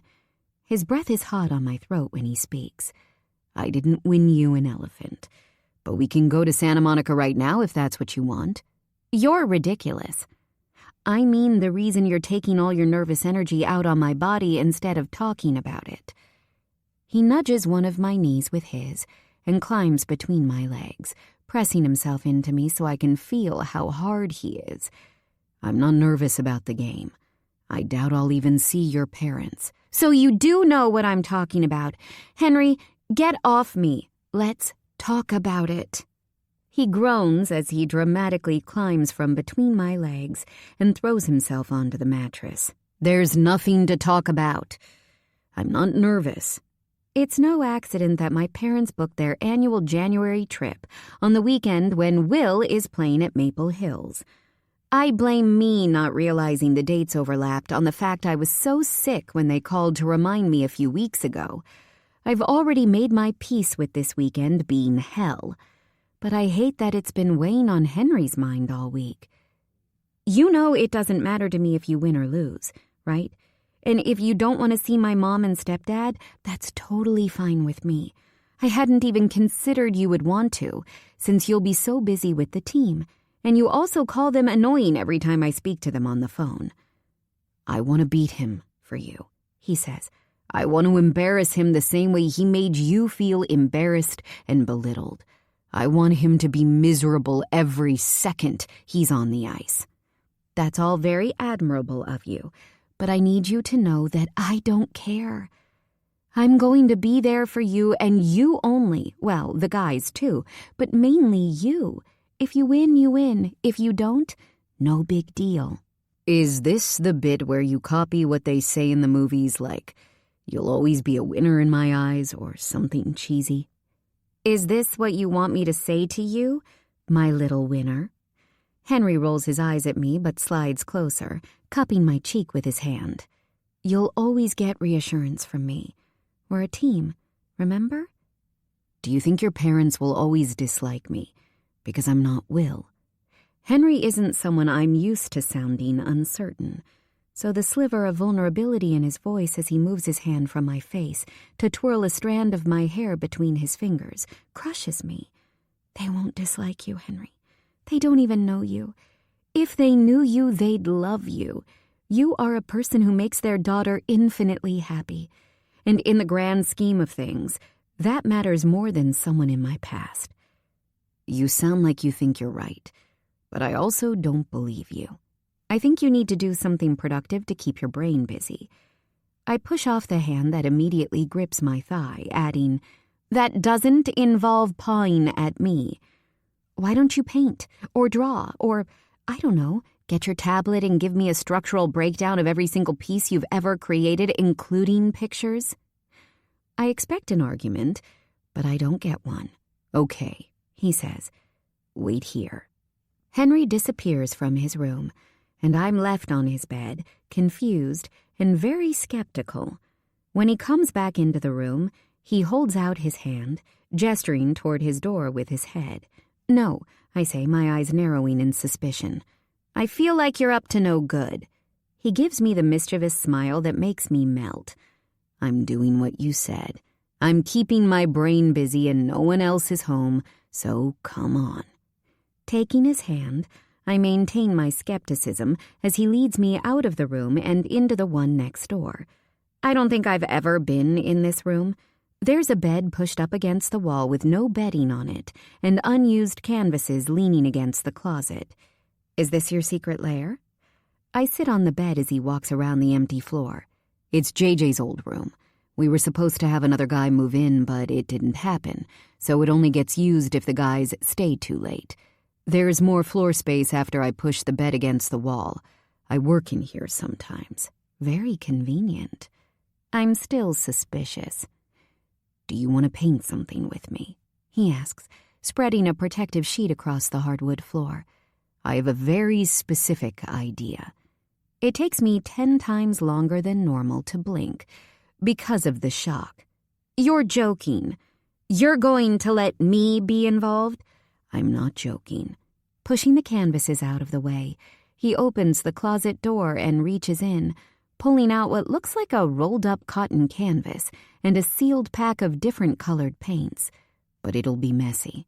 This is body paint. Putting the paints on the floor beside his feet, he gets on his knees and unrolls the canvas in the center of the protective sheet. One hand reaches behind his head, tugging his t-shirt over his head and throwing it behind him. "What do you want to do?" I ask, taking off his sweatshirt that I stole. Henry stands from the floor, pushing his sweatpants down until he's only in his boxers. "I want to take off all your clothes, cover you in paint, and fuck you right here on the floor," he says, pointing to the center of the canvas, respectfully, of course. I have been saying I wish I knew more about Henry's creative process. I love art. He walks over to me as I stand. His hands tug at the bow, keeping my sweatpants tight, and his mouth captures mine delicately. I love art, too. He's careful as he walks me backward, pulling my t-shirt over my head and letting my pants drop. His hands link at the back of my neck, and I realize he's taking off my necklace. "No," I say, my hand clamping over the H protectively. "It's bad luck if I take it off." "Do you want it to get ruined by body paint?" I shake my head. "Nothing bad is going to happen because you took it off." Weirdly, it's taking off the necklace that makes me feel the most exposed, and not the fact he's stripped me down to my underwear. He disappears into the bathroom and reappears with a foil packet and throws it beside the canvas. Picking up the paint bottles from the floor, he breaks the plastic seal binding them and asks me to pick a color. Purple. Henry puts the others on the floor and has me take a few steps backward, so we're both standing on the protective sheet. "I'm going to take my underwear off, and then yours. Are you good with that?" I nod, my body feeling extra jittery. I feel like I'm watching his every move with the most intense interest. He's already getting hard when he drops his boxers, then my panties, and when he undoes the clasp of my bra and slides the straps over my shoulders, my nipples stiffen. "It might be a little cold," he says, opening the lid of the paint bottle. He gives me one last, fleeting kiss before squeezing the bottle onto my chest. I flinch a little, and goosebumps spread across my skin. The paint begins to run. He catches one droplet with his thumb and presses it between my collarbones. "No bad luck," he says, as he signs my skin with the same H. I pick up a bottle from the floor, not even looking at the color, as I open the cap and squirt it against his chest. Henry takes it from my hand and squirts it across my legs. The pattern continues, laughing, grabbing, painting, kissing. He maneuvers us down to the floor, the paint he squirted against my ass sliding against the fabric. His hands cup my breasts, leaving large blue handprints. The blue swirls into the pink as his thumb grazes my nipple. We compare who has the cleanest hands, and when I win, I rip the foil and roll the condom onto him. Even with all the practice, there's still a split second where I think I'm not going to be able to remember how to do it. He lines himself up, and my body melts when he pushes in gently. "You feel so good," he whispers, his hands planted firmly beside my head as his hips move against mine.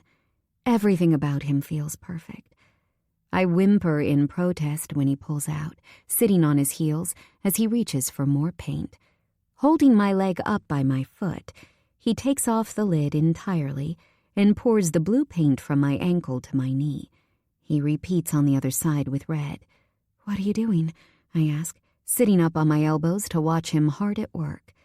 "Blue and red make purple. Get onto your knees." "Yes, Captain." The way he glares at me is worth it when I move onto my hands and knees and he pours more paint across my ass and slaps it. I follow his lead when his hands push my shoulders down until my chest is touching the canvas. Henry takes hold of my hips, moaning loudly when he sinks into me again. The sound of paint splashing as his skin slaps against mine is pushing me toward the edge. Putting my cheek flat on the ground, I reach back for his hand. He's holding it tightly when we both come, collapsing onto the material. There's a period of silence, as there always is with us, while we try to return to Earth from the stars. I didn't realize I could feel like this. "Hallie," he says gently.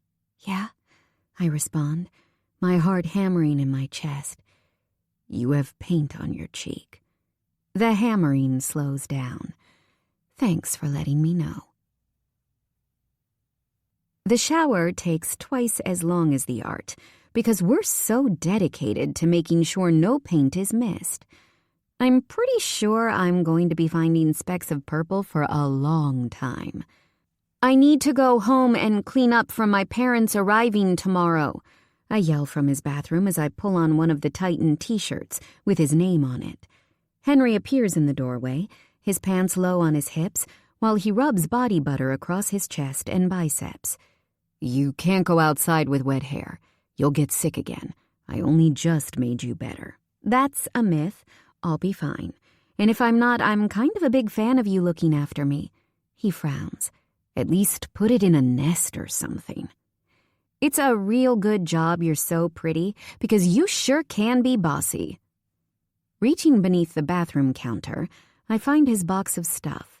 There's a tiny label on the front of it that didn't used to be there. Hallie's. I missed a chapter. What?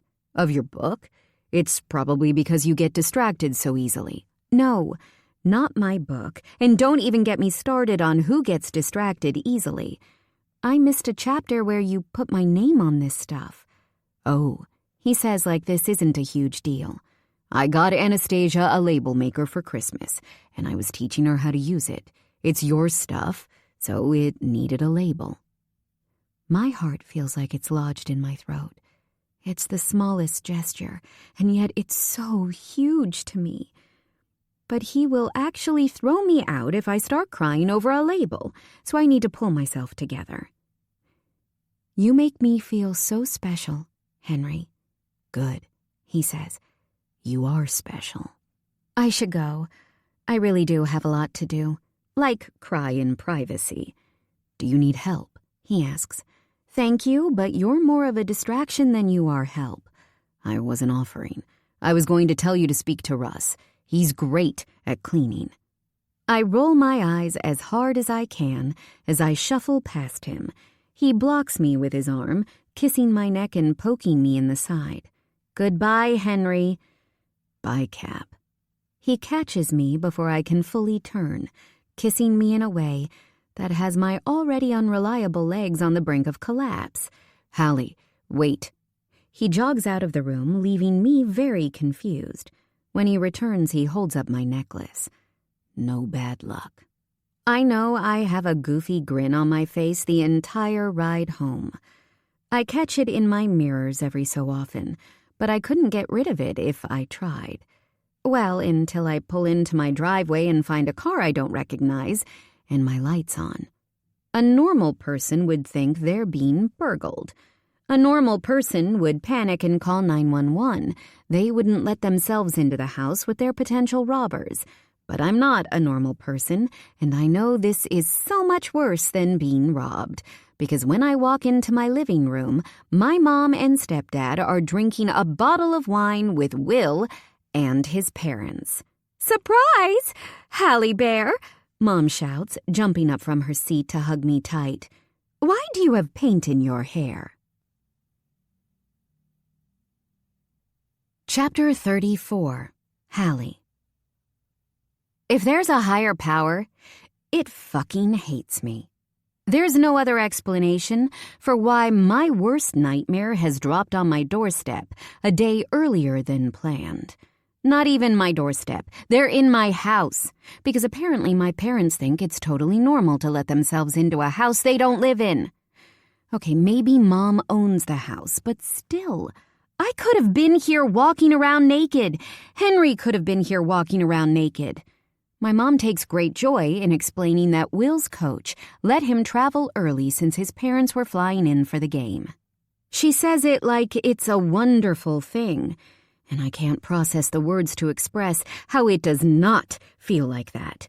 I want to ask why they didn't just fly to Will's house and travel with him tomorrow, but it feels like a hallucination, and I'm not quite sure how to deal with it. I wait until they're all talking about how excited they are to go to the game before pulling my cell phone out of my pocket. I bring up my chat with my friends. Spice Girls. Hallie Jacobs. What's the code for when you get home and your ex, his family, and your parents have let themselves into your house? Poppy Grant. Is there a color more urgent than red? Like code super red? Cammie Walker. Fuck the code, babe. Run. Amelia Bennett. Do you want us to come and save you? I can call in a gas leak and get your street evacuated. Aurora Roberts. Leave them in your house, and we can have another sleepover at the hotel. Don't forget Joy, though. Hallie Jacobs. I'm wearing Henry's Titans t-shirt, and Will is just staring at me. Hallie Jacobs. It literally says Henry right on my breast. Poppy Grant. Bark at him. Aurora Roberts. Bark at him. Amelia Bennett. Bark at him. Hallie Jacobs. He's asking what I'm laughing at. Cammie Walker. Woof, woof, woof, woof, woof. Poppy Grant.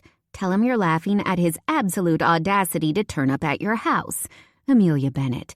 Have you told Henry? Hallie Jacobs. No, I literally just took my phone out to text you guys. Aurora Roberts. Yeah, maybe don't, unless you want him to turn up. Cammie Walker. Agreed. I mean, as a spectator, I would like to see it. Cammie Walker. But as your friend, I would not. Hallie Jacobs. I have paint in my hair, and my mom wants to know where it's from. Hallie Jacobs. She does not want to know what it's from. Aurora Roberts. Tell her you're letting an arty guy rail you and see what she says. Hallie Jacobs. Would rather die. Hallie Jacobs. Putting my phone down. Hallie Jacobs. Pray for me. Cammie Walker. I'll ask my granny to light a candle for you. Cammie Walker. It's the middle of the night in Ireland, though, so you'll have to wait. Poppy Grant. I have a Dolly Parton candle. Will that work? Hallie Jacobs. I think so, because this can't get worse.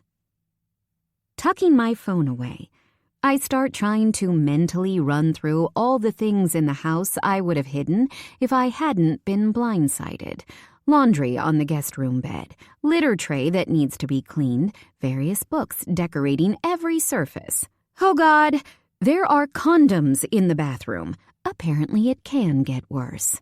It's like someone lit a fire under me as I spring from my seat.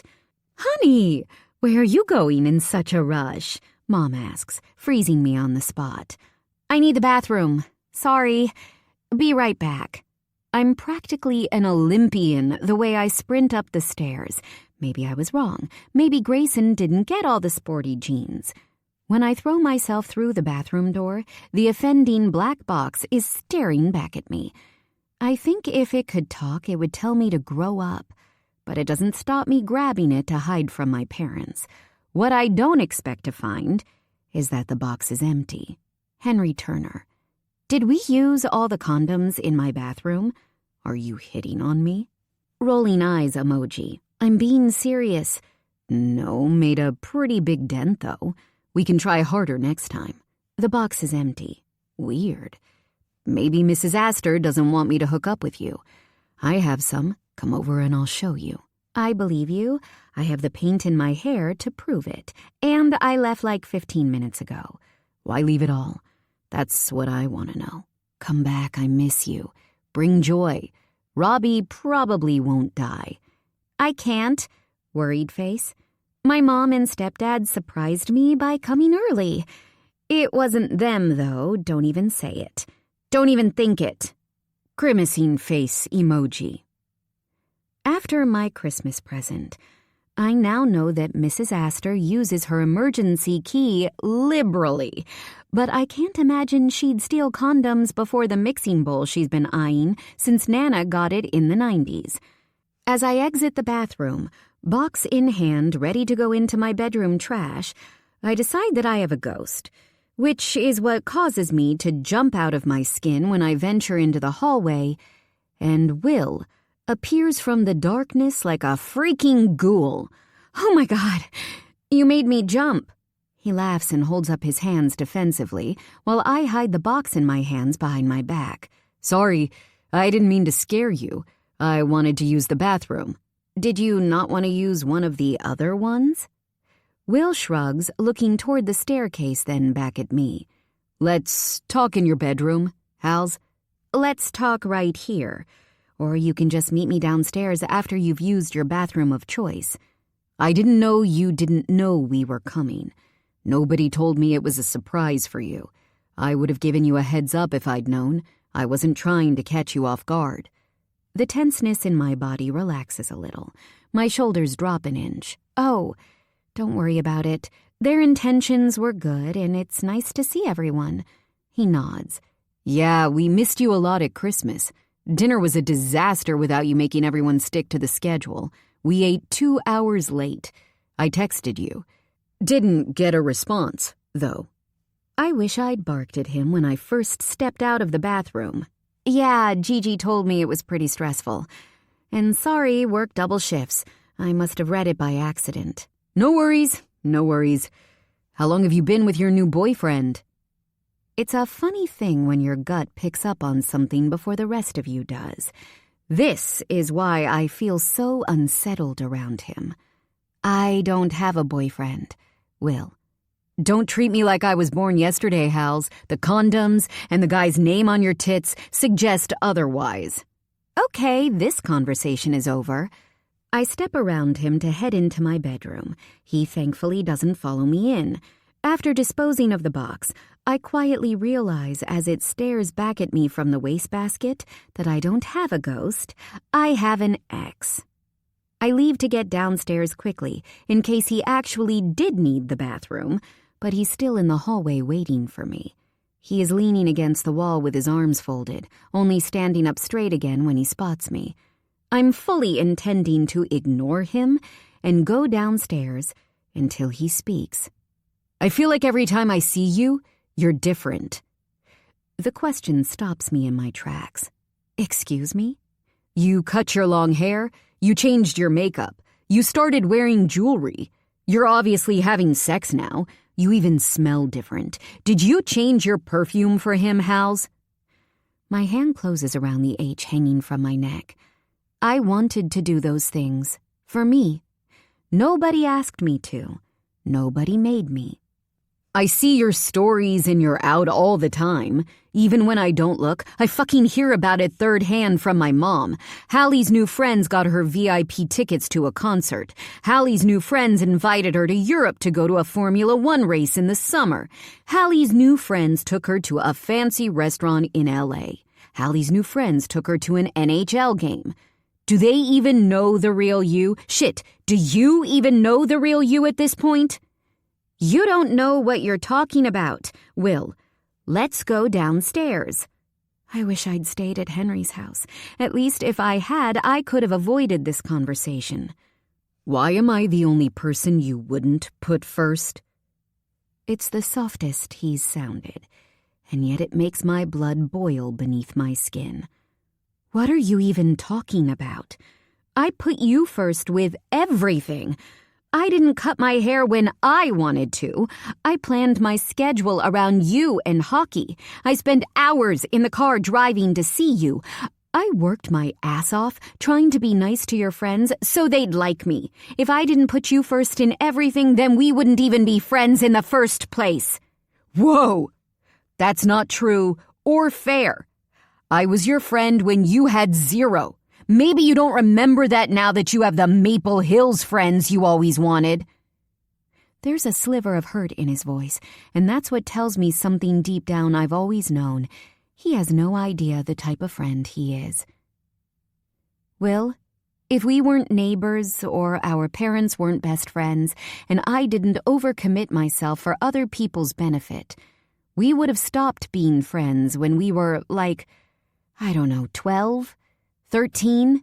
That's not true, Hals.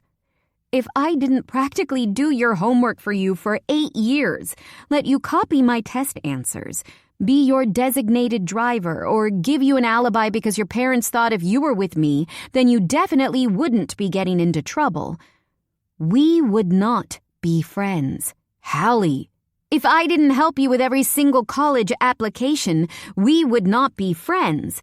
If I didn't babysit your siblings with mine so you could go out, you and I would not be friends. Hallie, stop. I can keep going. I have a long list of things that I've done for you over the past decade because I didn't know how to say no. If you were my friend, you would have stopped me. You'd have shaken me and told me that I didn't need to do things for you to keep you. You'd have told me to stop letting everyone use me like a doormat. If you were my real friend, Will, you would have told me to make myself my number one priority. You would have told me to say no to people. You think you know me? Because you've known me the longest, when really all you've known is the person I've conformed to make everyone else's life easier. You don't know what you're talking about, Hallie.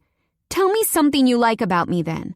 Tell me something that isn't directly related to me doing something for you or someone else, and maybe I'll believe that I'm wrong. He doesn't have anything, and the irritation is written all over his face. I don't know what you've been dreaming up, but these new friends of yours, they're going to drop you as soon as Henry Turner gets bored of you. The problem with knowing someone so long is that they know exactly what to say to get beneath your skin. I'm not listening to this. Go to your hotel and avoid me until you fuck off back to San Diego. We are not friends. We're not going to be friends again. You might want to rethink that, because they're not your friends, Hal's, and I've heard he has a reputation with women for a reason.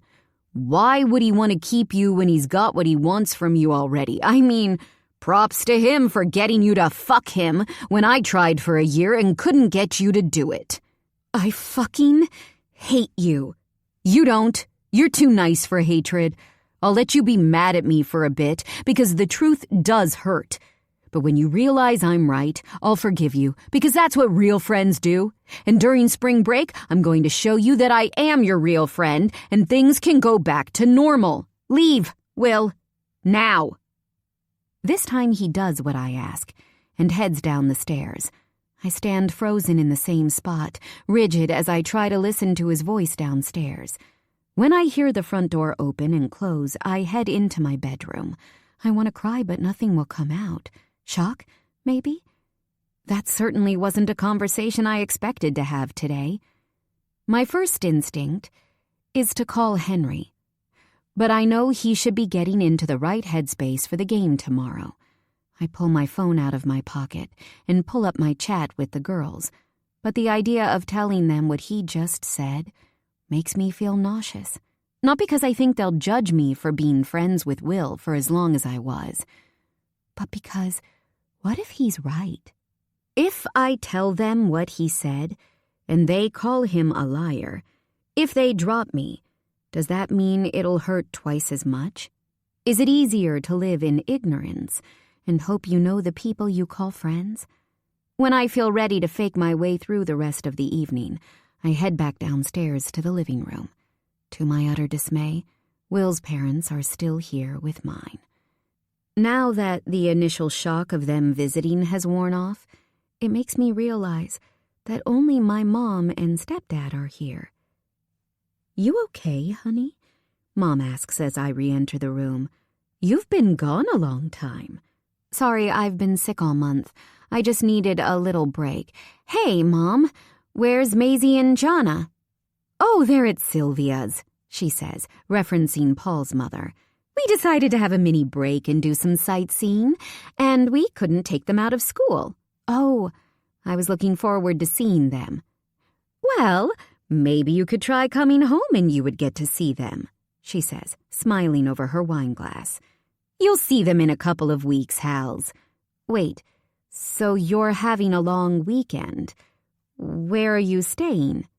She looks at me like I just asked her for the nuclear codes as I take a seat in the chair opposite her. Here, obviously. You didn't think to check that's okay? I have plans with my friend. She's coming over so I can help her with a group project for a class we have together. Her group is really unhelpful, and she doesn't want to fail, and you can do all those things while we're here, Hallie. We will stay out of your way, Mom says, interrupting me. I know that she isn't wrong, but it still rubs me the wrong way that she didn't think to ask. She assumed I'd be okay with it, but I guess she wouldn't think otherwise when I'm always okay with everything. I know it's my argument with Will that's making me irritable, but I know she'd never assume Grayson could house them for a couple more days. She'd always check first. Sure, there's a weird tension in the air, but I don't know how to break it. Will's mom steps up, clearing her throat. She holds up Henry's sketchbook, something I definitely would have hidden away if I hadn't been ambushed. "Did you take up drawing, Hallie? They're very good." "They are, but it's not mine. It's a friend's sketchbook. They must have left it here by mistake." "Let me see," Mom says, switching her wine glass to her other hand to reach across and take it. A piece of paper falls out of the side and onto the floor. If I wasn't so anxious, I'd laugh at the prospect of having to explain the lore of Quack Efron and his suit to the room. "They're all of you." "They're not all of me," I say, pulling my knees up to my chest and clinging to the H on my necklace, hoping she doesn't notice it exactly matches the H Henry signs his work with. "A lot of them are of joy and flowers." Will's dad clears his throat, clearly uncomfortable. "I think we should probably head to our hotel and leave you three to catch up." It's impressive the speed at which they manage to leave. If only they were taking my parents with them. Mom is still flicking carefully through each page, and I have no idea what's going through her head. Eventually, she puts the sketchbook on the coffee table beside her and looks to my stepdad. "I think we should head to bed too, Paul." Mom stops in front of me on her way out of the room, bending to kiss the top of my head. "Night, honey." Paul is close behind her, and he ruffles the spot my mom just kissed, like he's done ever since he inherited me as his kid. "Love you, Hallie Bear." Hearing them leave the room, Joy wakes up from her nap. I wish she could talk, because she'd tell them how much better Henry is than Will. Chapter 35. Henry. It's hard to believe all the people telling me today isn't a big deal, when every single person who knows me and Hallie has checked in. Last night after Hallie went home, as a team, we decided what our perfect routine would look like. My history would suggest it was a pointless activity, but throughout today, I've done every single thing we said we were going to. And so did the rest of the guys. Weirdly, it's proven my own point that I feel better with the routine. Maybe this is the start of me being able to stick to it. I haven't skipped one stretch, 1 ounce of protein, or zoned out of one motivational talk. In a way, it's reminded me how much I loved just being a player on the team, without this constant nagging in my head that I need to be doing something more, being better, being the leader. Today, we're on the same page. We all want to see Will cry at the end of the night. Everyone is as invested in this as me, except Hallie. Every silly superstition my friends have has been stuck to, even as far as JJ wearing his lucky pants up in San Jose, Nate only listening to rock music, Joe always putting his right shoe on first and getting his grandma to do her special prayer she used to do on game days. It sounds extreme, paranoid definitely, but everyone knows how much Hallie means to me. Will is arrogant on the ice, and I know from Hallie he's had his ass kissed his whole life. There's nothing I can say to him that'll hurt him more than beating him this weekend. I'm the last off the ice when our warm-up is done. I've been getting my head in the zone all day. I feel good. The team feels good. All that's left for me to do is survive Faulkner's motivational speech. I'm about to pass no man's land, a small stretch created by a planning error that connects our hallway to the visitor's hallway. When I hear my name being called, I know immediately I should ignore Will. But when I hear him call me a fucking coward, I can't help but stop. The guys in front of me making their way into the locker room do the same, turning around to see what's happening. "Looking slow out there," he says, in the most pathetic attempt to goad me. I'm in the best shape I've been in. It's the most effort I've put in. Pulling off my helmet and tucking it under my arm, I ruffle my hair to unflatten it and scoff. Thanks for the feedback. Show me where I asked. I don't understand what Will is hoping to achieve. Everyone who has ever played here knows this area is out of bounds. We don't mess with each other off the ice.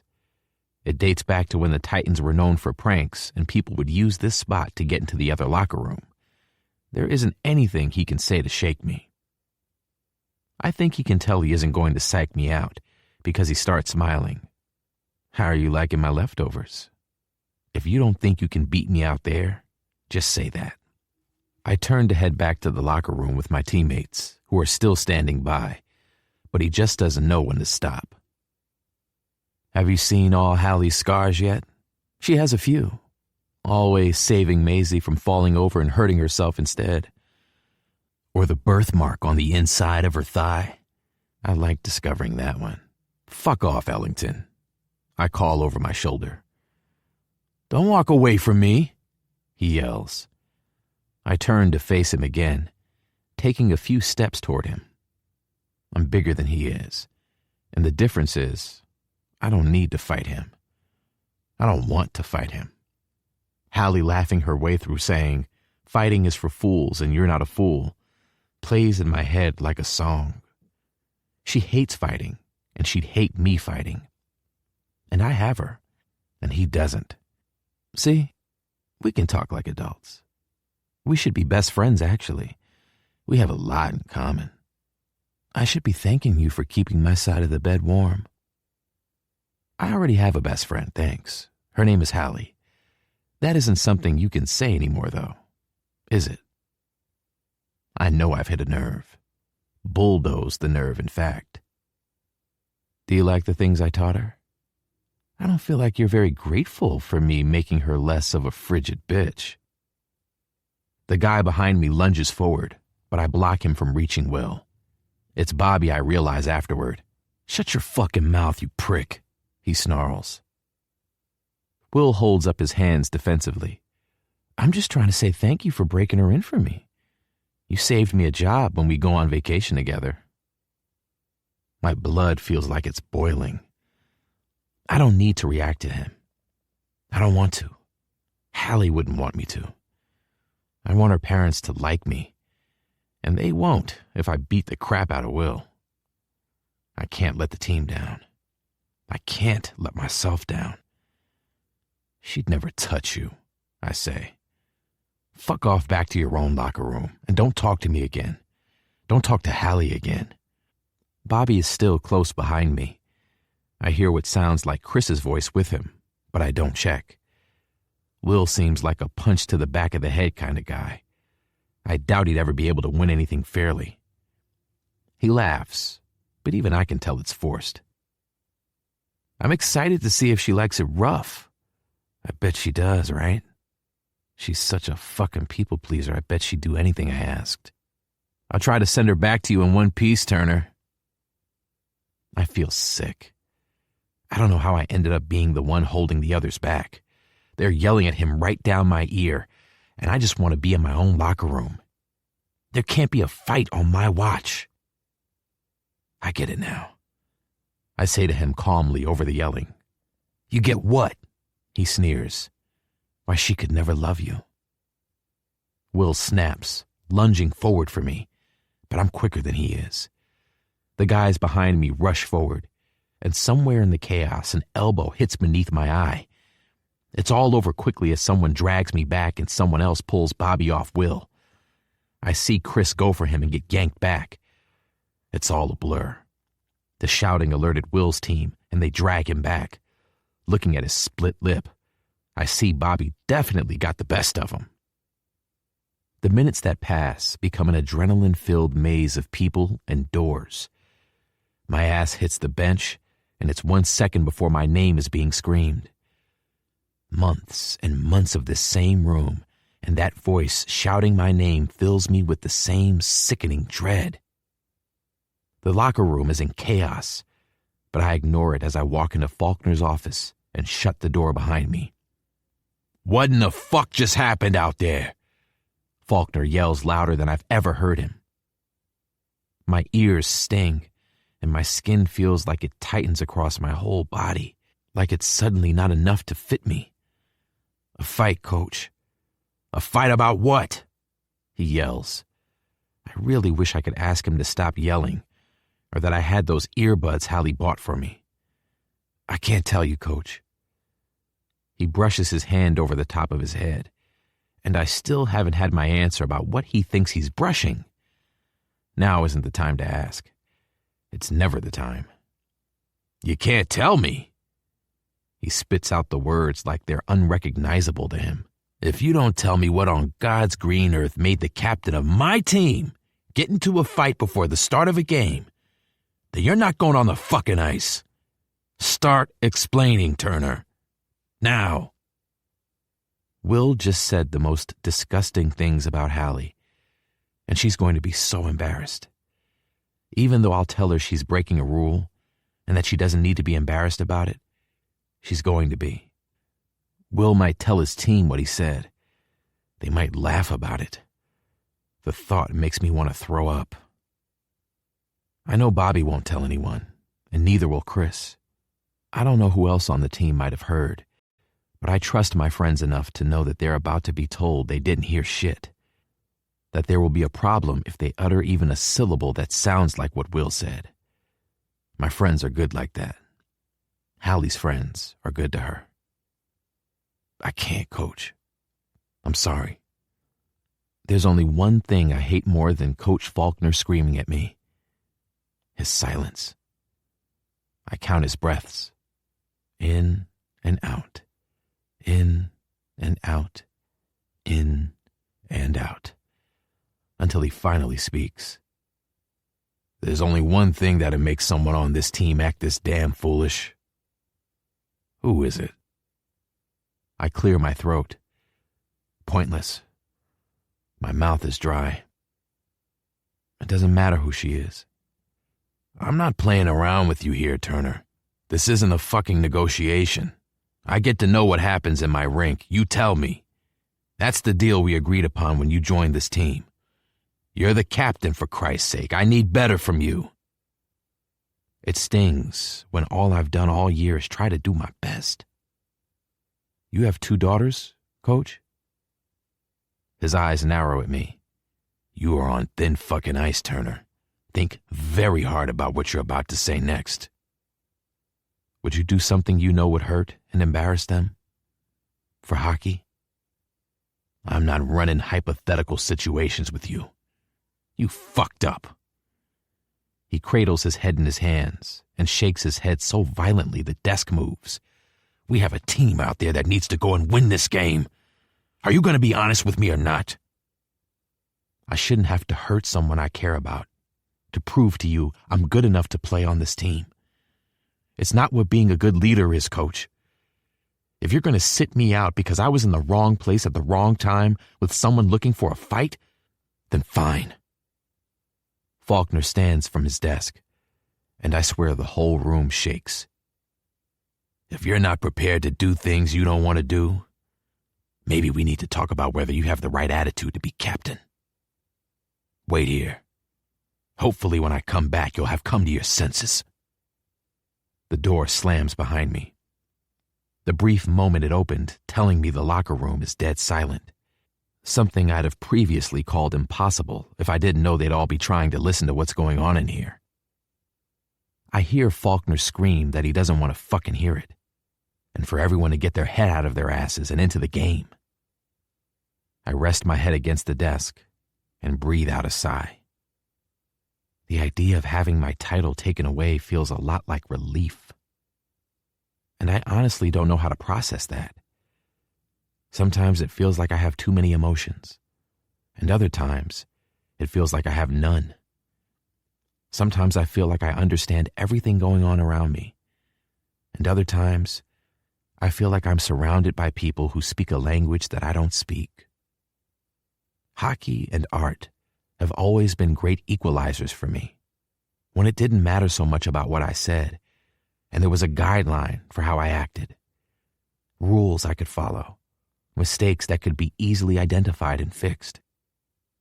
It's almost the opposite of the fluidity of art, where there isn't a way for me to get wrong what I'm trying to create. It has the structure I craved, coupled with the this could go anywhere I love when I create something new. I love being on the team, and when I'm honest with myself, I don't love having the team look up to me.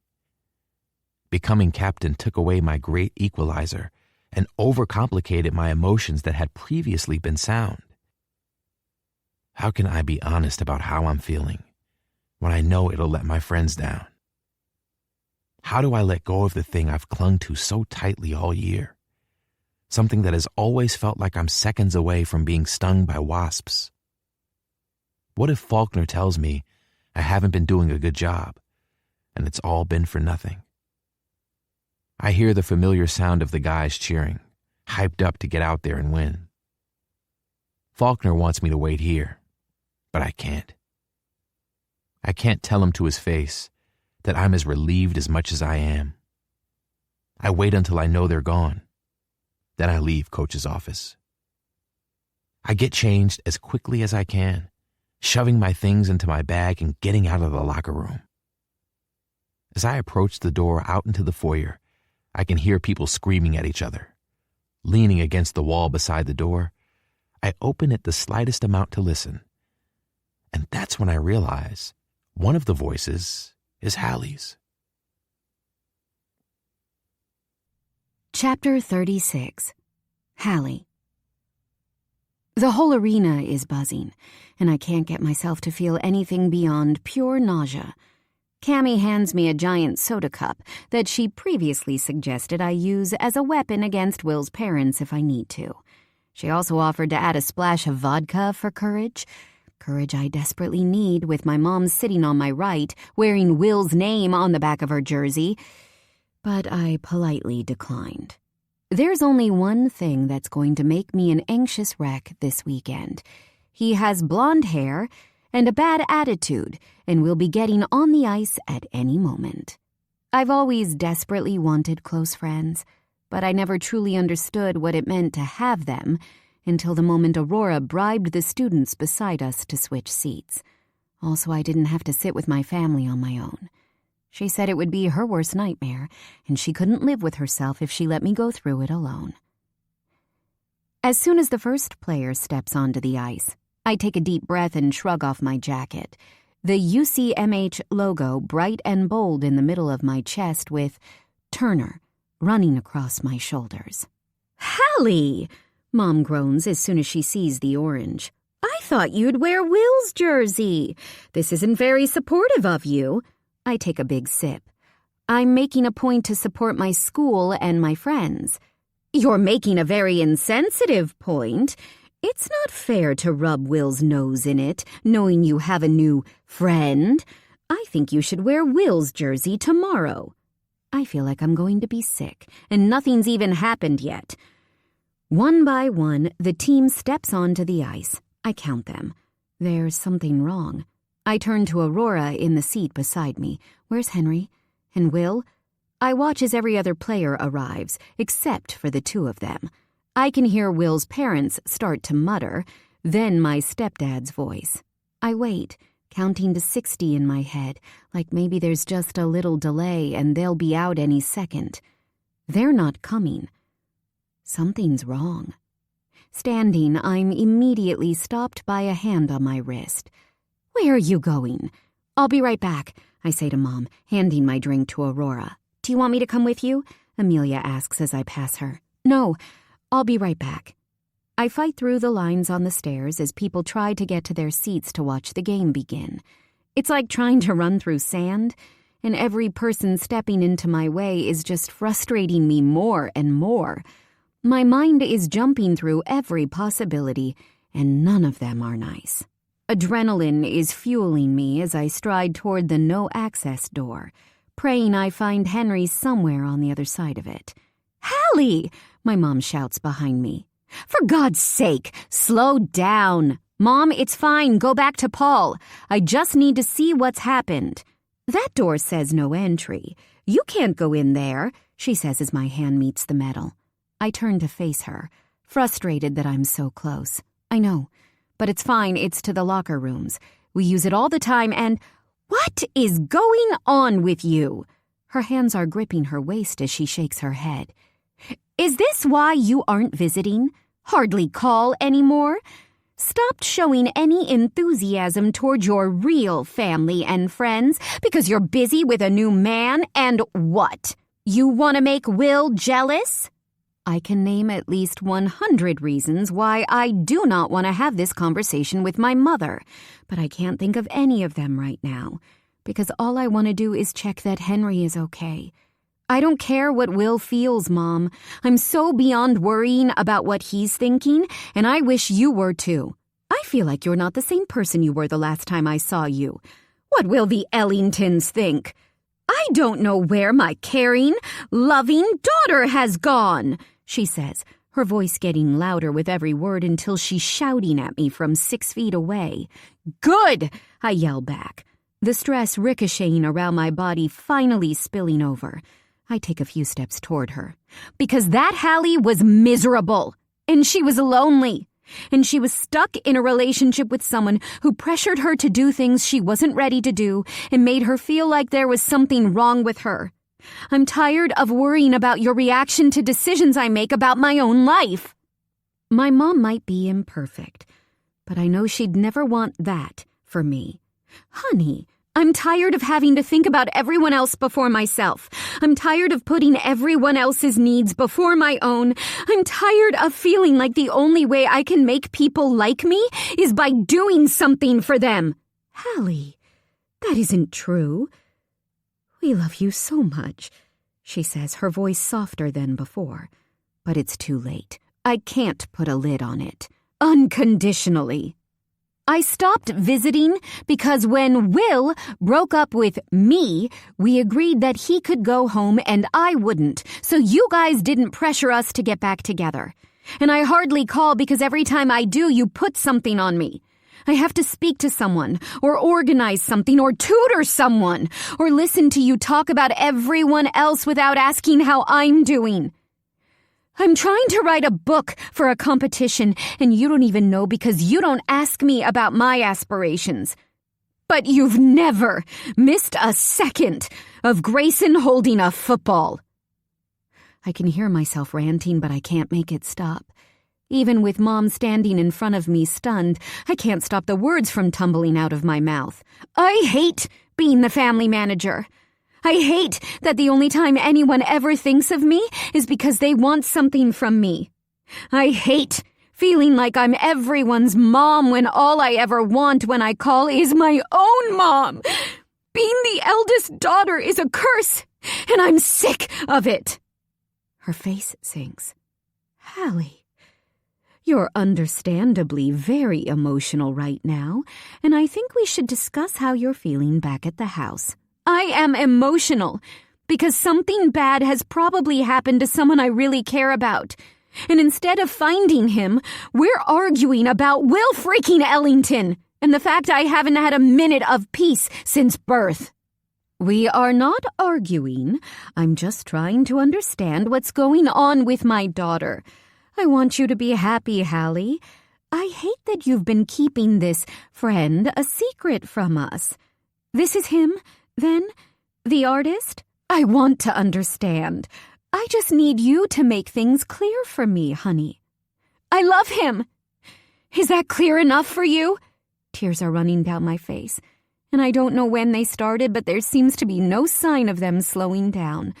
The reality of finally understanding my feelings for Henry at the same time as screaming my grievances at my mom is too much for a Friday evening. Henry is my best friend, and I fell in love with him when I wasn't supposed to, and now I need to check that he's okay. I've always wanted Will for you, but never at the expense of your happiness, honey. Will has been your only true friend for so long, and I was scared if you guys broke up that you'd be lonely. I didn't mean to make you feel like you couldn't make your own choices. She looks like she's on the brink of tears, and I feel awful.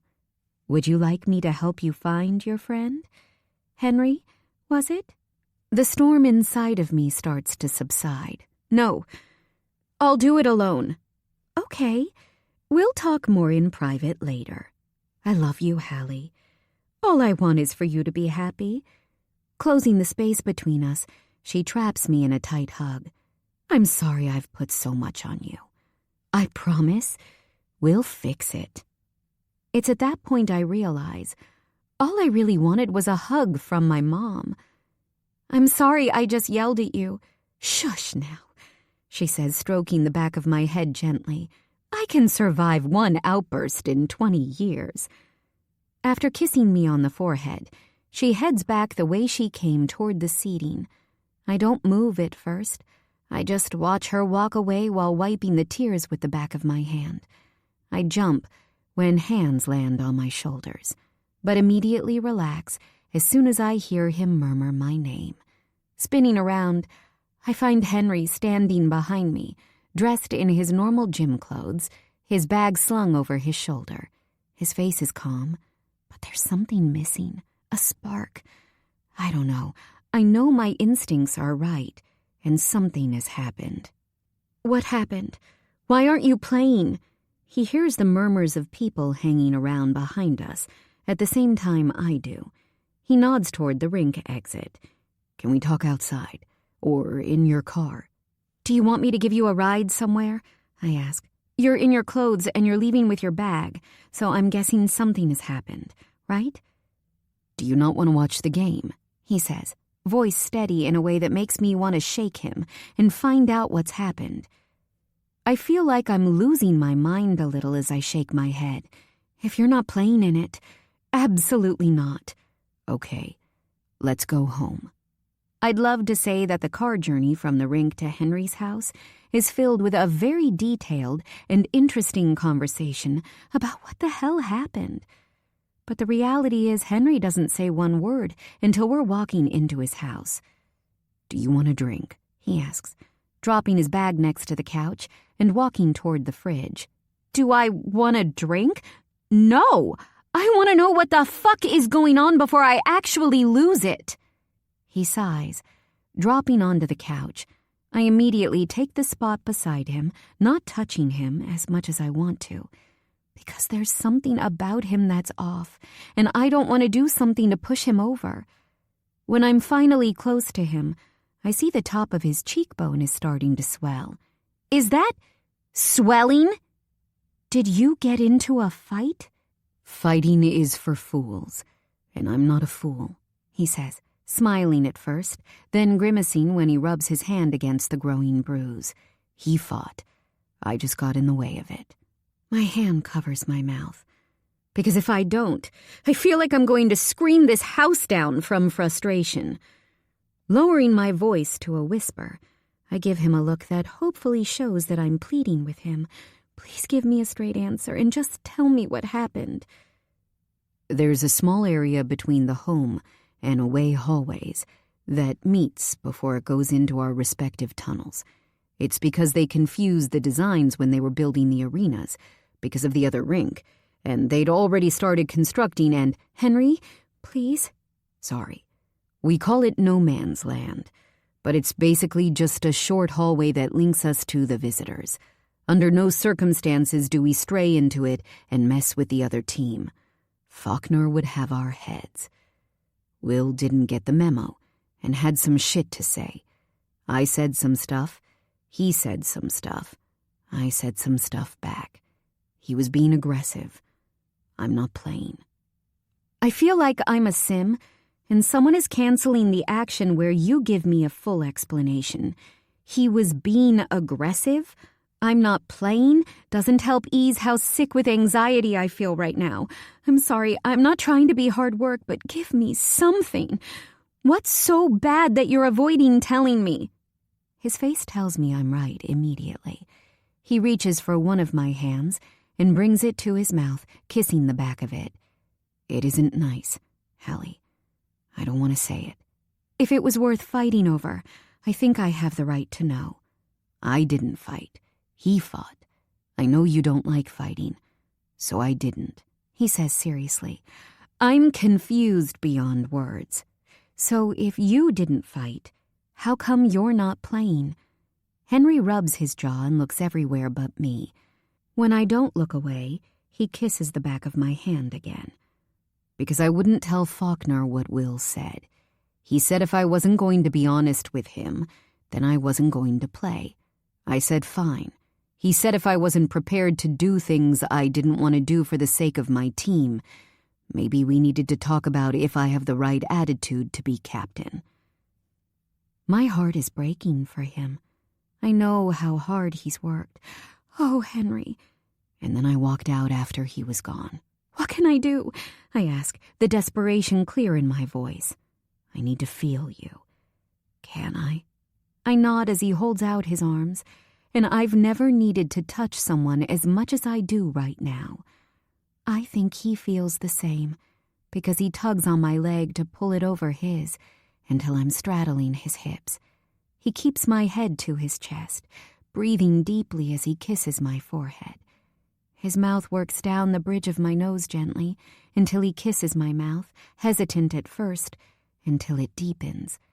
We don't talk as we begin to pull at each other's clothes. I have this frantic need to feel close to him, to keep him near me, almost like somehow deep down it feels like he's slipping away when he's right in front of me. I can't explain it, but I think he feels it too. Henry holds me close as he lowers me onto the floor. Every touch serves a purpose to get us closer together until he sinks inside me. He's careful and tender, telling me everything and nothing in every kiss, every thrust. I cling to him tighter, and when stars burst behind my eyes, I still don't want to let him go. I want to believe that it's grounding to him, that it rids him of all the extra energy plaguing him, but it feels like an apology, or maybe it feels like a goodbye. Henry rolls off me, pulling up his sweatpants and immediately helping me pull my panties back up. It's dirty and emotional, and yet neither of us is saying anything when we stare up at the ceiling of his living room. We're both breathing heavily, but it's the only sound. I need you to tell me what he said. Please, Henry. I'm going to create my own answers if you don't tell me, and it'll probably be far worse than the actual truth. Even though it's disgusting, and it will hurt you, he asks quietly. If something is so bad, you'll risk the thing you've been working hard for all year, then I feel like I need to know what it was. I know adjusting has been hard, but you're such a great leader. You can't throw it away. I'll only make you say it once, I promise. He takes a breath and tells me as calmly as he can. My stomach twists as I hear how Will talked about my body. Henry pauses, which gives me a chance to apologize. I'm so sorry, Henry. I know how hard you've been working to beat him fairly. He asked me if I liked the things he'd taught you, Henry adds, and everything that comes after makes tears fill my eyes, but I don't let them fall. Will Ellington isn't worth crying over, and he never has been. Henry is right. It is disgusting, and it's a weird moment where the anger and the upset fight against each other in my body. But as horrible as Will is, as embarrassed as I feel, I would never want Henry to lose something over me. You should tell your coach what he said. I can drive you back to the rink right now, and you can tell him, and all of this can be fixed, so you can play tomorrow. I don't want to. Now isn't the time to be stubborn, Henry. We can fix this. I'm not worth getting in trouble over. I'll get over the embarrassment. Please let me help you. Don't make me watch you spiral. I felt relieved, Hallie, when he said I might not get to be captain anymore. For the first time all year, I was happy about hockey, and I don't know what to do with that information. I feel really lost about the things I have and the things I want. I think I might need a bit of time to sort my head and my feelings out. I find his hand on the floor beside me and hold it tight. I make up my mind about what I'm going to say, then change it, then decide again. A lifetime passes before I speak. I broke a rule, Henry. It's a big one. Number 4. Anastasia was right. He brings the hand clutching his to his mouth, kissing my skin gently. I know. When I feel better, I'll ask the board to forgive me for not doing number 5. He isn't going to break my heart. Can you give me time? I'm worried that if you're around when this all hits me, that I'll push you away. I promise you and Joy can have me back when I feel better. I just don't deal with things well when everyone is around me. I feel a bit numb now, but I don't think that will last, so I'm going to go to my parents' house. I want to beg him to let me help him, but he clearly doesn't want my help. As hard as it is to accept, especially when it comes to someone I love, I can't fix everything. Yes, this is the one thing you're allowed to say no to me about. He says, voice soft. I can give you time to get your head straight, Henry. As much time as you need. Just promise you'll come back to me as soon as you feel better. I promise. Chapter 37. Hallie. There's a part of me that hopes that when I answer the knocking at my front door that it will be Henry with his shit together. But deep down, I know that it isn't. I don't get many visitors, so it's a surprise when I open my front door and find a woman I don't immediately recognize standing on the other side of it. I say don't recognize, but as she smiles at me and holds up her hand to wave awkwardly, I realize, of course I know who she is. I'm so sorry to turn up like this, Hallie, she says. I'm Anastasia. Henry might have, well, I hope he has, mentioned me before. He's talked about you so much, I feel like I already know you. Oh my God, yes, hi. I feel a little starstruck. Henry talks about Anastasia so much, I feel like she's famous. But I've never met her in person because she's always so busy. Then my stomach drops, because why is she here? Everything is fine, she says quickly. Sorry, you just looked panicked. I'm just looking for Henry. He isn't at home, and I guess I was just hoping he was with you. He hasn't been answering my calls, and I'm just worried about him. He isn't here. He told me he was going to his parents' house, I say, quickly putting her out of her misery. We haven't talked either. He said he wanted time to himself. Anastasia nods, folding her arms to hug herself. I've been really wrapped up in myself this year. I have a lot on my plate, and my boyfriend moved to Vancouver, and I guess what I'm trying to say in a really long-winded way is, I'm sorry I haven't found the time to meet you until now. I know you mean a lot to Henry. I'm really happy he has you, and I'd tell him that again if he would stop shutting me out. In a way, hearing Henry isn't answering her calls makes me feel marginally better, even though I recognize that's a horrible way to feel. I think hearing that Henry is doing what he said he was going to do gives me the smallest bit of hope that things will work out. We kind of almost met last year.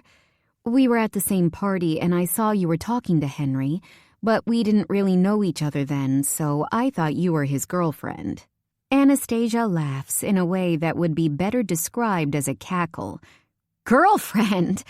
He'd rather be celibate for the rest of his life. Henry only likes tall girls like, well, you.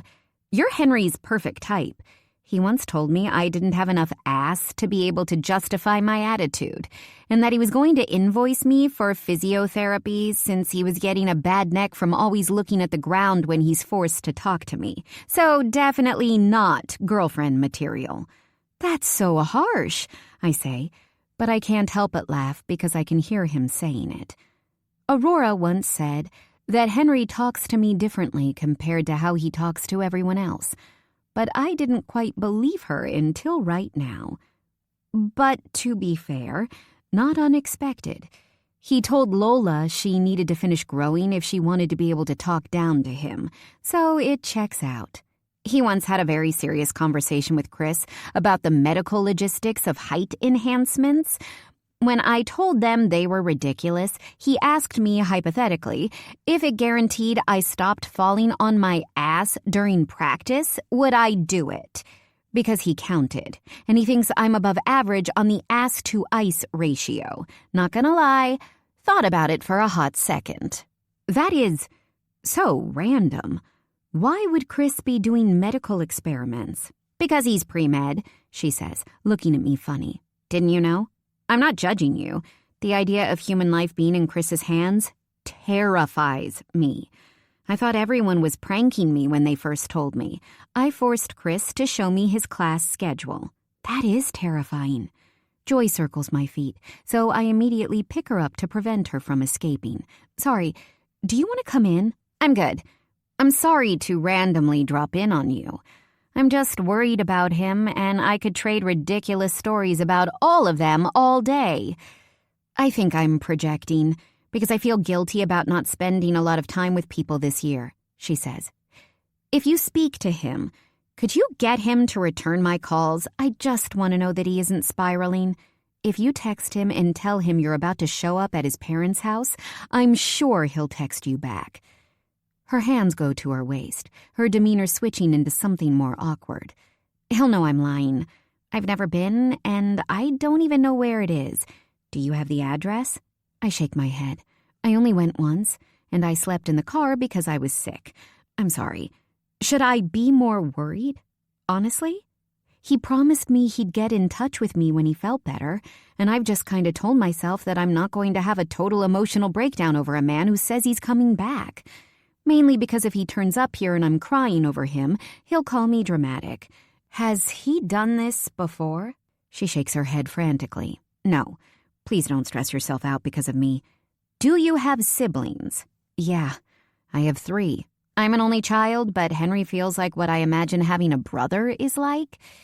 He isn't great at working out when he's on a downward spiral, but he's learned that if he removes himself from the situation, he can basically, process it all better. I'm still going to stress about him. I can't help it. But like I said, it's mostly guilt. I get the sister guilt, so I know exactly what you mean. I struggled with it a lot the first year living away from home. I'll make sure he checks in when I next hear from him. I really hope we get more chances to hang out properly before I graduate. I really want to know you, Hallie.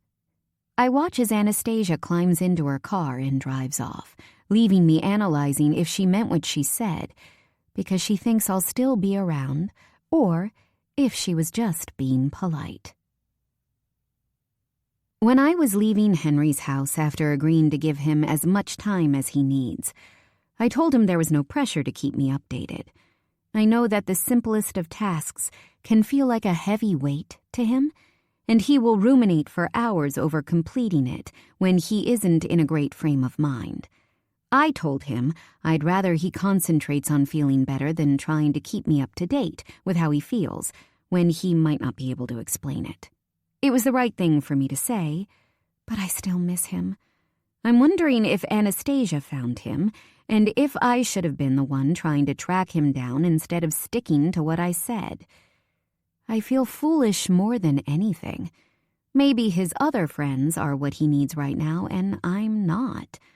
I'm ashamed to admit that the idea that he could be out with his friends having dinner or something while I'm at home worrying makes me sad, especially because I'm not supposed to be worrying.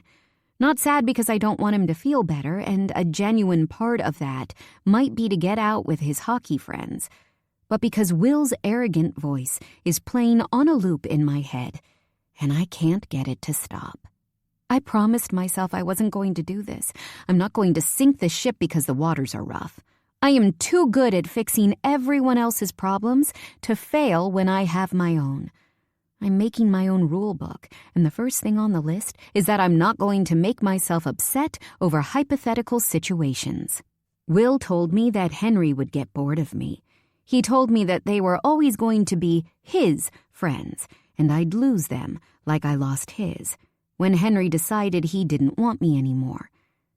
It's that thought that's been plaguing me, even though it went against rule number 2, which was never thinking about Will. But it's the reason I'm so surprised when I answer the knock at my front door, and Aurora, Amelia, Poppy, and Cammie are standing on my doorstep.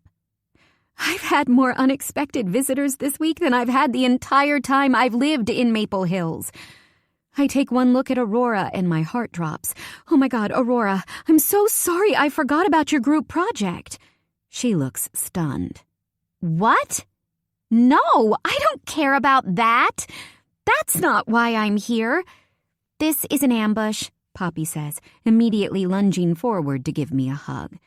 I look at the rest of them through a face full of Poppy's curls. Cammy holds up something behind Amelia's head. But it's an ambush that comes with wine. And Kenny's wings, Amelia adds, holding up 2 paper bags with the familiar Kenny's branding.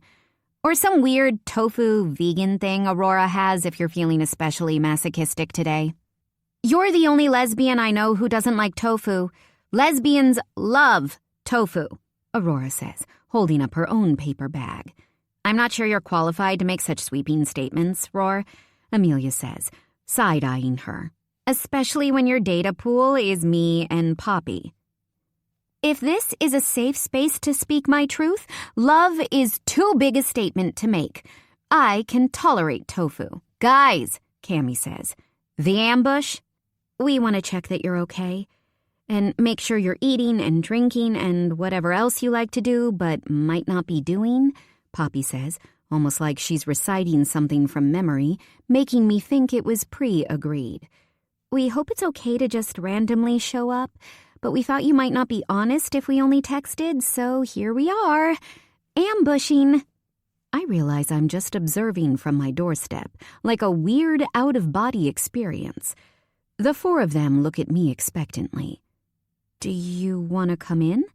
Closing the door behind them, I consider if there's some kind of visit Hallie memo that I didn't get as we all head into my living room. I follow them into the kitchen and watch like some kind of lingering ghost as they work to get 5 plates, 5 glasses, napkins, and ranch dressing.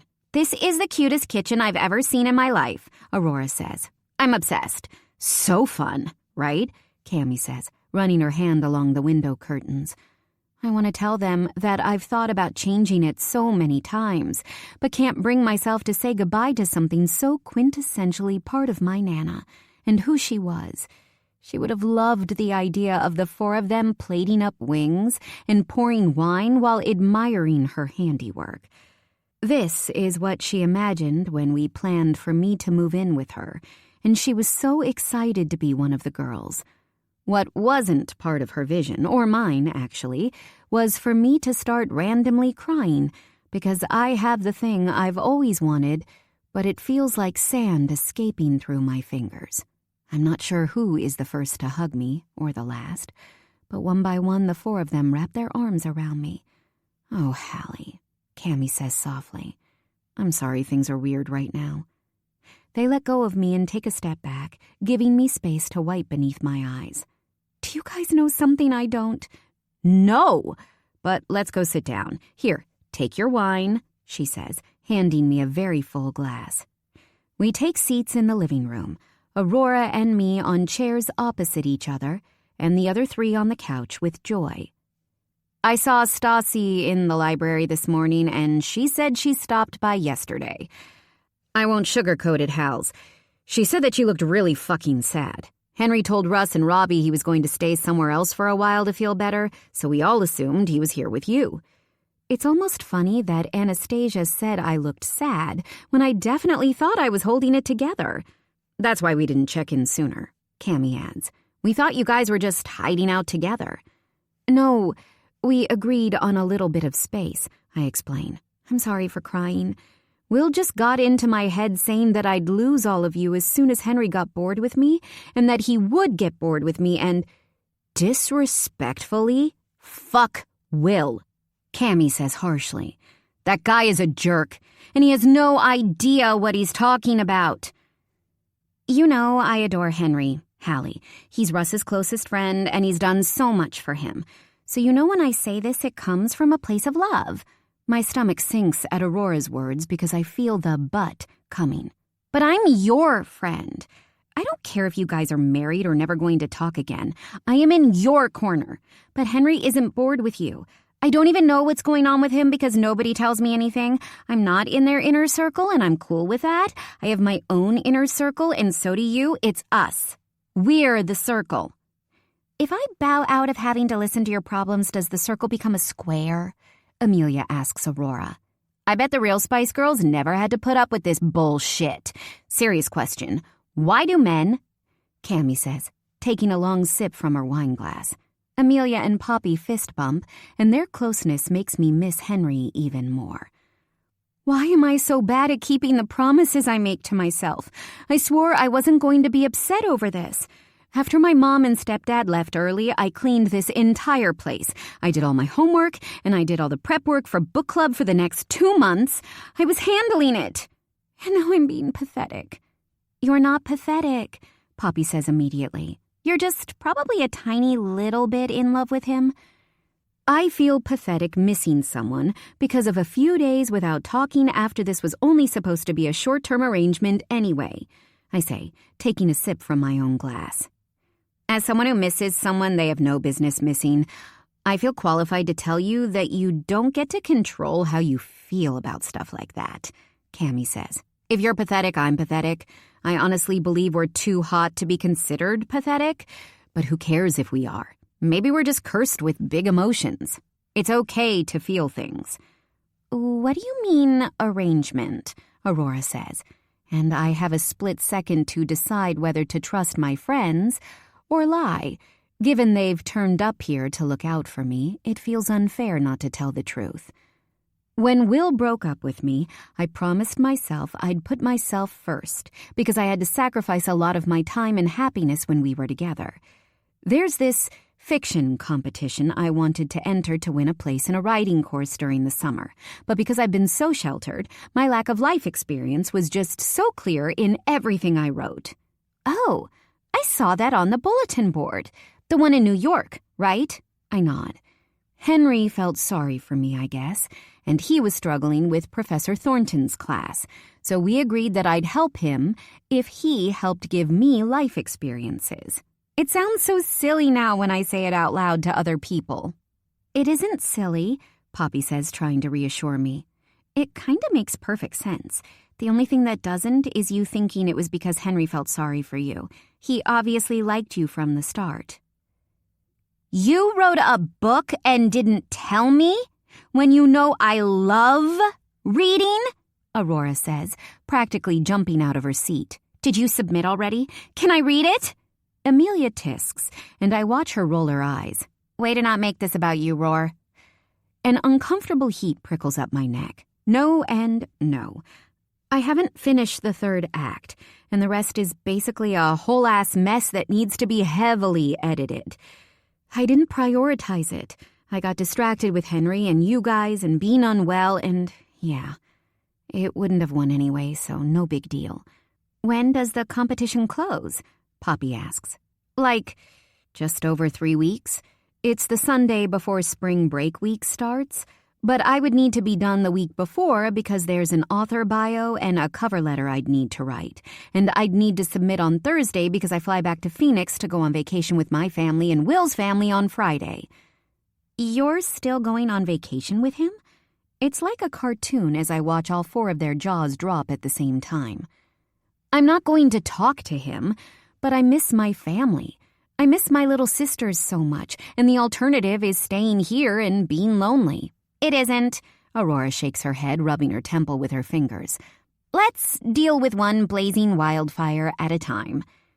Hallie, you have to submit this book, even if it's totally rubbish, which it won't be because I don't believe you're capable of that, Cammy says. Even your system notes at work are beautifully crafted. But the point is, you owe it to yourself. You can finish this book. I believe in you. But I don't even know how to end it, I admit. I've had an idea this whole time, and now it just doesn't feel right, so I don't know what to do. Go with your heart, Aurora says. I want to tell her my heart is kind of busy being bruised at the moment. Just start typing and see what happens. That'll be the story you want to tell, and send me what you have so far. I can start editing it while you finish the rest. Me too, Amelia says. I love being a grammar nerd. I am not a book or grammar girl, but I'll make sure you're fed and hydrated. I'm also fucking amazing at giving massages if your back and neck get sore, Cammy adds. I've been writing emails for my mom since I learned to spell, Poppy says, laughing, and that task feels so familiar to me. I can do the bones of your cover letter if you let me know what you want to say. Then you can just edit it to suit your style. We can do this, Hallie. I don't want to waste anyone's time just for me not to win, I say honestly. Girl, shut up, Cammy says, shooting me a look that tells me she's saying it with love. We're finishing this book. My instincts are telling me to say I don't need their help, that I'll do it all on my own, but in reality, that isn't what I want. I need help and I need support, and having a group of friends who offer that is what I've always wanted. This whole time I've craved more superficial experiences like shopping and getting ready together.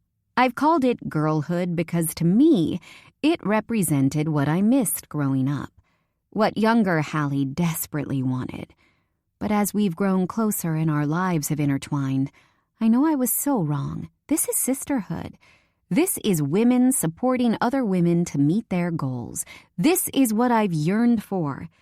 And I didn't even know.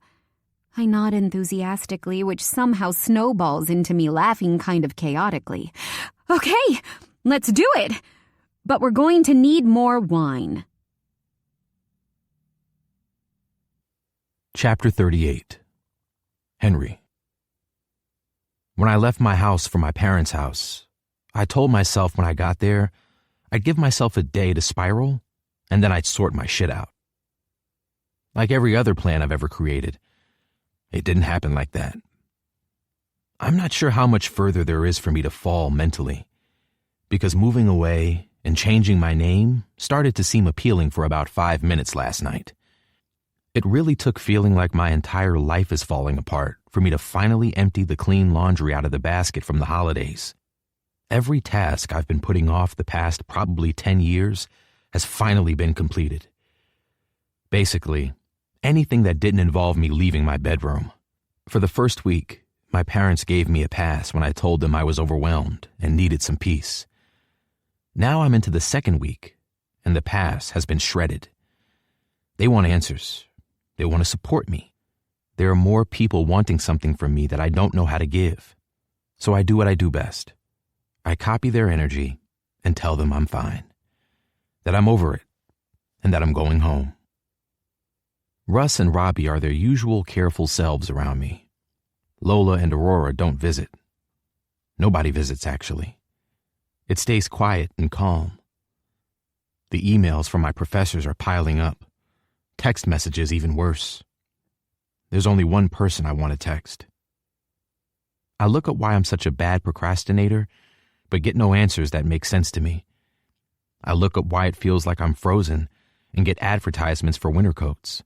I look up how you know you're in love with someone, but close the tab before I get more answers that I can't understand.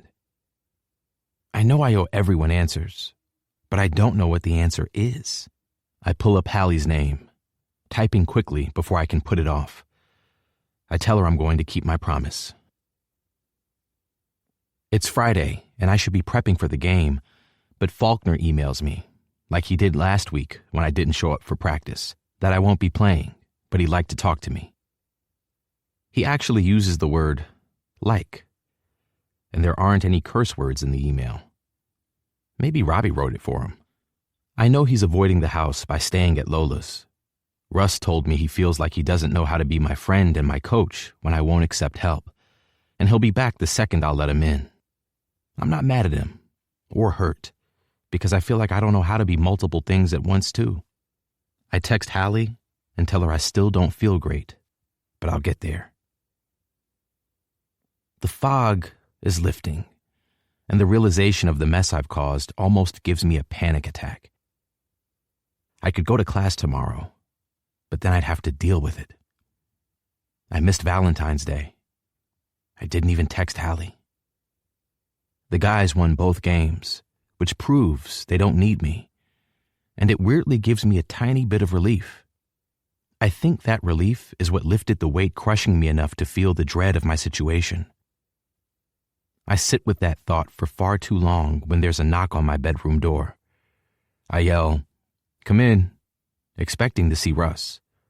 but when the door beeps and opens, the last person I expect to see standing in my doorway is Nate Hawkins. "I can tell by the look on your face that you forgot I was around this week," he says, closing the door behind him.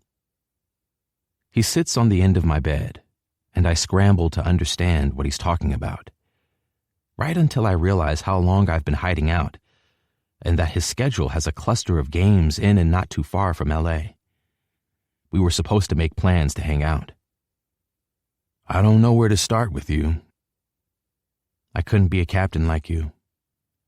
I'm sorry you put your faith in me and I let you down." Nate stares at me like I have two heads. He scratches his jaw and shakes his head. "And I was shitting myself the entire time. Literally, before every single game, Robbie would pull me aside and give me this wild pep talk to hype me up because I wanted to be sick. I just didn't let it get the better of me. And eventually, I stopped worrying so much. You haven't let me or anyone else down." Faulkner isn't going to see it like that. I walked out on him. I've missed so many classes my grades are going to be ass. I've ruined everything, Nate. I know it feels like it. Honestly, I get it. And I'm not telling you that your feelings aren't valid, but you can fix it. Faulkner's the way he is because he loves the team, and he loves his players. He would not want you to hide away over fucking ice hockey. I don't know what to say to him. To say to everyone I've been avoiding. I feel like shit. And I can't even explain why I react the way I do. It's not fucking normal to just shut down like this, but I can't stop it. Nate listens to me rant, saying nothing until I'm done.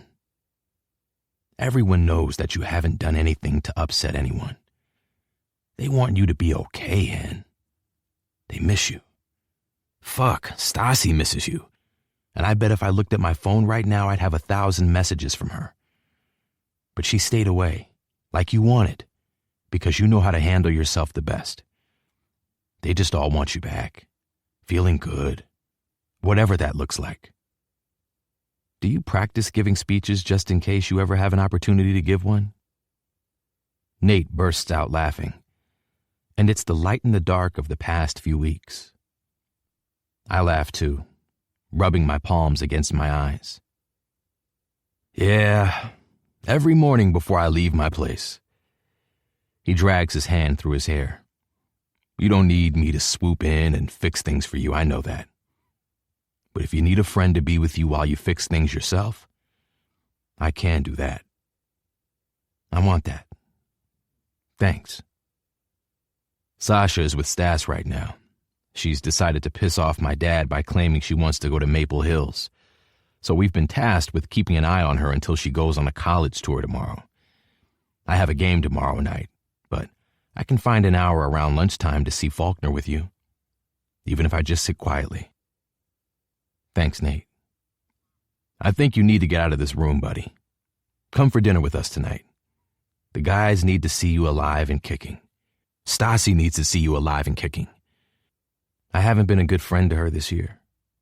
I hardly see her anymore, and she never comes around. But I guess I never invite her, and you know she cried and said the exact same thing about you. That she'd failed you by not being around. That somehow she could have prevented this if she'd seen you more. You'll both survive this. You've got that weird pseudo-sibling thing going on. I always think I should call Sash more, and she only calls me when she wants something. It's normal. Did you know Stas met Hallie? That makes me sit up a little straighter. No. When? What did she say? Not a lot. She was at Hallie's looking for you before she found out you were at your parents' house. She said Hallie clearly missed you, and that she was very sweet, and even prettier than she was expecting. Something about a type of cat someone else has that's apparently a big deal. I can't remember. I miss her too. I want to call her, but I know that she'll drop everything to help me sort my mess out. She drops everything for everyone. She never puts herself first, And I know if she finds out I have assignments and studying to do, she'll prioritize me. I told her I needed space and I'd fix everything. And right now it doesn't feel like it could get worse. Come for dinner. The guys can help. But don't worry too much about it, Henry. You didn't ghost her. You didn't just disappear with no explanation. It sounds like you told her how you were feeling and you set her expectations. Maybe don't feel like you need to apologize to her and feel more like you need to thank her for letting you take the time you need. I don't remember you being this wise when you lived here. Nate laughs again, and the cloud truly feels like it's lifting. I don't remember your room being this tidy. I feel like the weird family member turning up at a wedding with the way everyone stares at me when I walk into the restaurant with Nate. I take the seat next to Sasha, who is the least likely person to give me a headache. But then I remember that people can talk across tables. It's giving Nate is your favorite energy, Maddie says as I put my napkin across my lap. I said I'd be able to coax you out of your depression pit, but Russ wouldn't let me try. Golden retriever to guard dog like that, Chris says, snapping his fingers. Bobby is unusually quiet, but it doesn't last long. Can't help but feel like I fucked up your life, dude. Sorry about that. He was just saying all that stuff and I could tell you were trying not to rise to it, but he went too far and I just thought, fuck it. I'm glad you hit him. Bobby smiles. I'm glad I hit him too. Faulkner knows and has been making my life hell as you would expect. Why didn't you tell him, Hen? You could have just blamed me and avoided this whole mess. It's a question I've been asking myself for the past 2 weeks. It was only after I left, when the adrenaline had worn off and I was retracing every second of what happened, that I realized I hadn't told Faulkner that my swollen cheek was from me getting out of the way. That Hallie hates fighting, and she would have been so disappointed. That I don't need to fight someone like Will, because I've already beaten him in every way by getting to be loved by Hallie. It was all too late, though, and rehashing the events with Faulkner felt like the least of my problems. I honestly don't know. I wouldn't tell him what Will said because I didn't want to embarrass Hallie. And he said something about maybe I shouldn't be captain, and I felt relieved. I take a deep breath. I don't like being captain. A silence spreads across the guys, and Russ is the first one to speak. I notice Aurora isn't beside him. Then why do it? Why not just step down?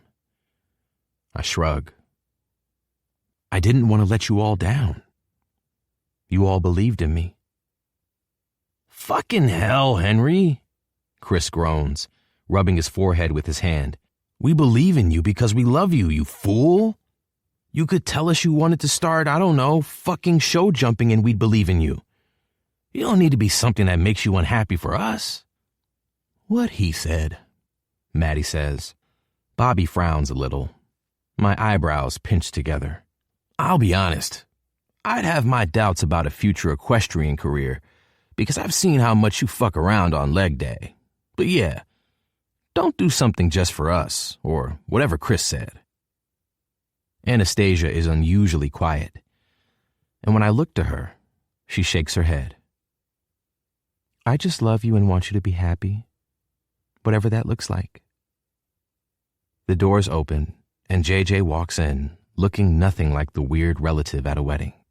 I heard we were holding an intervention. Has Nate made some corny speech yet? Not yet, Robbie says. He's at the end of the table beside Lola, also staying quiet. I'm sure it's coming. You're looking at me, Hen, but I don't have anything to say. I've got your back whatever you do. I've always got your back. JJ takes the empty chair on the other side of Sasha and leans forward. Let's talk about how you unfuck up your relationship with the love of your life. Everyone groans, including me. What? He's going to need something big. I don't know who goes first, but at least 3 people say, that's what she said. Anastasia and I have argued many times about the idea of manifesting. I know for certain that it's absolute bullshit, because I asked the universe to give us flat tires so I can't get to Faulkner's office, and nothing happens. "It's good to see you, Henry," he says when I sit in his office. He looks at Nate. "I thought I'd gotten rid of you, Hawkins." I don't think Faulkner has ever called me by my first name, which is an immediate red flag. I think of the speech that Nate and I practiced on the way over here. I figured if I was going to make one, I may as well run it by an expert. "I'm sorry for going MIA, Coach. Sometimes I get really overwhelmed, and it makes it difficult for me to process all my emotions, and I sort of shut down. I don't know why I do it. I don't know how to stop it, but I really want to. I love hockey, but I don't love being a leader. I feel responsible for everyone and everything, and I can't see outside of my own head sometimes. I didn't want to let down the people who believed I could do it, and I didn't want to let myself down. But I also need to admit when something isn't the right choice for me." Faulkner doesn't interrupt. He doesn't yell. He doesn't slam his fist on the table. "You know we could have avoided all this upset if you'd have just explained that you didn't hit anyone." "I know. Why didn't you tell me that Ellington attacked you? You were the victim, Henry. I should have been looking out for you, not berating you." "Your team's mistakes are your own when you're the leader." Faulkner looks at Nate, his eyes narrowing. "Did you teach him this fall on your sword bullshit? You're good at that too." "What?" Nate says, losing his cool slightly. "No." "I read it in a book by Harold Oscar. I was reading it to learn how to be a better captain. But it feels pointless now, because then you said maybe I shouldn't be captain, and I felt relieved. And I don't know. It's hard for me to remember." Coach laughs, and I've never been more confused. I turn to Nate for guidance, but nope. He looks confused too. "Harold Oscar? Have you ever looked up Harold Oscar? Or met him? Because I have. The guy is an asshole. He couldn't lead ducks to a pond. He was injured for most of the seasons his team won. Why the fuck would you listen to his advice?" "I wanted to do a good job." "You were, for what it's worth. We can fix this. No more, though, Henry. I accept that you've had a rough time mentally, and your recent conduct is an exception. You pull this shit again, it's going to end very differently." "I understand." Coach grabs a pen from the pot on his desk and a piece of paper. "Here's what you're going to do. You're going to make up every workout and every skate you missed while you were gone. You're going to email all your professors and ask them what you need to do to catch up. Plus, you're going to talk to someone about shutting down when you're overwhelmed. When you've done that, and you're caught up, and you've made up all your training, you can play. We can decide on a new captain." "I can help," Nate says, nudging my shoulder. Faulkner frowns at him. "Why would I want your help? I took your advice last year and look where it fucking got me." He gestures to me. "A captain who hates captaincy."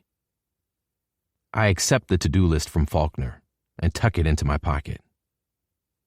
"Yeah, he's got you there, Nate. You did drop the ball by believing in me." Nate pinches his nose between his fingers. "I'm getting a migraine." 1 hour later, and my life feels like it's back on track. It's ridiculous when I think about it like that. Russ is hanging out in the living room reading a textbook and working on his tablet when I get home. All good? I have a lot of work to catch up on, but yeah, all good. I think Coach was having a moment. He called me Henry. Russ's nose scrunches. That's weird. You can tell Aurora to stop avoiding the place now. It's weirdly quiet without her here. It will also help me determine if she hates me. She isn't avoiding it. She's helping Hallie with the writing project or something. She said it was a secret. She only told me because she needed to use my laptop when she left hers at home by accident. I've been thinking of ways to show Hallie how much she means to me since JJ brought it up last night. I need you to show me. He looks like I just asked him for a kidney. Roar will kill me, Henry. I don't think I was even allowed to tell you. Please, Russ. I'll never ask for anything from you again. I need to make it up to Hallie, and I know how. Fine, he says, closing his book. But you need to teach me how to be good at hiding out when Aurora inevitably tracks me down. You got it. Pulling out my phone, I send Hallie one more text.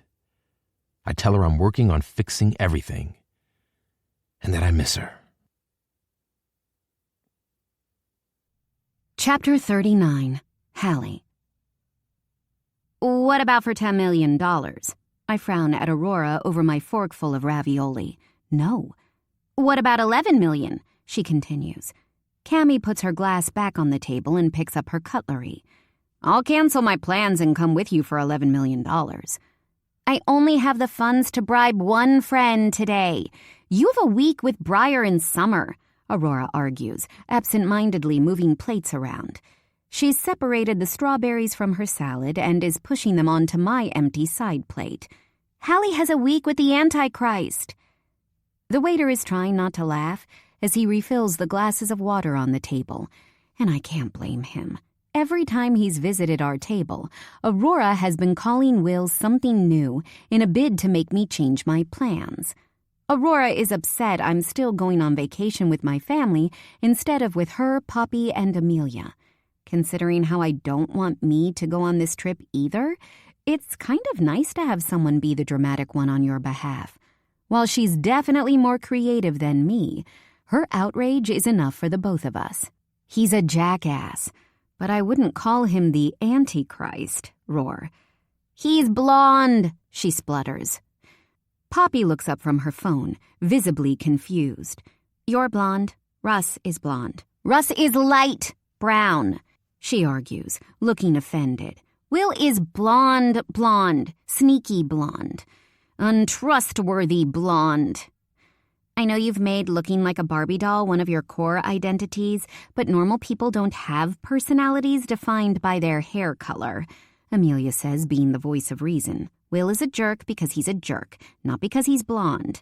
Of course you'd say that. Your hair is brown, Aurora counters. I finish the last of Aurora's strawberries and take the napkin from my lap, placing it next to my empty plate. How about I still go on my vacation because he won't be there the whole time because he needs to leave early for a game. But if his head starts spinning or he starts speaking in tongues, I'll let you put me on a flight. Fine, she says, throwing her napkin onto her empty plate. But your sister followed me, and she promised to keep me up to date because I don't trust you not to tell me what I want to hear. So just know, I'll be watching. I think if I were a little stronger, I'd have bowed out of this trip a month ago. Mom and I had a great chat after I arrived home from Henry's place. If I stank of sex and sadness, she didn't mention it as she cuddled me on the couch. I didn't tell her what Will had said, but I let her know that it was horrible enough that I was never speaking to him ever again. She apologized for not realizing how much she put on me. She told me I was her rock, the one who kept her sane through all the stressful times, but that her dependence on me had robbed me of so much. She cried when she told me she worried that I'd matured too quickly, and that's why I struggled to make friends, and that she thought maybe my reward for being so selfless was one of those once-in-a-lifetime kinds of love. I told her I was never in love with Will, but maybe it could still be true. She said she didn't expect me to come on the vacation anymore if I didn't want to, but I do really miss Jonna and Maisie. I already miss the holidays with them. I can cope with ignoring Will for a few days. I know that Mom no longer feels any kind of allegiance to Will. In fact, I'd say she probably hates him now, knowing what she knows. She doesn't bring him up when she calls, and she only ever asks me how I'm doing and what I'm up to. Well, she tries. And I don't mind helping out with some things. Maybe next year she can plan the trip and I can go away with my friends. When the 5 of us were desperately trying to edit my book, Mom sent a care package with snacks and candles, which showed me she heard what I said and is trying to be better. You're the only person worrying, I lie, telling Aurora what she wants to hear. I'm excited to hang out with my siblings. It's going to be great, and be careful. Gigi will extort you for race tickets. She's just gotten into Formula One. You're going to have to get better at lying, Amelia says, waving her piece of pizza around as she talks. I can't be surrounded by bad liars. I want to work in PR, and it might rub off on me. Romano's isn't as busy as I expected it to be on a Friday afternoon, given I've never been able to get a reservation here. My spring break officially started yesterday, since I have no Friday classes. But for everyone else, their break started an hour ago. We agreed to meet for lunch before heading on our respective trips to celebrate me finally submitting my novel to the competition. Poppy wanted me to do it here at the table in front of them all, but it felt like something I needed to do alone to fully absorb. I finished a book. I finished a freaking book! And I did something for myself. I learned a lot in the process, and in the end, it wasn't about the knowledge I learned from the experiences I was given by Henry. The most important thing that this whole project has taught me is that putting myself first doesn't mean that I have to do it alone. Having people to help and cheer me on while I did this thing for myself is what made it actually enjoyable in the end.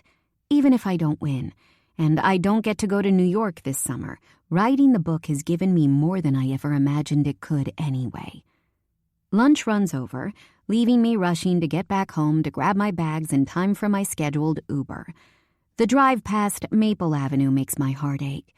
Henry's texts became less frequent as February passed, and I haven't heard from him since he texted me, saying that he was working on fixing everything, and he missed me. I told him there was no pressure to keep me updated, so it was hard to battle mentally expecting no updates, but also wanting them so much. I'm happy he's fixing things, and I want him to feel better. I can't pretend it didn't sting to see him posted in pictures out for dinner with Nate and his other friends. The stunningly beautiful girl beside him in the picture made my stomach drop because I didn't recognize her. But Aurora immediately reassured me that she's Nate's younger sister. Jealousy is a weird new emotion for me, especially because of the guilt it brought. I laughed in the end because it resulted in my friends telling me all the times they've been jealous and unhinged. Cammie was the clear winner.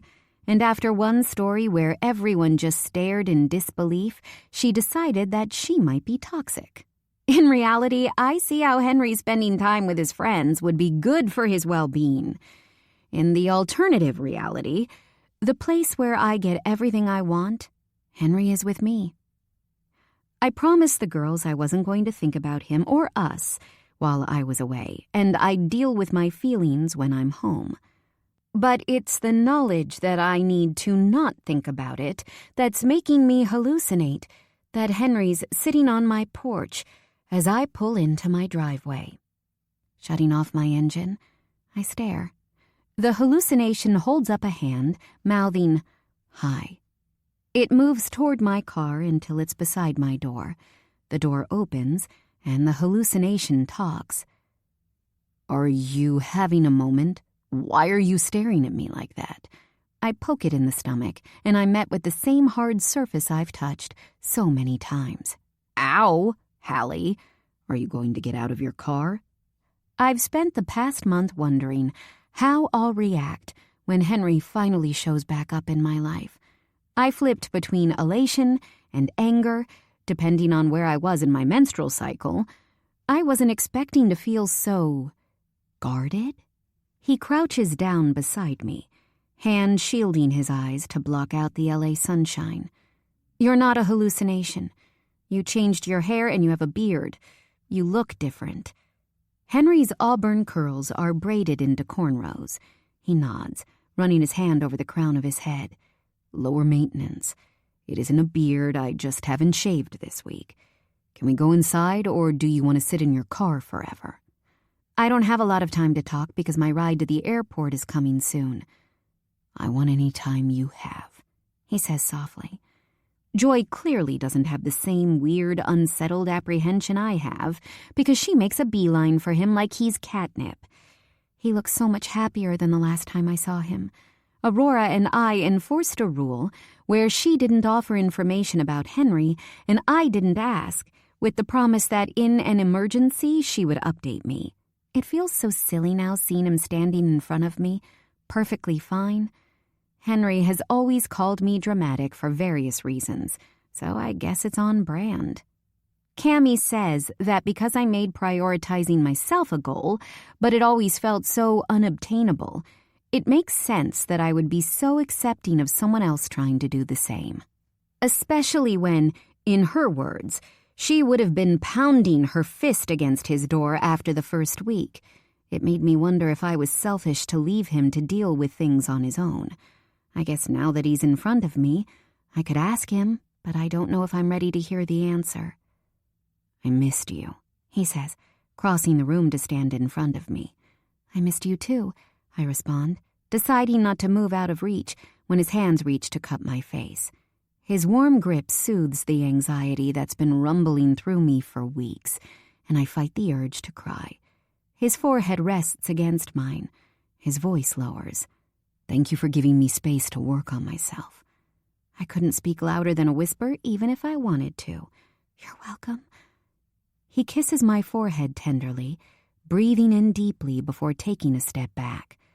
"We both know I'm not always the best person with words, and I know you have a vacation to go on, but I wanted to give you this." He hands me a small sealed bubble mailer.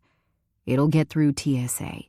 An email will come through soon, so don't open the envelope until you receive it." "This is very mysterious and secretive," I say, shaking the mailer. "It's a gift, to show you how much you mean to me, and that I'm sorry for needing so much time. I'm scared you think it's because you're not important to me, when, in reality, it took so long because you do mean so much to me."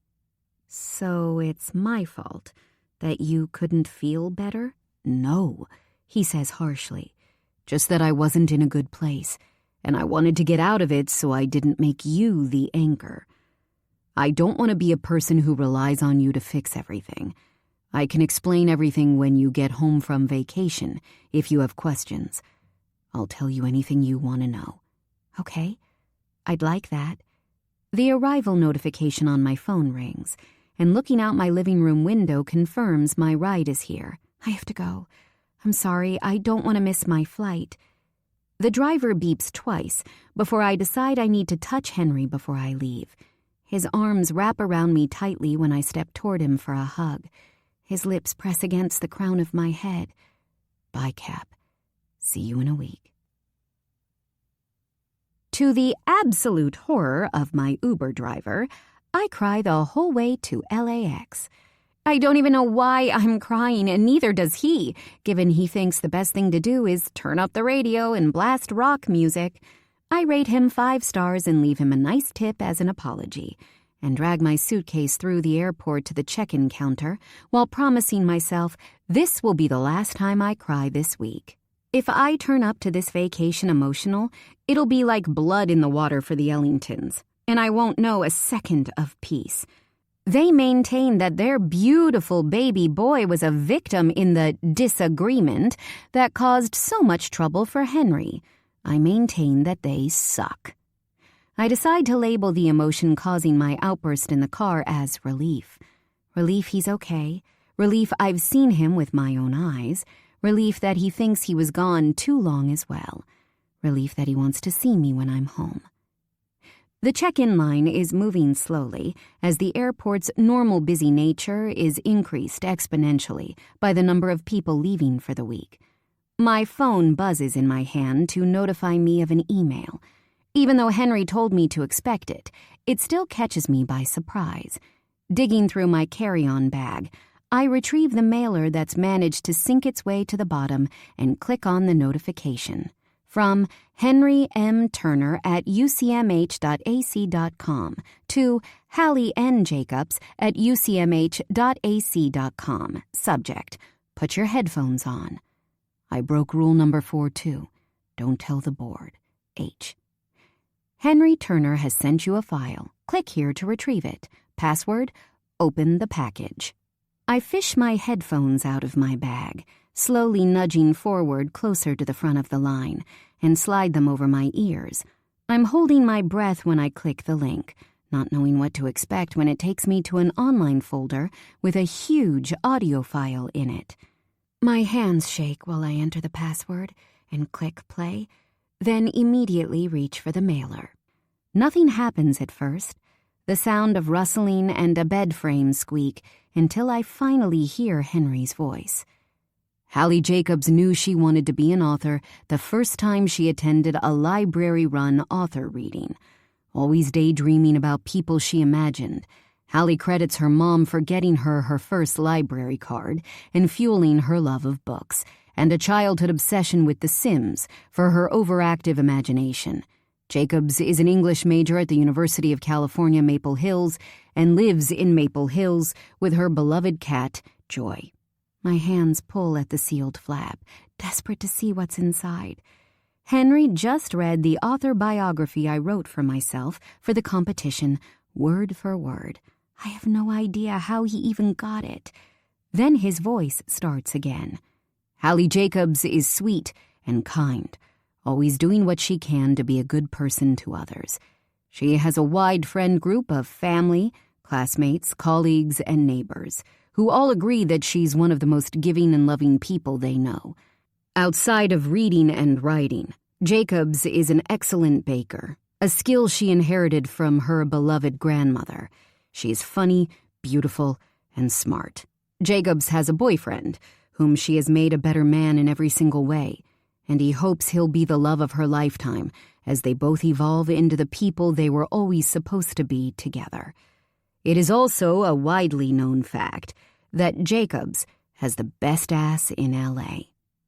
Maybe there can be a long list of complimentary adjectives when someone talks about me. When Henry talks about me.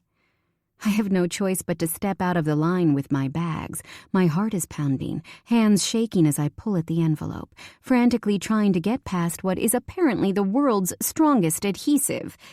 It finally comes loose, just as Henry begins talking again. Chapter 1. The book that comes out of the mailer isn't one I recognize. The cover is hand-painted. 2 people are lying in a meadow full of daisies. The sky is the dreamiest purple and pink, and my name is right there beside them. Turning the first pages, as Henry reads my words to me, I notice his tidy scribble on the title page. This might be my favorite romance book, but we're my favorite love story. Yours always, Henry. Each page I turn has more and more Henry between it. His art is sketched onto the pages, over my words, binding us together. Every drawing fills me with more and more life. And I don't realize I'm crying until a tear drops onto the page and spreads across the ink. As much as I don't want to, I pause the audio. I have some calls to make. Chapter 40. Henry. Nate told me to trust the process, and I'm trying to listen to him. But as it turns out, I'm not really a trust the process kind of guy. I can be laid back, sure. But am I trusting that urge to just let shit play out? No. I like predictability. I like routine. I like certainty. Which is why when I sent Hallie that email, I threw all those things I like into chaos. And I'm going to have to practice patience, something I'm not known for, to wait a week until she gets home to find out what she thought. After only a handful of text messages to make sure she knew I was thinking about her during the month, I can hardly expect, I've been told by the guys that I can hardly expect her to contact me right away. JJ said what I haven't learned from hooking up with whomever I want and then moving on is that when you do really like someone, it is inevitable that you will, at some point, cause a fucking mess that you need to fix. All the guys agreed. So I'm taking this as one of those times JJ gives out okay advice. According to him, followed by a team cosign, This is my grand gesture to make sure she knows how much she means to me. After Russ finally caved and let me look at the book, I was immediately mad at myself for not insisting Hallie let me read it sooner. I loved seeing her words on the page, recognizing her voice, but seeing it tell someone else's story. It was magical.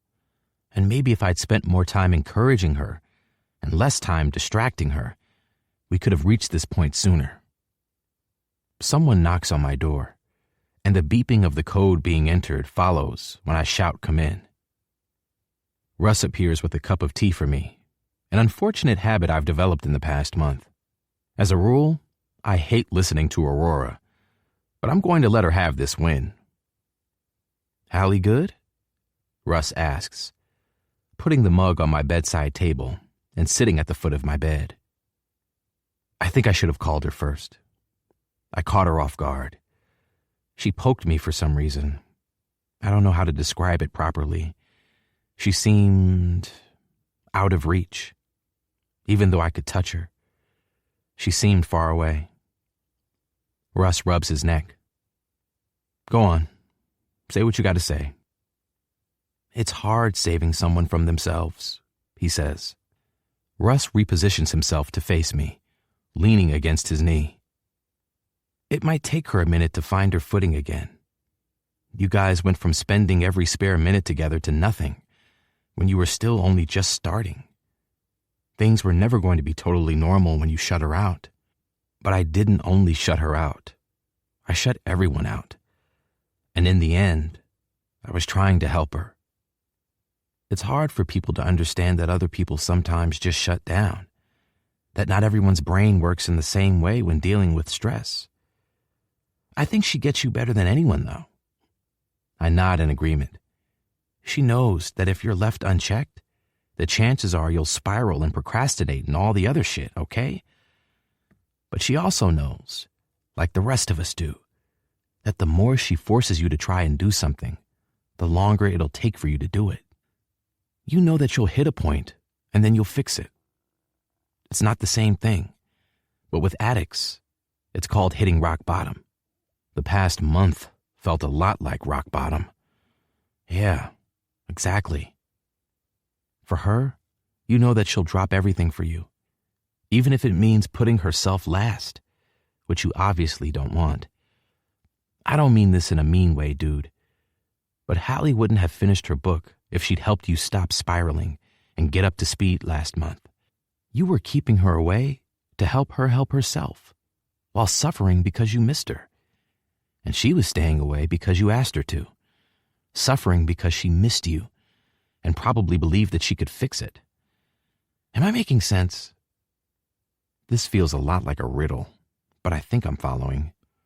We both had to struggle for a while and do what we needed to do for ourselves for everything to work out now? Basically, Russ says, nodding. That was a really long-winded way to say what you meant. You spend too much time with Aurora. Russ laughs, pinching the bridge of his nose. I know. I'm sorry. I'll leave the motivational speeches to Nate. Is Aurora mad at me? The question's been playing on my mind because Aurora, who normally spends a lot of time at this house, has hardly been here. I'd understand if she was. He thinks about it for a minute, mouth pinching while he considers what he wants to say. No, is the easy answer. Rory gets that how we would deal with something together is not how everyone else would. I think she just feels very protective of Hallie, and maybe a bit guilty. They've been in the same classes for 2 years, and it took you befriending her for her to realize that she called her a friend, but she wasn't really her friend, I guess. Hallie didn't think she had friends when we met. She told me, I say, thinking back to when I asked her why she lived alone. Yeah, acquaintances was probably a better word. But Rory borrowed her notes and went to her book club and sat next to her in class, and that's as far as it went. So yeah, I don't know if guilt is the right word, but I think she thinks she could have done more before now. So she isn't mad at you. She just wants the best for Hallie. And you, obviously. Is it weird that I miss her? Who, Hallie? I grimace. No, Aurora. Russ laughs so hard the bed shakes beneath him. I'm not telling her you said that. She'll be unbearable. She's leaving for her girls' trip in an hour, but I'll get her to come over when she comes back next week. As I reach for my cup of tea, Russ stands from the bed and heads toward the door. I'm glad you're feeling better. Not sure what I'd do without you on the team. You made it weird, he sighs. Get over it. I'm going to watch TV downstairs if you want to hang out. I'll come down after I've finished the sketch. Hey, Russ. Russ stops, holding my bedroom door open. Not sure what I'd do without you either. Am I interrupting a special moment? We both look into the hallway outside my room. I can leave if you two need privacy. Hallie's smiling face is the last thing I was expecting to see today. I think we're all special momented out, actually. It's really good to see you, Hallie, Russ says, immediately moving out of her way so she can walk into my bedroom. The door closes behind her, and I climb off the bed. Her eyes are bright, but puffy. I see the black marks beneath them where her eye makeup has smudged. What are you doing here? Why do you look like a panda? Of all the things I want to say to her and to ask, that's the first one that comes out of my mouth. I'm here for the board meeting. Her hand reaches into her bag and pulls out the book that I spent hours working on. I think we need to discuss all the rule breaking that's been happening. You read my book.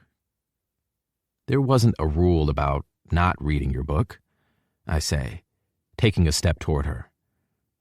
But I would have broken it if there was. I want to read every word you ever write from now on. There was a huge mistake in the book. Massive one, in fact. My heart sinks. I checked it so many times. What was it? She grins. It said I have a boyfriend. And as far as I can remember, nobody has asked me to be their girlfriend. You sure? I can't believe you made my book a book, Henry. She holds up the bound novel, taking a small step in my direction. And you made me an audiobook. I nod, because yeah, I fucking did, and it was hard as hell. It's given me a whole new appreciation for all the narrators Hallie listens to. I remember the one thing I've been impatiently waiting to ask her. You switched the ending. I knew my guy would come through, but why didn't you stick to what you planned? Hallie holds the book to her chest, every emotion I felt reading the book written on her face. I couldn't stomach the thought that two people in love might not get to live happily ever after. They deserved a chance. I closed the gap between us, pulling her mouth to mine. It's crazed and desperate, the excitement tainted by how long it's been since we last kissed. Breaking us apart, I rest my forehead against hers while she directs me backward toward the bed, climbing into my lap as my ass hits the mattress. I love you, Hallie. I love you too. Please don't break my heart. Relief is my dominant emotion right now. Because after a month apart, I worried if she'd still feel the same way about me. Never.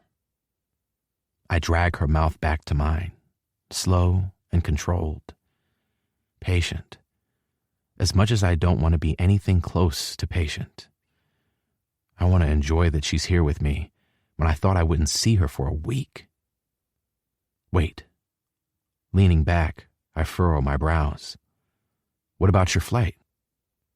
I called my mom and told her I don't want to go. She thought something might have happened, but I was honest and said being there with the Ellingtons will really impact me negatively, and I'm choosing not to put myself through it just to make everyone else happy. Pride. And what did she say? Hallie's beaming. that she was, of course, disappointed. She wouldn't get to spend time with me.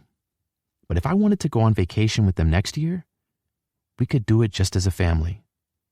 No Ellingtons. She's glad I'm setting boundaries for my well-being, and she's going to bring my sisters to visit at Easter.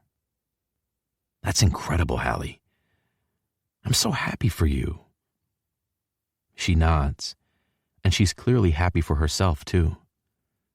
Yeah, she's been trying really hard. Her arms loop around my neck as mine go around her waist, and we just hold each other. Does this mean I get you this week? No. I actually need to leave in like 2 minutes. I move so quickly to look at her face to judge if she's joking that she almost falls off my lap. Where are you going? She's smiling so hard, and I know whatever answer she gives me I'll be okay with just to see her this happy. I'm going on my first girls' trip. I called Aurora when I left LAX, and she said I could still go with them. I just need to hurry up and get there with my passport. I'm so nervous, but excited, although I have no clue about the race cars. And Aurora said we have to support a team and that their colors will really suit me, but I swear it's not her family's team. And I'm rambling because I'm excited, but I really do need to go. Yeah, it's a whole thing. I'm sure she'll tell you on the plane. Will you video call me while you're gone? I miss you when I don't see your face. I've spent a lot of time looking at pictures of you on my phone recently. She kisses me once, twice. Of course, I miss you too. I'll be back in a week. She climbs off me, and I really have to stop myself from clinging on to her. In reality, I'm happy she's doing something for herself. I guess I can cope with sharing her with Aurora occasionally. I watch her ass as she walks away, which reminds me of something else I need to say before she leaves. Cap? Hallie turns to look back at me. Yeah? I clear my throat. Can I be your boyfriend? I'll never get over being the person to make her smile so big. She moves toward me quickly, throwing herself into my open arms as I fall flat on the bed.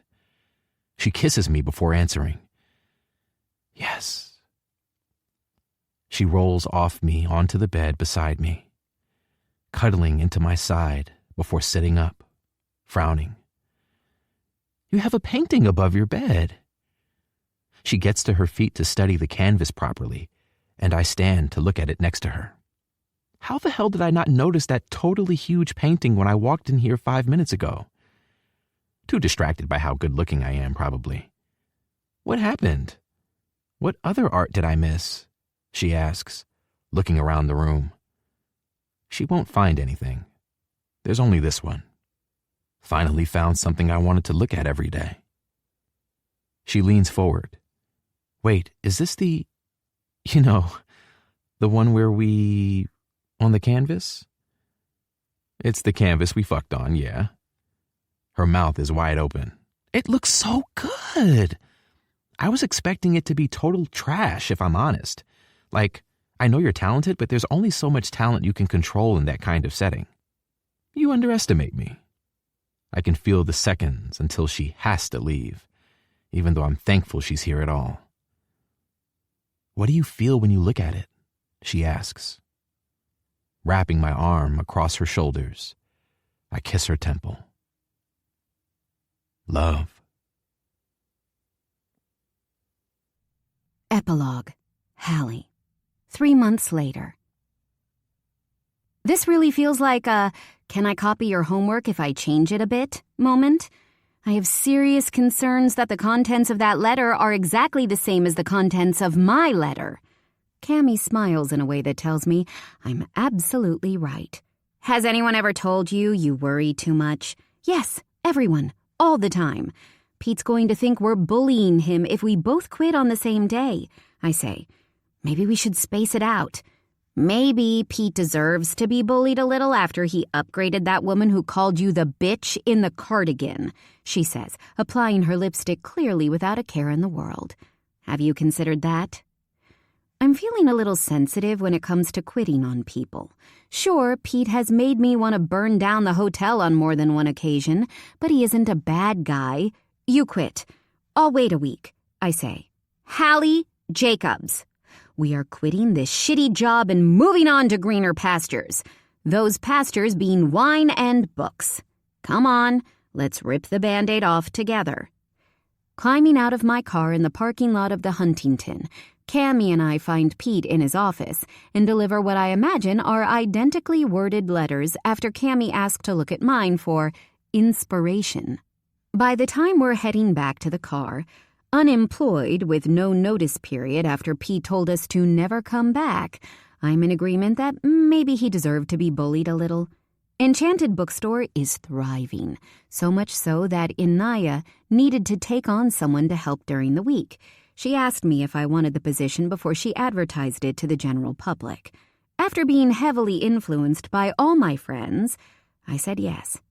Tired of being verbally abused and hit on by snotty rich businessmen, sometimes in the same conversation, Cammy decided that if I was jumping, so was she. That jump happened to land in the wine bar next door.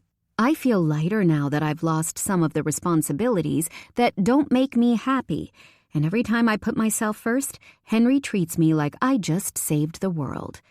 I kind of like that bit the most. I don't think it's normal for you all to be this invested in something that doesn't have anything to do with you. Henry, I mutter, refreshing the competition portal for what must be the millionth time in the past hour. Don't be mean. I look up from my screen at all the people watching with interest.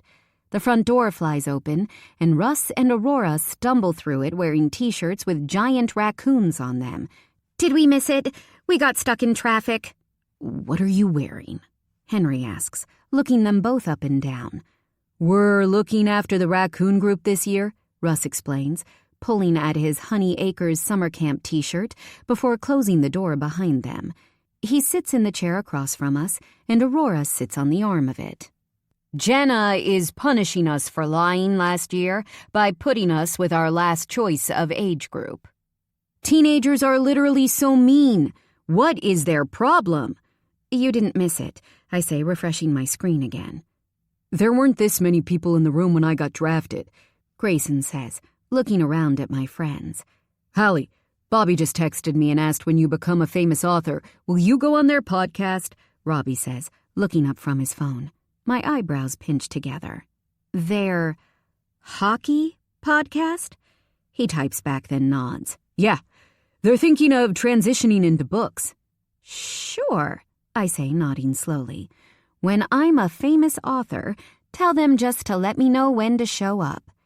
Henry leans in, his mouth millimeters from my ear, voice low. Refresh it again. Hey, Grayson snaps from the recliner on the opposite side of the room. Get back onto your own seat cushion. Finally, JJ says, reclining the seat next to my brother. Some code of conduct in this house. It's been a lawless land for years. Shut up, Jaden, Amelia says. You'd break any code of conduct for fun. You don't even live here anymore, Aurora adds. You have no authority here. You've never lived here. Oh, I just gave myself deja vu. Have we had this argument before? He says. Has someone else had this argument before? He thinks about it for a minute, looking at the other guys for them to weigh in. Probably. I'm about to tell the guys to shut up as well, until I notice the warmth leave me as Henry shuffles away to his own designated cushion. You can't be serious, I groan. He's huge, Hallie. He looks like he doesn't think fighting is for fools anymore. I love you, but I also like having all my ribs intact, which is going to be my main focus when we play football tomorrow. Grayson is in town for a meeting with a prospective team now that his contract is up. He's been trying to visit more before the season starts to ramp up, and he's back at training camp, whichever team that ends up being on. He says it's because he misses me, but in reality, he heard I have a new boyfriend and he wants to check him out. He thinks he's a good judge of character since he was the OG Will hater. So far, he has no complaint about Henry, other than he stands too close to me and he's too affectionate. What if they actually hated my entry, and it was so bad that they don't know how to tell me? It's the one thing that silences the room. Everyone looks at each other for someone else to answer. "You got through to the final 10, Henry says, my forever voice of reason. "You're catastrophizing." Cammy taught Henry what catastrophizing was recently, and now he loves to point out when everyone else is blowing things slightly out of proportion. The irony is that she was explaining what it was to him because he was talking about how his natural response to conflict is to spiral. If it hasn't updated when I refresh one more time, I'm throwing my laptop out of the window, I say, silently seething. They told me it would definitely be today. Maybe the system is just updating, Aurora adds. Maybe their building got evacuated. Maybe Hallie is just impatient, Henry says, causing every person in the room to stare at him. Fine. Maybe we're all a little impatient sometimes. No big deal. I click the refresh button one more time, and unlike all the other times, the screen turns white. Something's happening! Something's happening! About 10 people all jump onto our couch to get a look at my laptop screen. It's a ridiculous attempt to show support, and I know it's because Henry reminded them all to be supportive, but it makes my heart feel warm all the same. The white screen lasts a lifetime. Henry would tell me I'm exaggerating, but it feels like a lifetime. The portal updates. The tiny box next to my entry that's read pending, since I found out I'd been shortlisted a week ago, has changed to runner-up. Oh, I didn't win. That's okay, I wasn't expecting to anyway. Oh, Hal's, Aurora says, and I feel someone's hand, maybe hers, maybe someone else from the pile of people surrounding me, pat my head softly like I'm a dog. You can't be hot and immediately successful, Cammy says. It'll make you too powerful. All hot people need to struggle first to make them likable. She's right, Hal's, Poppy says somewhere among the pile. You need humble origins so you can say you never saw it coming. Okay, you can all go back to your seats now. I'm over it. It's okay. It was a long shot and I still wrote a book, so... Hallie Bear, can I talk to you outside? Grayson says after being unusually quiet for the last 2 minutes. You too, lover boy. He can't ground us, right? Henry asks as we follow Grayson into the garden. No, babe, he can't ground us. Grayson stops on the deck, putting his hands on his hips. Can you not? You look like Dad right now and you're freaking me out. Shut up. I'm sorry about your competition, is how he starts. Anyway, I feel bad about low-key traumatizing you by calling you the family manager since you could talk, so... I spoke to Mom and Dad and we agreed that if you didn't win the competition, that we were going to pay for you to go on the course. Shut up! You're kidding! Henry doesn't say anything beside me, and I immediately panic that it's because I'll be gone for 6 weeks. We barely lasted a month not seeing each other. But this will be different, and he can visit. Are you sure? Thank you, Gray. So... Mom and Dad don't know yet, but I'm moving to the West Coast. I don't know exactly which team right now, but I have offers on the table. My apartment lease isn't up, so you can stay there while you go to class or whatever. He looks to Henry, then back to me. But I have cameras watching your every move, so no funny business. I'll know if my couch has been interfered with in any inappropriate way. And I'll be back at some point. You promise you'll look after her? The city is not for the weak. Why are you such a dinosaur and I can't... Wait, what? I'm coming with you, Henry says calmly, like it isn't the most exciting thing I've heard all year. I signed up for some summer art classes. That looked cool. I would scream with excitement if it wouldn't make Henry banish me. Am so happy right now. Russ appears at the French doors. He knocks before poking his head out, his raccoon t-shirt nowhere to be seen. Sorry to interrupt, guys. We really need to go or we'll be late. 2 minutes, Henry says to him. I hug my brother, and he reluctantly hugs me back like the pretend grump that he is. Thank you, Grayson. Are you going to come to the party later? It's an open bar. No howls. Have fun with your friends. I'll see you tomorrow. He points to Henry. No driving if you're drinking. Got it? I don't even have a car, Henry says back. Good. Let's keep it that way. As we walk back into the house, Henry looks at me. I'm not going. I need to practice sprinting so I can get away from your brother. Yes, you are. Come on. I love what you're wearing, Henry says to me loudly. You look so beautiful. About 5 people I don't know turn around and look at me with a mix of jealousy and appreciation. Shh, I say, laughing. But thank you. He leans in closer, nuzzling beneath my ear. You're welcome. Can you two cool it? Jaden snaps. Some of us are single and honestly don't appreciate this kind of treatment. He looks along the line of couples. Never mind. I try to cool myself with the paper fan I was given when we walked onto the hotel terrace. It was more gratefully received than the spritzy fruit drink they handed me. They're coming, Aurora yells, followed by an apology when Henry asks if yelling was necessary. A round of applause starts as the patio doors to the terrace open, and Stassi, Lola, Maddie, Bobby, and Chris walk through in their graduation cap and gowns. Christ, that was long, Bobby groans, making a beeline for an ice bucket filled with beer bottles. Not doing that again, Maddie adds. That's what she said, Chris yells, following them closely toward the beer. Both times. Will you 3 ever mature? Like, genuine question, Stassi says, putting her cap on the table. I can see the long story short. I graduated design we did together with a hot glue gun, and too much supervision from Henry stood the test of the day. No, probably not, Robbie says as he appears with Nate. More friends and family start to arrive, and the terrace fills up quickly. I keep myself stuck to Henry's side so I can run interference when it gets a bit too much for him. He said he has a face that parents like to talk to, and he needs me to make that stop. Nate organized the event for everyone because he wanted to celebrate Anastasia, and she said it was obnoxious to do it alone and to make it a group party. People moving on from college and starting new journeys is going to be a weird adjustment for me after making so many new friends this year. Henry promised it wouldn't be the end, and that he can almost guarantee that we won't be able to shake anyone.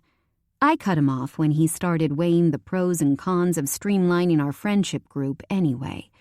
Can we skip our graduation? Henry asks. I don't think I can do this amount of socializing 2 years in a row. At least finish your classes before you start trying to ditch your graduation, bro. We both look to the person talking, and I have no idea who it is.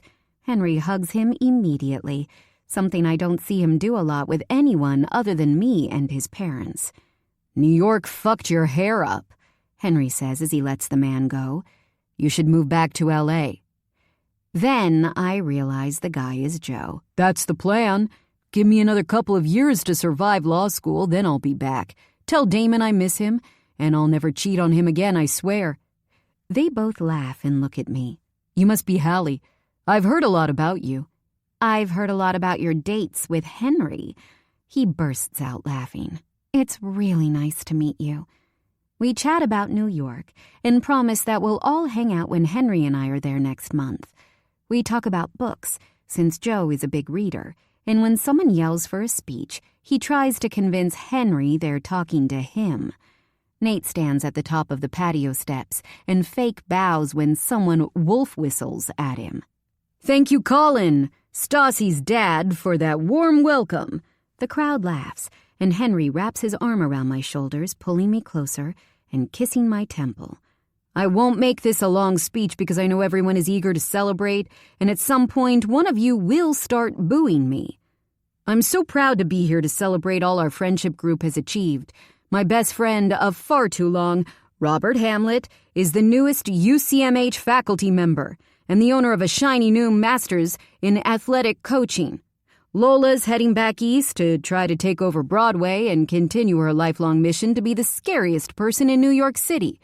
Maddie and Bobby are continuing their hockey careers. God, he loves the sound of his own voice, doesn't he? JJ says, coming up behind us and making me jump. He didn't make a speech about me when I graduated.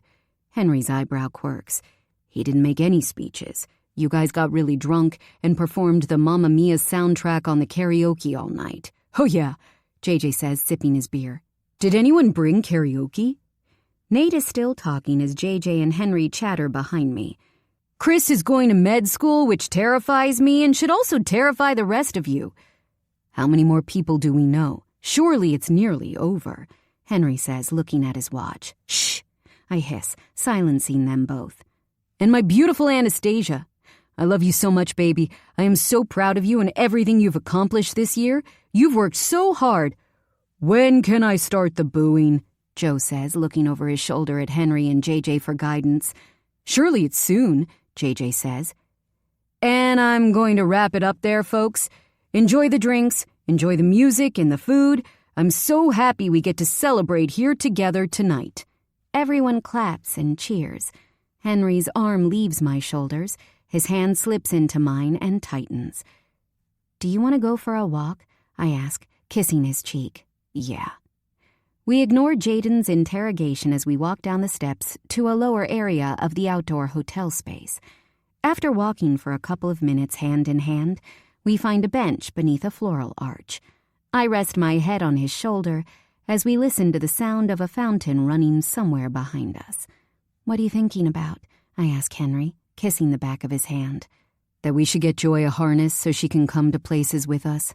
I love you, I say, meaning every single syllable with my entire heart. And how much you love my cat makes me love you even more. I love you too, Cap. More than you love Joy? He grins wickedly, wrapping his arm around me to pull me in for a kiss. His hand travels down my back until it reaches my waist. He uses his grip on me to maneuver me onto his knee. I was raised not to tell lies. When I try to wrestle him off me so I can run away, he clings to me a bit tighter, laughing hard. Fighting is for fools, Hallie, and you're not a fool. We need a new rule book, I declare, wrapping my arms around his neck. You're out of control without guidelines. Rulebook entry number 1, stop using that ridiculous saying against me. His lips pull into a straight line as he shakes his head. Sorry, the board said no. The board is biased, I fear. That might be true. They never punished me for all the times I thought about you naked. My jaw drops. That wasn't even a rule. It was that you weren't allowed to bring it up. Oh, my bad. Henry kisses my shoulder, and in the distance, I can hear the start of a song that is almost definitely from Mamma Mia. Thank you for being on my team, Henry. Thank you for giving me the love I could never picture. I take his face in my hands, kissing him deeply with every ounce of my love for him. And how does it make you feel, now that you can picture it? He's quiet while he thinks. Like I'm living in my daydreams. So pretty damn happy. Secret playlist. Hallie's version. Stay Beautiful. Our song. I'm Only Me When I'm With You. You Belong With Me. Taylor's version. Jump Then Fall. Taylor's version. Bye Bye Baby. Taylor's version. Enchanted. Taylor's version. Haunted. Taylor's version. Long Live. Taylor's version. I Knew You Were Trouble. Taylor's version. I Almost Do. Taylor's version. Holy Ground. Taylor's version. Blank Space. Taylor's version. Style. Taylor's version. You Are in Love. Taylor's version. King of My Heart. Dress. Call It What You Want. I Think He Knows. Paper Rings. False God. Cardigan. Mirror Ball. Invisible String. Willow. No Body, No Crime, featuring Haim. Long Story Short. Vigilante Shit. Sweet Nothing. Paris. I Can Do It With a Broken Heart. The Alchemy. So High School.